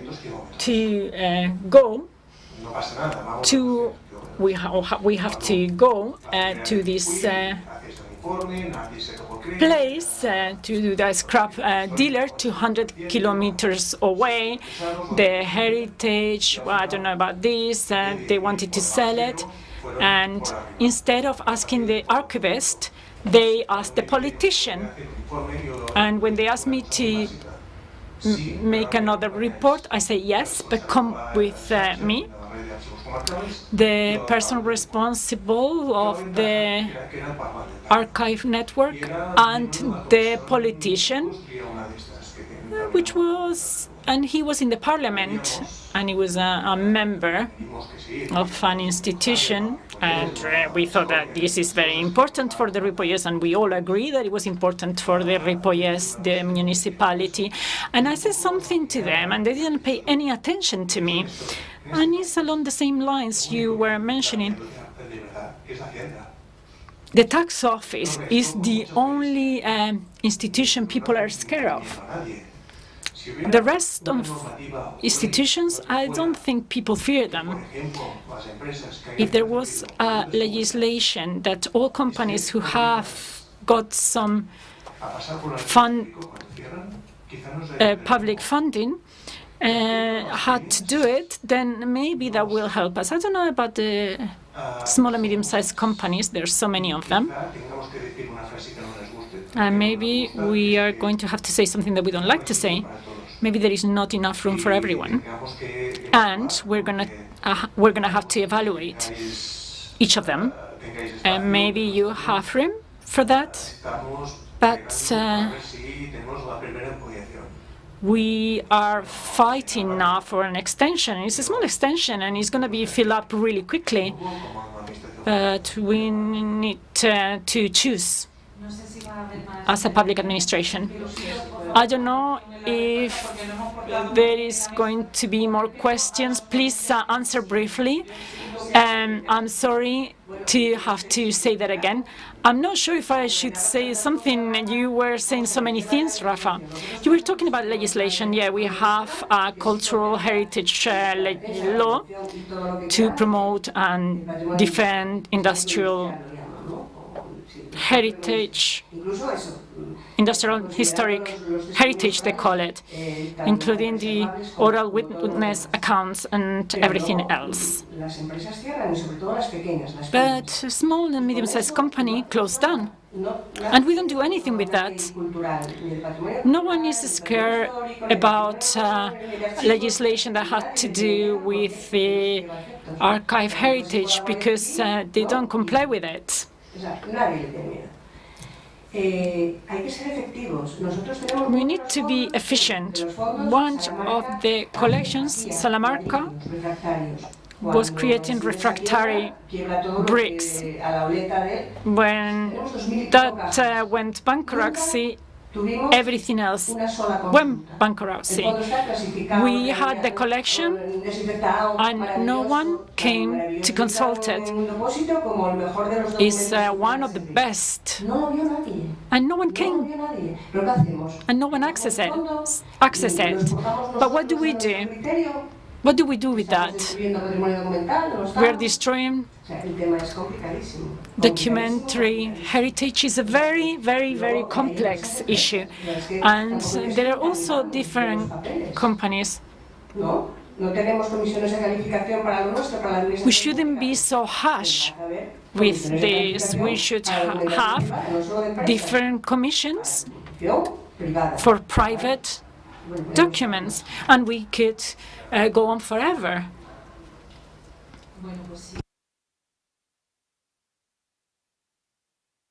So we're going to finish the session here, and thank you very much to all the speakers.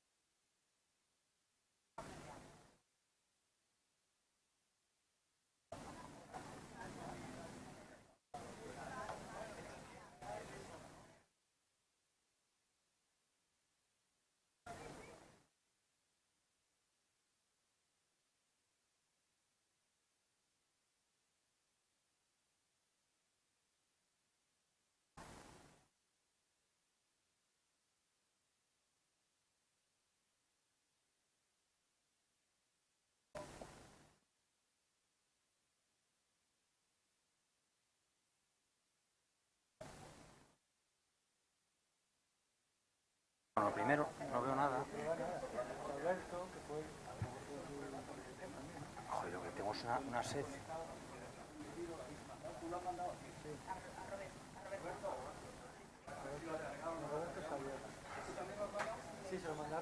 Sí, lo tienes, sí. No, es que yo sin la presentación...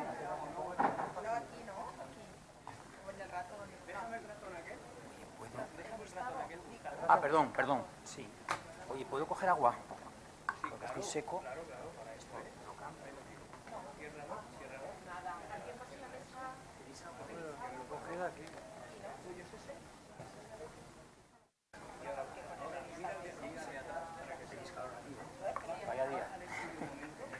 verano.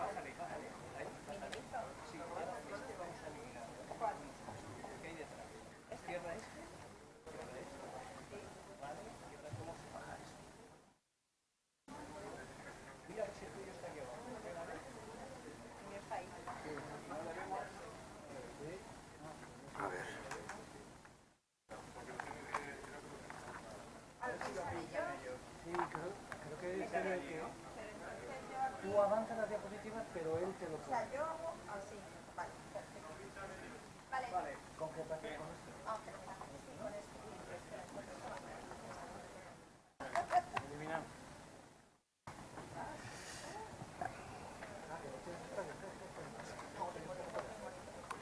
Bueno, vamos a continuar. Cerramos el... We're going to continue and close this day with this round table, which is the history alive of production, documentary archives of businesses. We're going to get the account of Repsol, Asturiana de Zinc, and Unosa. The title of Repsol is the Industrial Archive Heritage of Repsol, presented by Leticia de Castro Leal, manager of the Department for Documentation and Library Science at Repsol. She holds a degree in Documentation and Library Science with a PhD called Management of Documentation at the Alexander the Great Library. Since the year 2000, she's the manager of the Department for Documentation at Repsol, leading a team working globally. And among the tasks, we have the preservation of the archives of Repsol documentation in the Arctic. She is a teacher at the Department for Documentary Sciences at the University of Carlos III since 2016, and a member of the documentation faculty at this university. She has different publications related to archive heritage at Repsol and documentary heritage at Repsol. I give you the floor, Leticia. Okay, good afternoon to you all. I'm smiling because Rafa is looking at me. And I must say that I'm not going to talk about an SME. I'm going to be talking about a large corporation like Repsol. So thanks to the foundation and thanks to what I consider to be my alma mater and this university, which is home. I'm home here. So thank you very much for inviting me over to this Congress.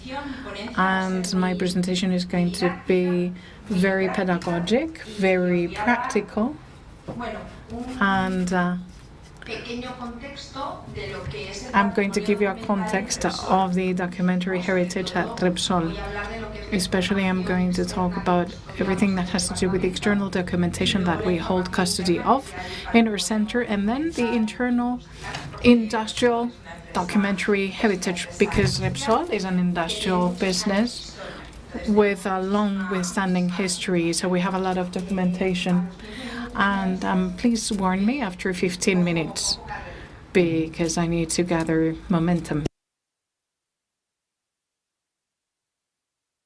Brief context, we are the Document and Library Department. We are part of the organizational chart within the Directorate General of the CFO, and we have three main objectives which are common to all areas. We put available to the different business areas all the necessary relevant information of an external and or internal nature for decision-making processes, and we ensure the preservation and conservation of the documentary heritage. Later on, I'm going to show you firsthand of how we took the documentation to the Arctic Museum, and we're lending support to the business areas in this digital transformation. We hold the custody of all the historic archive in a digitized manner. It is true. We have digitized it through a SEDIC subsidy we got many years ago. And we're in the middle of a process of digitization of the advertising documentary archive. As you might know, the CAMSA ad advertised by Camilo José Cela, the advertising by Ángel Nieto, and all the different publicity and advertising campaigns done by Repsol, which is part of this cultural heritage.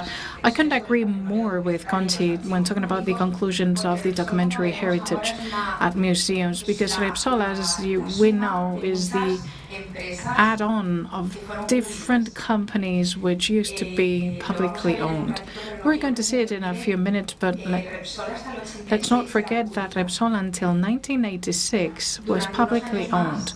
For a few more years, the state was the main shareholder, and then we bought an Argentinian company, Yacimientos de Petróleo Fiscales, YPF,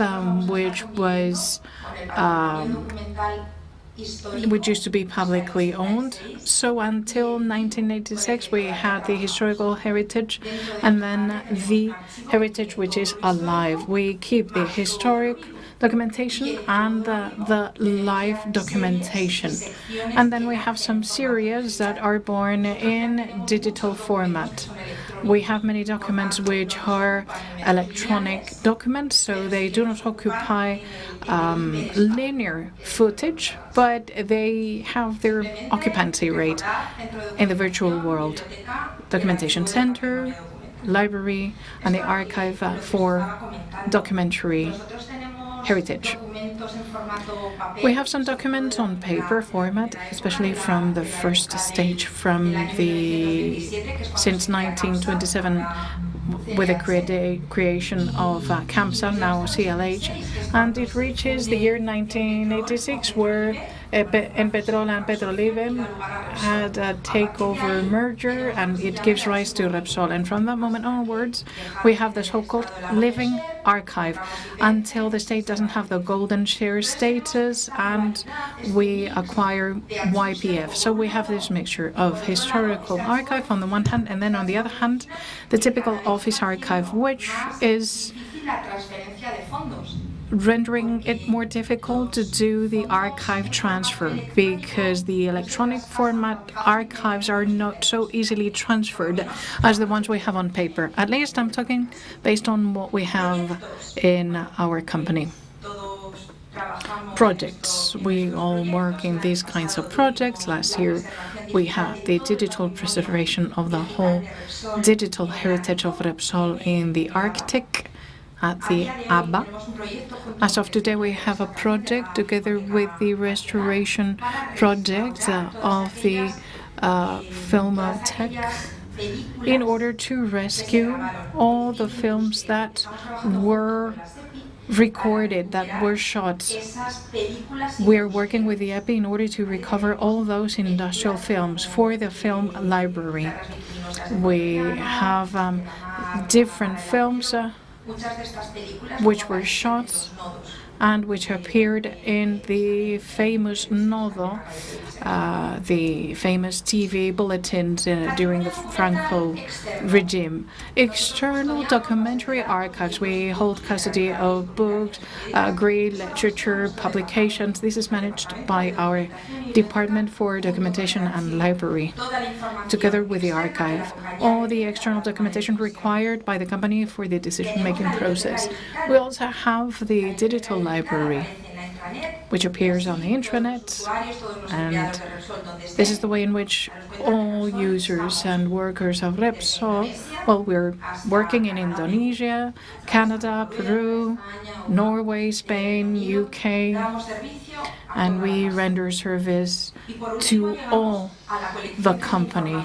And then we have the data collection, the internal information gathering process. You cannot see it here, but you can see many of the examples of the documentary heritage that we preserve and that we hold custody of.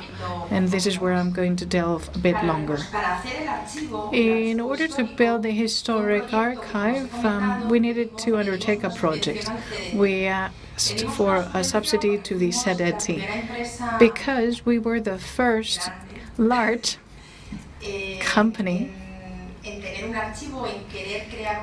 that wanted to create a photograph archive with a photograph that allowed us to automatically reduce the pixels, and that was the embryo for the historic archive.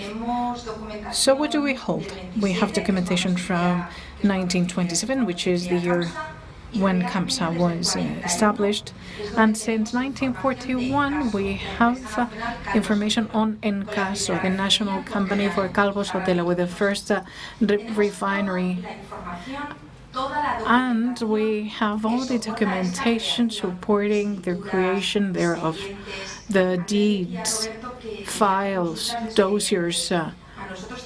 We receive consultations or requests for files in order to see the contributions for social security, retirement subsidies, and we hold that information. And we also have information regarding the creation of companies, publicly owned companies. So we see the creation of Repesa in Murcia with the refinery of Escombreras. We also have the creation of all the chemical plants, Alcudia, El Paular, Montoro. All these chemical companies were joined together in Alcudia. It was a merger through takeover. In parallel to that, we can see the entry of foreign capital within the dictatorship in 1961, and that's where the embryo of Repsol is created in 1986, which was Petroliber.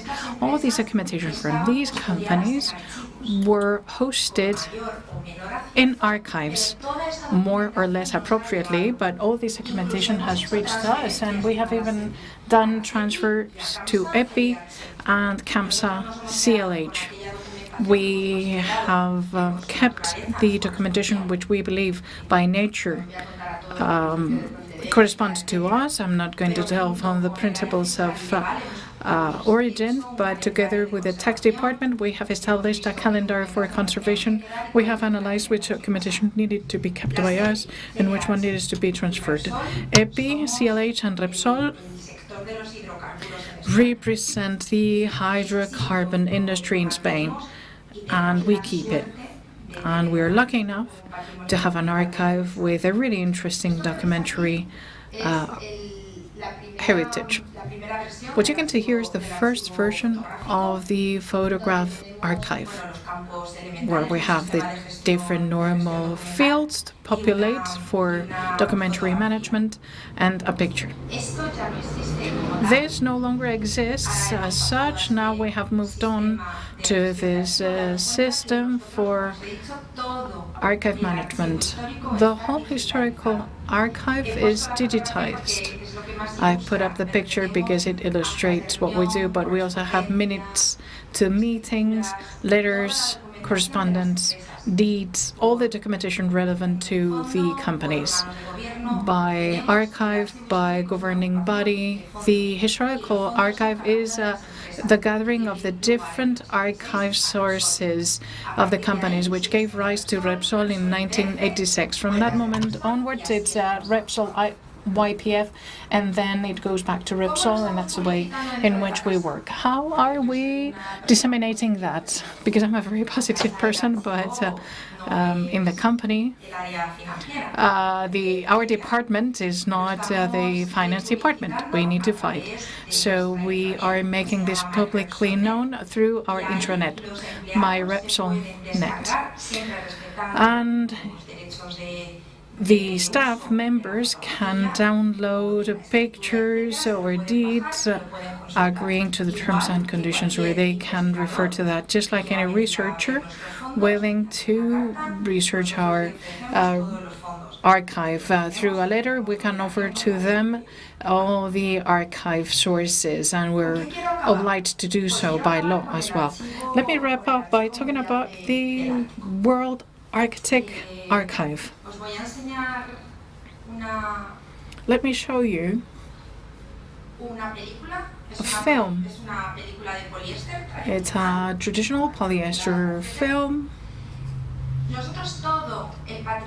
All the documentary heritage from Repsol until last year, everything is digitized and deposited in some coils that are larger than this one, really big, really large coils. And we store that in the Arctic because of the preservation conditions, so that should there be any natural catastrophe, in the archives or the servers, we could have a backup copy to retrieve. This is the result of a project that we have undertaken with Vigil, which is a Norwegian company. And we have an analog pillar and a digital one through a QR code. Everything is contained there. We're together with the Vatican Library, the Norwegian Museum, the University from Yale. The whole documentary heritage until last year is in the AWA, Arctic World Archive. It's not necessary to retrieve anything by going to Svalbard. And no, there is documentary heritage management software provided by the Vigil company, where you can retrieve that information without having to physically go to the AWA. A colleague of my department and myself can retrieve that documentation through the documentation management software applications. Under which terms and conditions? Well, let me go back to the beginning to illustrate it.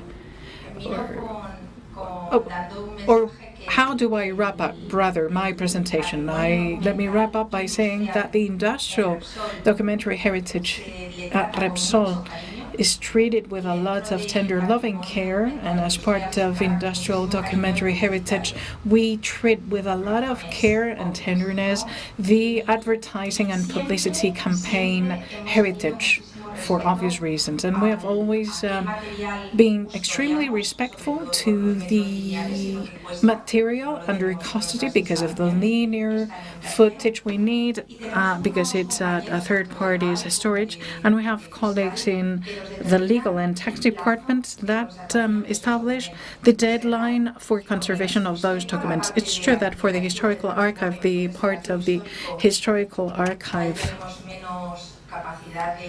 has less capacity to manage that, but in the company of Repsol, as a private company, we have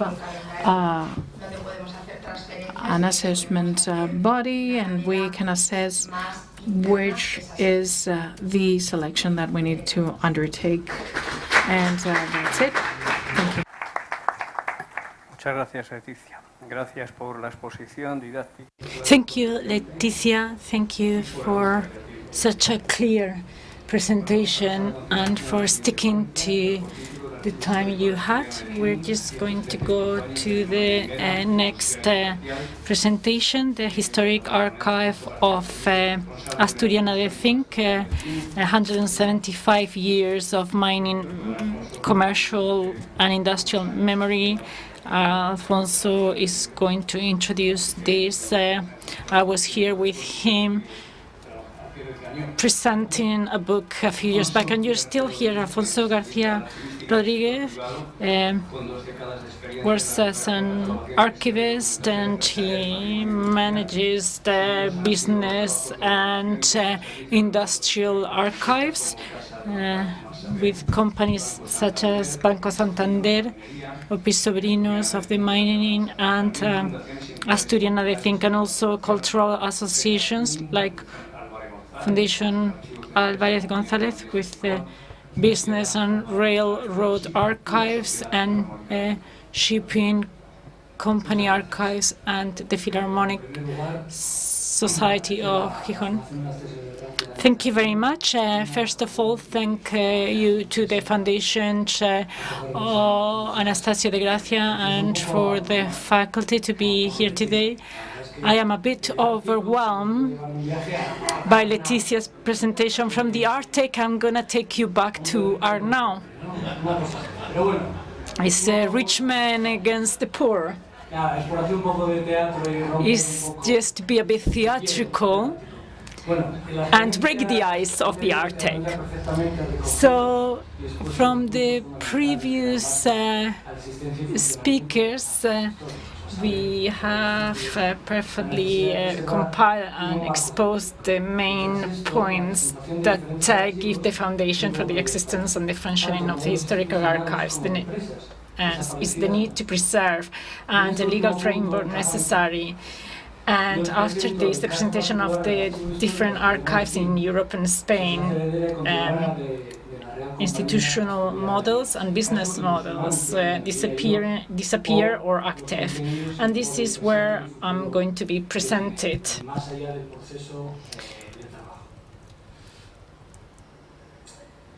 I think that we should give some historic details about the company to understand not only the history of the company, but also how important this archive is. The RCA was founded in the year 1833 after several attempts and previous studies and creating a society half Spanish, half Belgian. And the goal was to exploit the coal mines of Arnau and Santa María del Mar in the Concejo de Castrillón in Asturias. After 20 years functioning as an exclusively mining company, in 1853 there was a total transformation of the society, expanding its activity to the steel work of zinc and lead.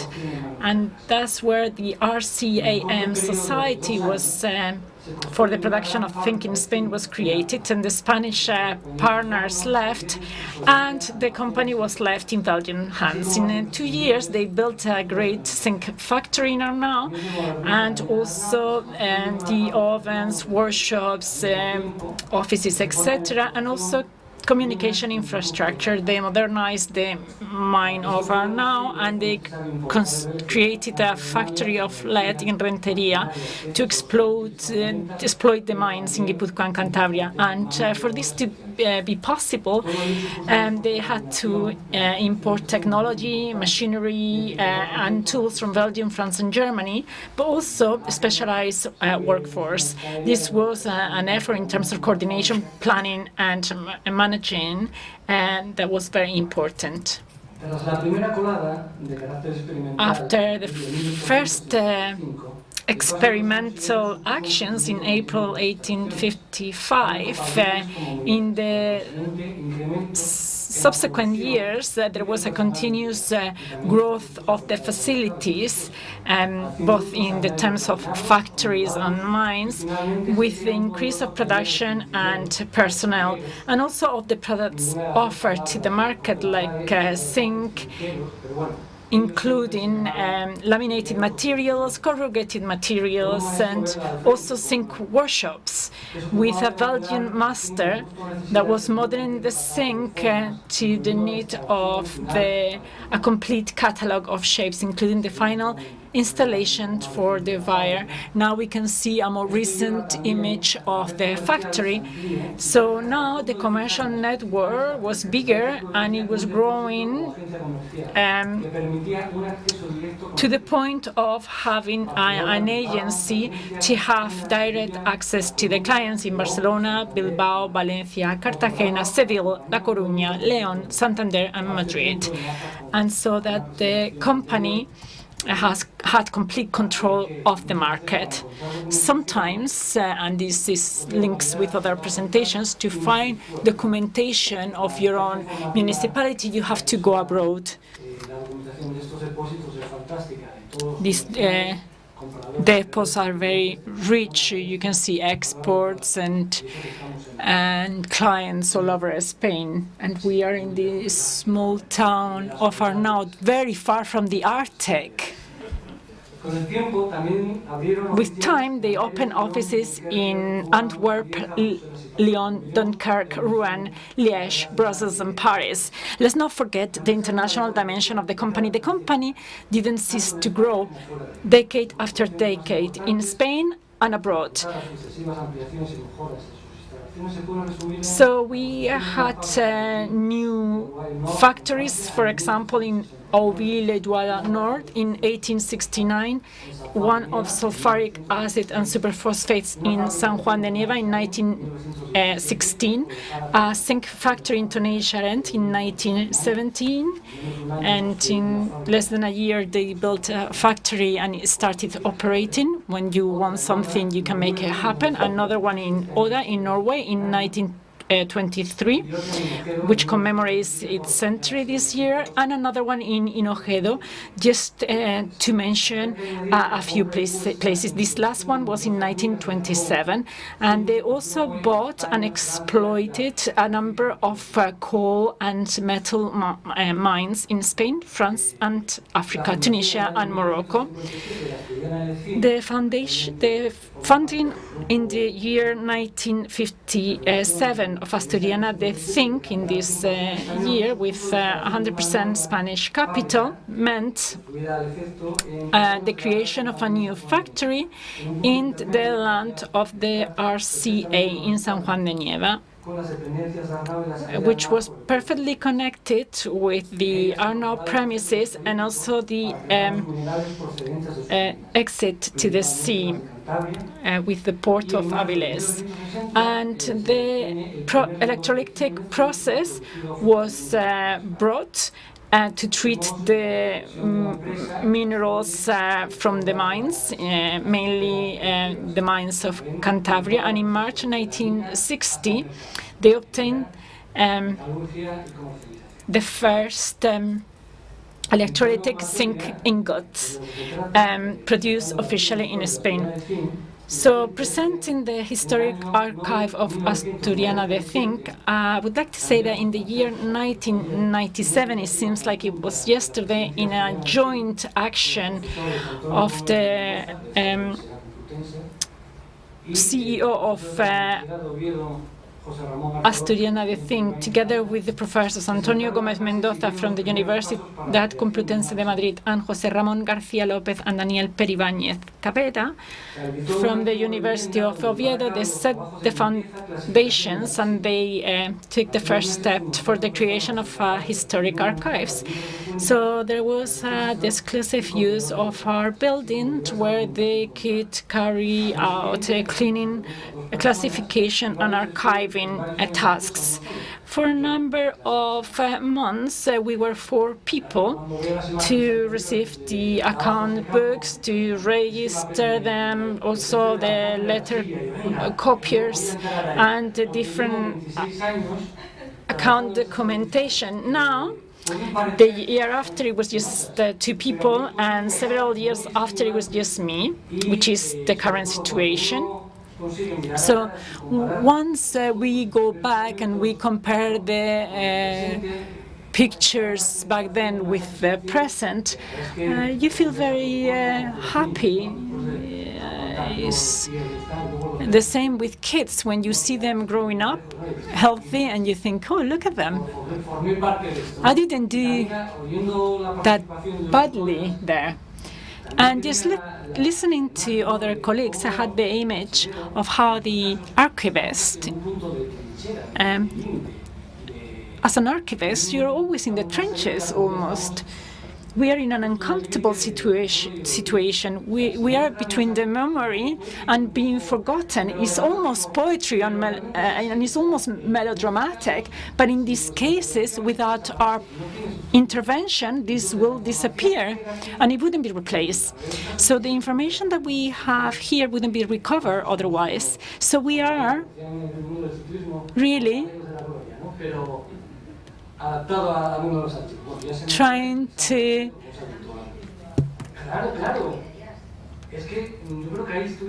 do our best and achieve fame. Sorry, I'm just gonna run out of time because I just get distracted. So, after the description of these first materials were done, the tasks were to search and transfer all these documents within the factory premises.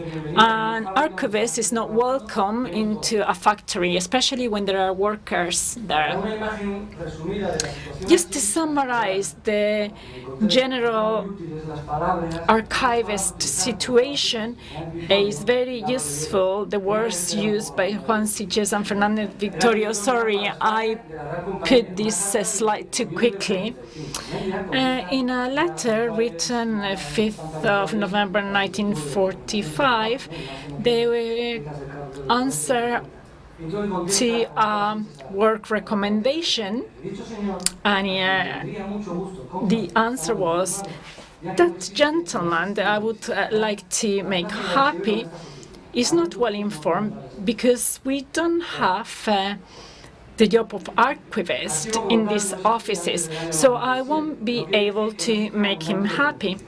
So there was not an archive as such before 1997. That doesn't mean that there was not enough or a lot of documentation, but it was scattered into improvised storage rooms in different preservation conditions. So now we have to recognize all those workers for not destroying and safeguarding and abandoning in sacks, bags, wooden boxes, packages, pieces of furniture, on piling up in bathrooms and garages and warehouses and mezzanine floors and basements, etc. All these papers that had no use and that we have inherited and we can work with. The first important corpus was the zinc boxes, and there are 220 boxes that measure 40 centimeters in height, 62 centimeters in depth, and 62 in width. And they were great for paper because it preserved the paper, protecting it from moisture and damages. We don't know who decided to start this or who fixed the criteria for preservation. The first reference found was in 1892, and it read 78 zinc boxes for letters. This building now doesn't even have a roof now. So what we found there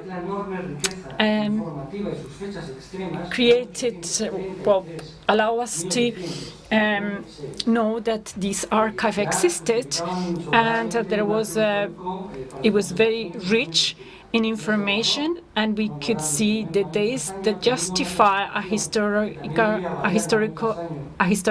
archive for its preservation, dissemination, and consultation. In that, there was a classification that was changing year on year, and there was the documentation generated by the different departments of the company. Let's think of the geometric shape of a pyramid. What was contained in these zinc boxes saved the information from the original producer to finding this in books or annual accounts.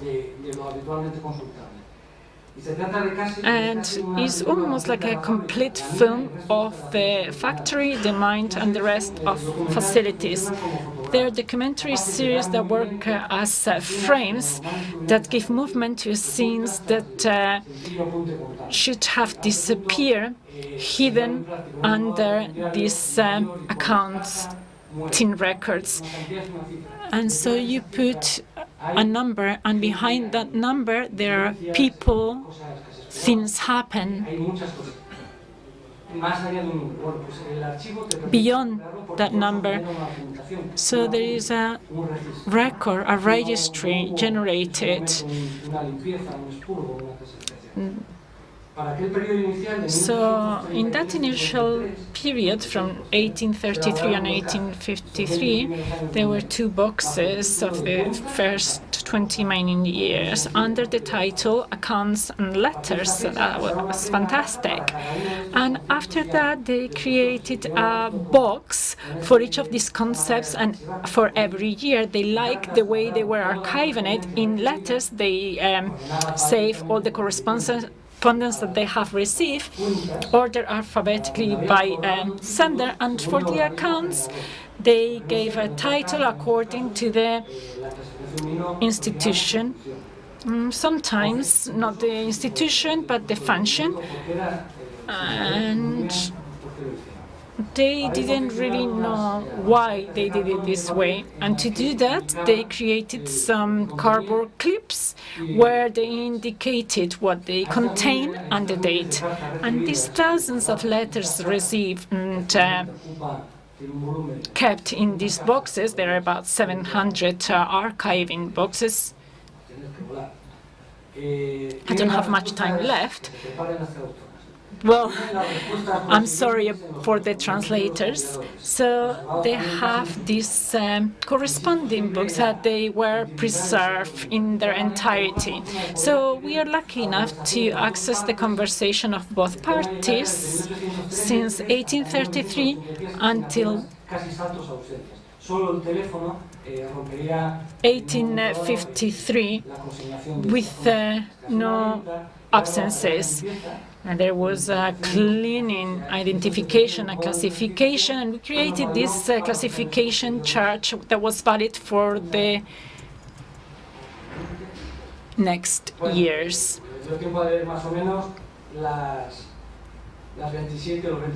So you were able to read the 27 chapters of the factory and mining. Just to give a couple of examples from the beginning of the company, the year 1833, they have the total of the all the list of workers. So if we were to give a name of each of the people who worked there in these last 180 years, from the first to the last, what they were paid, what they spent, and in the commissary, we could put a face to them, thanks to the records and their individual records with fantastic photographies. And also, the office preserved all the documents for payments, for invoices, receipts, for the buying machinery or transporting a lumber load, or just how much was to buy milk, a dish or container for a cat. So everything was there. The possibilities of these collections are all there. Housing, people that were ill, etc. We have such an extensive palette here. Current situation. I'm going to take an additional minute. The transfer of the archive to a specific building built for that purpose, built as a lab in 1956 as the Research and Control Laboratory, meant definitive improvement in all aspects. The space for documentation storage was significantly increased. A library room and an exhibition room were set up. Offices were established and a room for researchers could be opened. Security was also improved, as the building was included as the monitoring and surveillance structure of the factory department, and it was also equipped with a fire detection system protecting the content of the archive. At the same time, ASA decided to locate in this very same building the management archives. So as a result of that, the management archives coexist with the historical archives, which is something that allows for a better existence. This is the classification synoptic chart, just like any other organization. And the volume is not humongous, but qualitatively speaking, it has a lot of richness. The organization of open doors and the facilitation to researchers and the capacity to cater to the needs of the company in property litigation, technical issues of machinery, buildings and labor requests have allowed for the archive to find a situation of stability, which is something I hope to enjoy in the future in order to continue to work and grow. Thank you very much.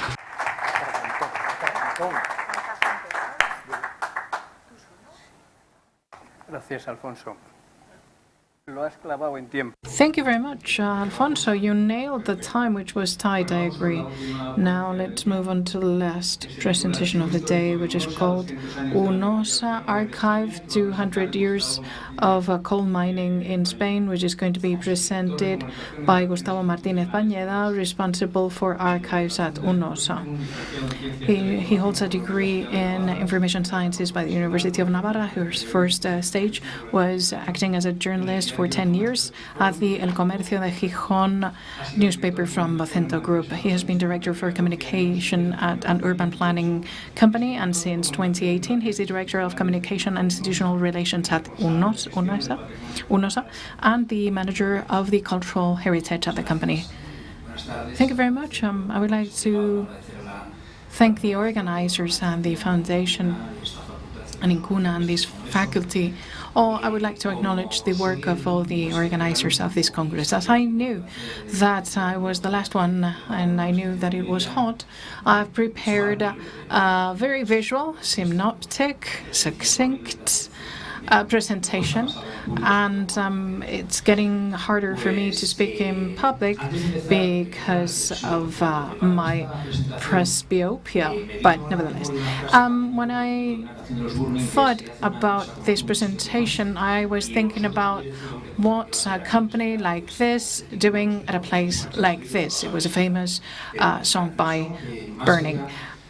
So this presentation illustrates the presentation of an archive, but also illustrates what's the reason why a company like this decides to maintain and preserve an archive. Many companies decide to donate it to provincial historical museums and archives, but UNOSA in the 90s decided to gather all this documentation and to set up the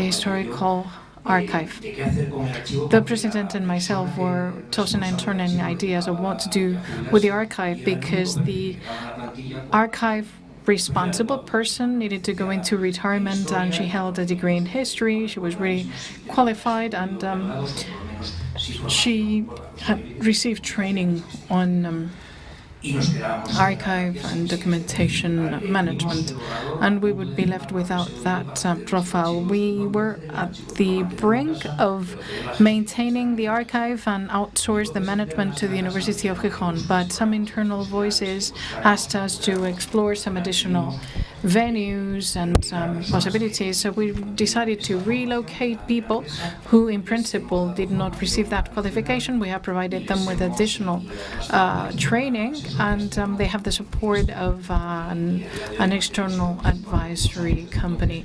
And since the last 3 or 4 years, I think we have boosted a great deal our archives, and we are about to show it. Well, quite briefly, to understand this kind of archive, we call it the Historical UNOSA Archive, but we have documents which do not pertain to us, but which belong to us. It was created in 1960 at the request of the Ministry for Industry, because the companies operating in coal mining in Asturias started seeing that because of the liberalization of the regime, it was cheaper to import coal than to produce it. So producing coal is very dangerous, and it entails a great amount of cost. So private companies told the government, if you don't buy it, we're going to have to close it, and you're going to have a social problem, because there were 30,000 people working at those premises from UNOSA, and many families depended on that, mainly women, because this is mainly male staff.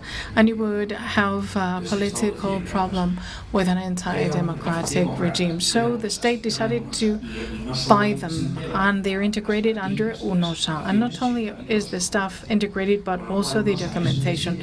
So UNOSA in 1967 inherits staggering amount of archives from more than 20 historic companies, coal mining businesses gathered under the UNOSA umbrella.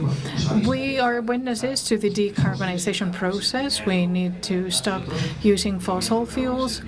Coal is the first one that is forbidden. If we want to continue to be alive, we should abandon coal and move on to the renewable energies. And then we need a just and environmentally friendly transition, because we're committed to keep alive the memory of coal and all the cultural heritage associated to our industrial history, and we consider that it can be used culturally and touristically as a driver for those areas which are very depressed, in order to foster local economies. We are located in one of the wells, the Fondón well in Asturias, in Langreo, 20 minutes away from Oviedo. It's a historic well which belonged to the Duro Felguera iron and steel company, and we have restored them. Really beautiful buildings, and we redistribute the spaces. The miners would arrive, get dressed, and go to work, and then vice versa. And then we had the previous machinery room, and we also had the forge room, and then we had the typical lift to go down to the mine. And it is a flagship well, because in the 30s they stopped taking out coal, and the use is coexisting with new energies. We have a geothermal plant, and we have a new green hydrogen plant. And the mining safeguard department is located there. We're going to see a video of what our work consists of.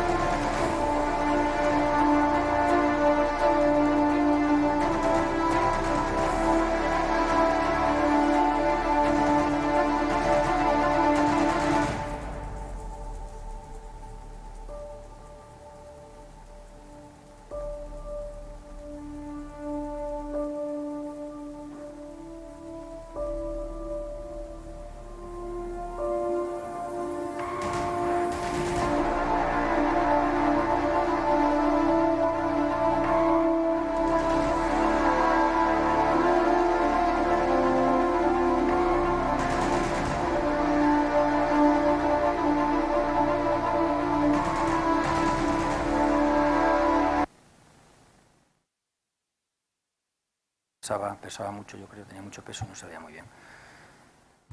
Bueno, pues...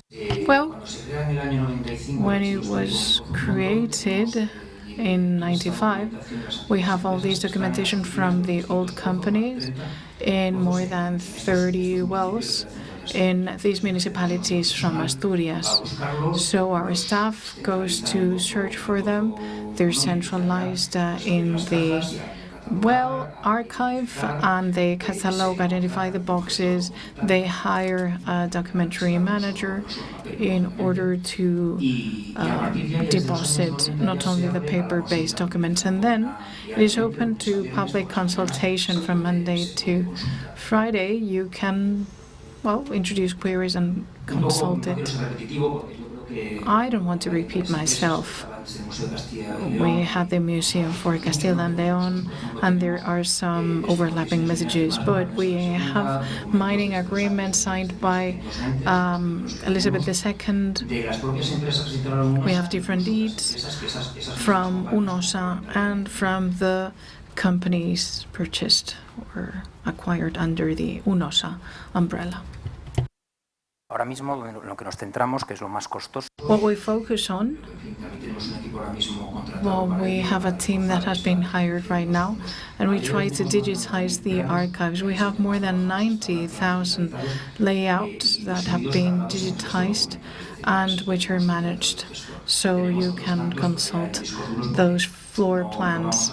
And we have hard drives, but we cannot keep the pace of the documentary manager as with the digitization. And we have started digitizing not just floor plans, but also other kinds of documents.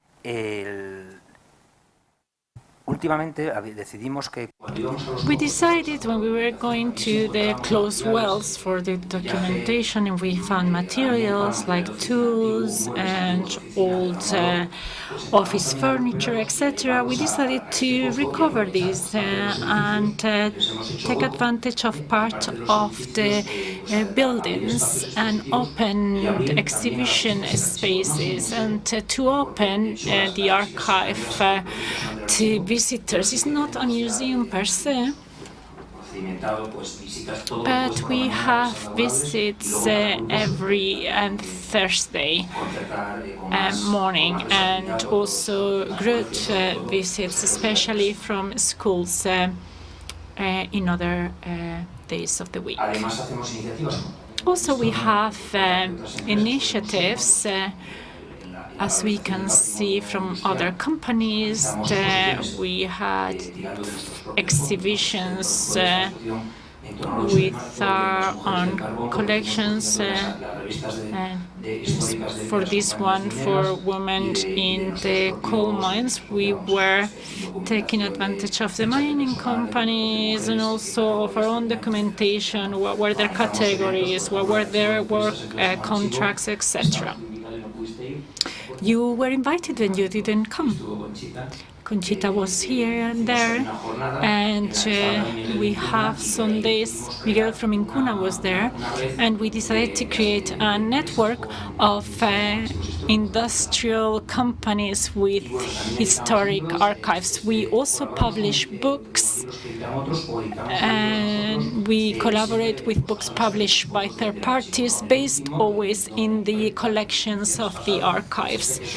This is the last one that has been published, and is the thesis of students, and because of its quality we decided to publish it as a book.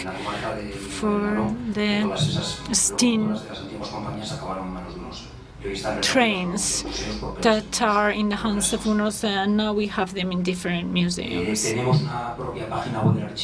We have a web page for the archive where you can see the catalog and you can see the history of the mining companies, what we offer, how you can do the consultation and access to the archive, and there is a lot of requests. And also there is another part for the group bookings, and because our collections in terms of illustrations, floor plans, etc., that are very attractive, we think it makes sense, and we are doing well in social media, in Facebook, Instagram, etc. So lastly, I would like to thank you all and invite you all to visit our archive. You can see the well, and we can tell you a little bit about the history of mining, which is very interesting. And also we can plan your weekend as well, or also during the week. We can take you down to the mine and we can show you whatever you want. Thank you very much. Muchas gracias, Gustavo. Gracias una vez más por ajustarte al tiempo. Thank you very much. Your presentation was also fantastic. I really like this final reflection about this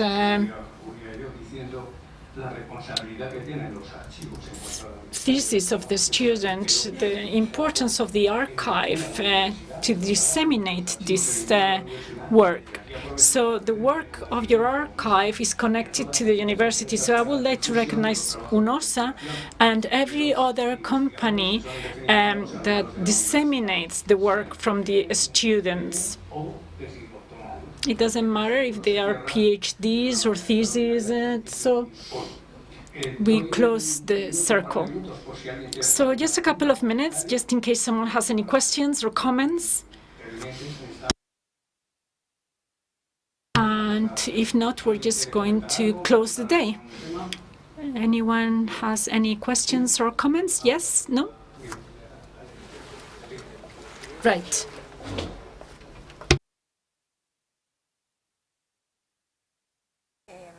A ver, Butanosa es... Le ha preguntado por el archivo de Butanosa. Si está... So the archive of Butanosa, if he has asked if it's in the collections that Repsol has. Butanosa was born in the middle of the 1960s and belonged to the historic archive. Repsol Butano still works as a company within the group. And so we have the old archives up to 1986 and from 1986 onwards.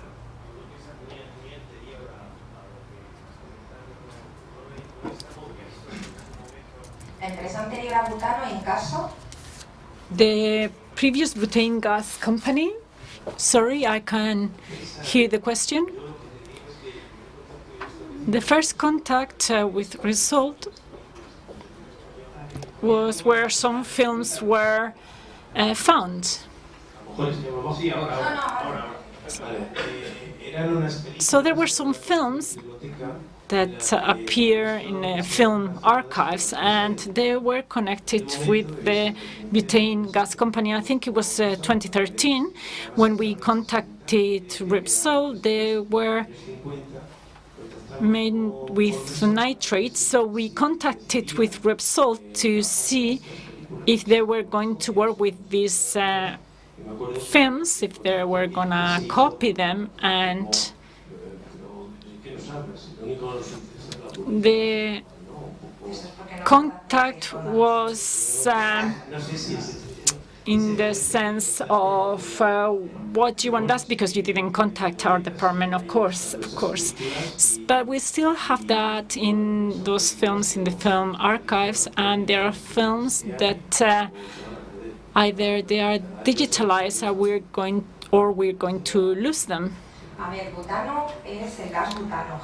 Butane gas is a GLP company. That was the only company that existed. And we started working with the orange color of the butane gas bottles. And there was the selling company, which was the national company of Calvo Sotelo in Puerto Llano. And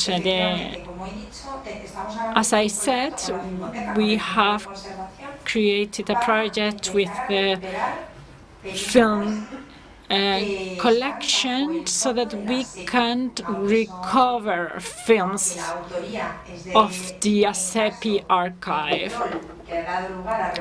Petrol, that is now Repsol, has its own archive, but we're working with them. We have a list of 24 films, some in nitrate, and some of them have been already lost. We didn't get there in time. There was COVID. And we are working on that project. We are trying to recover that. Okay, is there another question? Yes, and we will close. I would like to congratulate you all. I really love today. I won't be able to be here tomorrow, but I would love to be. So, a question for Concha. I don't care if any of you can answer, but Leticia, how have you resolved the ownership of documentation when there was that change from being public to private companies? So how have you reconciled this documentation? If we come back to the decree of 1969, is a law that still exists, so these archives could still have these archives. But honestly, when you were talking about the artist, that's all a lie. Well, I would want to sort of study that in depth, because I was shocked by it. So we are members of the Archive Council of the region of Madrid. You see all the archive collections of the companies that became Repsol.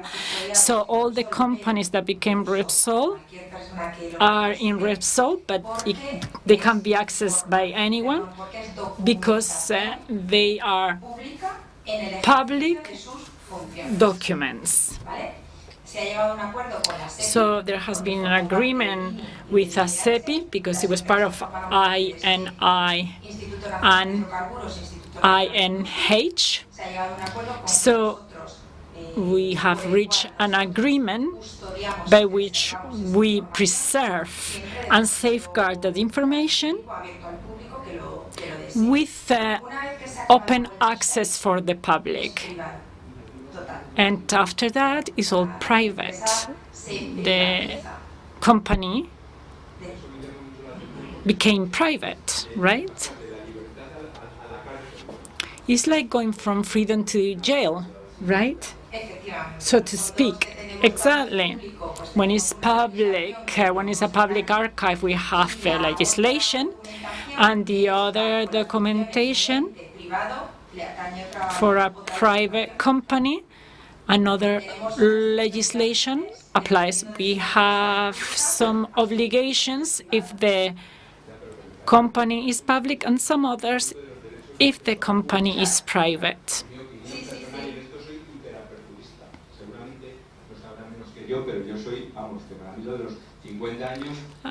I think 50 or 30 years, I think it's almost like a millennial. Transparency should be more real. Yes, we have reached an agreement between the different institutions. That's the way it is. It was very hard for us to create the historic archive, joining all these collections, and we work hand in hand with, especially with ASEPI. It's a very important collaboration. 20 years ago, I have been in Repsol for 23 years. 20 years ago, there was more consultation of these collections, but now we don't have as many consultations. The consultations are more for the private archives, 1992, 1993, just purely private, purely a private archive. In Sidesa, which was a state metal company, then became ASEPI, and now is a private company. ArcelorMittal, the public part from 1969, which was a state company, and the same with Tabacalera. Tabacalera closed down, becomes Altadis, and from the 19th century until Altadis was created, all that was given to us because it was a public company. Yes, we have an agreement with the ASEPI, and it's a fantastic agreement. As Repsol, I manage the library and documentation premises. It's easier for us to give it away. No. We have everything digitalized, so we wouldn't care. We pay a lot of money to have all the documents in paper. It's a business memory, right? Yes, but it's already been digitalized, and Elena from ASEPI will be very glad. But this is the way we work, and we've been working for a number of years.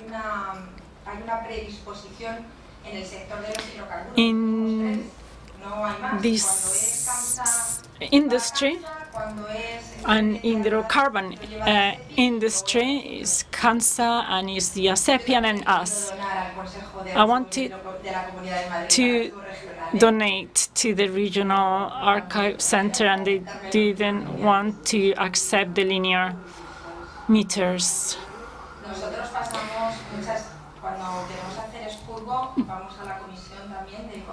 We go to the commission of the Archive Council.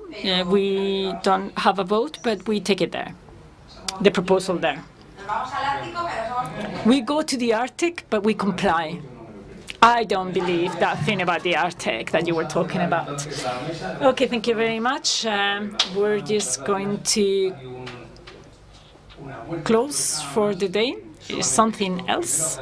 First of all, thank you to all the professionals on behalf of the Foundation and Fotodoc and the faculty for your collaboration, because without you all, we wouldn't be able to carry out these congresses. And also personally, beyond the archive legislation, etc., we should look at the cultural and historic background. Well, we have been learning about geography and culture. That is key, global knowledge. And this Congress had a main goal to generate questions for debate. And there were questions for the debate, even though we didn't have a lot of time, and we didn't have time to debate it or discuss it further. We want to have in these congresses as many people as possible, and when we ask how much time do you need for your presentation, and then they say 20 minutes, but they all need 40 minutes. 40 in content. Thank you very much to all of you, and see you tomorrow. Thank you.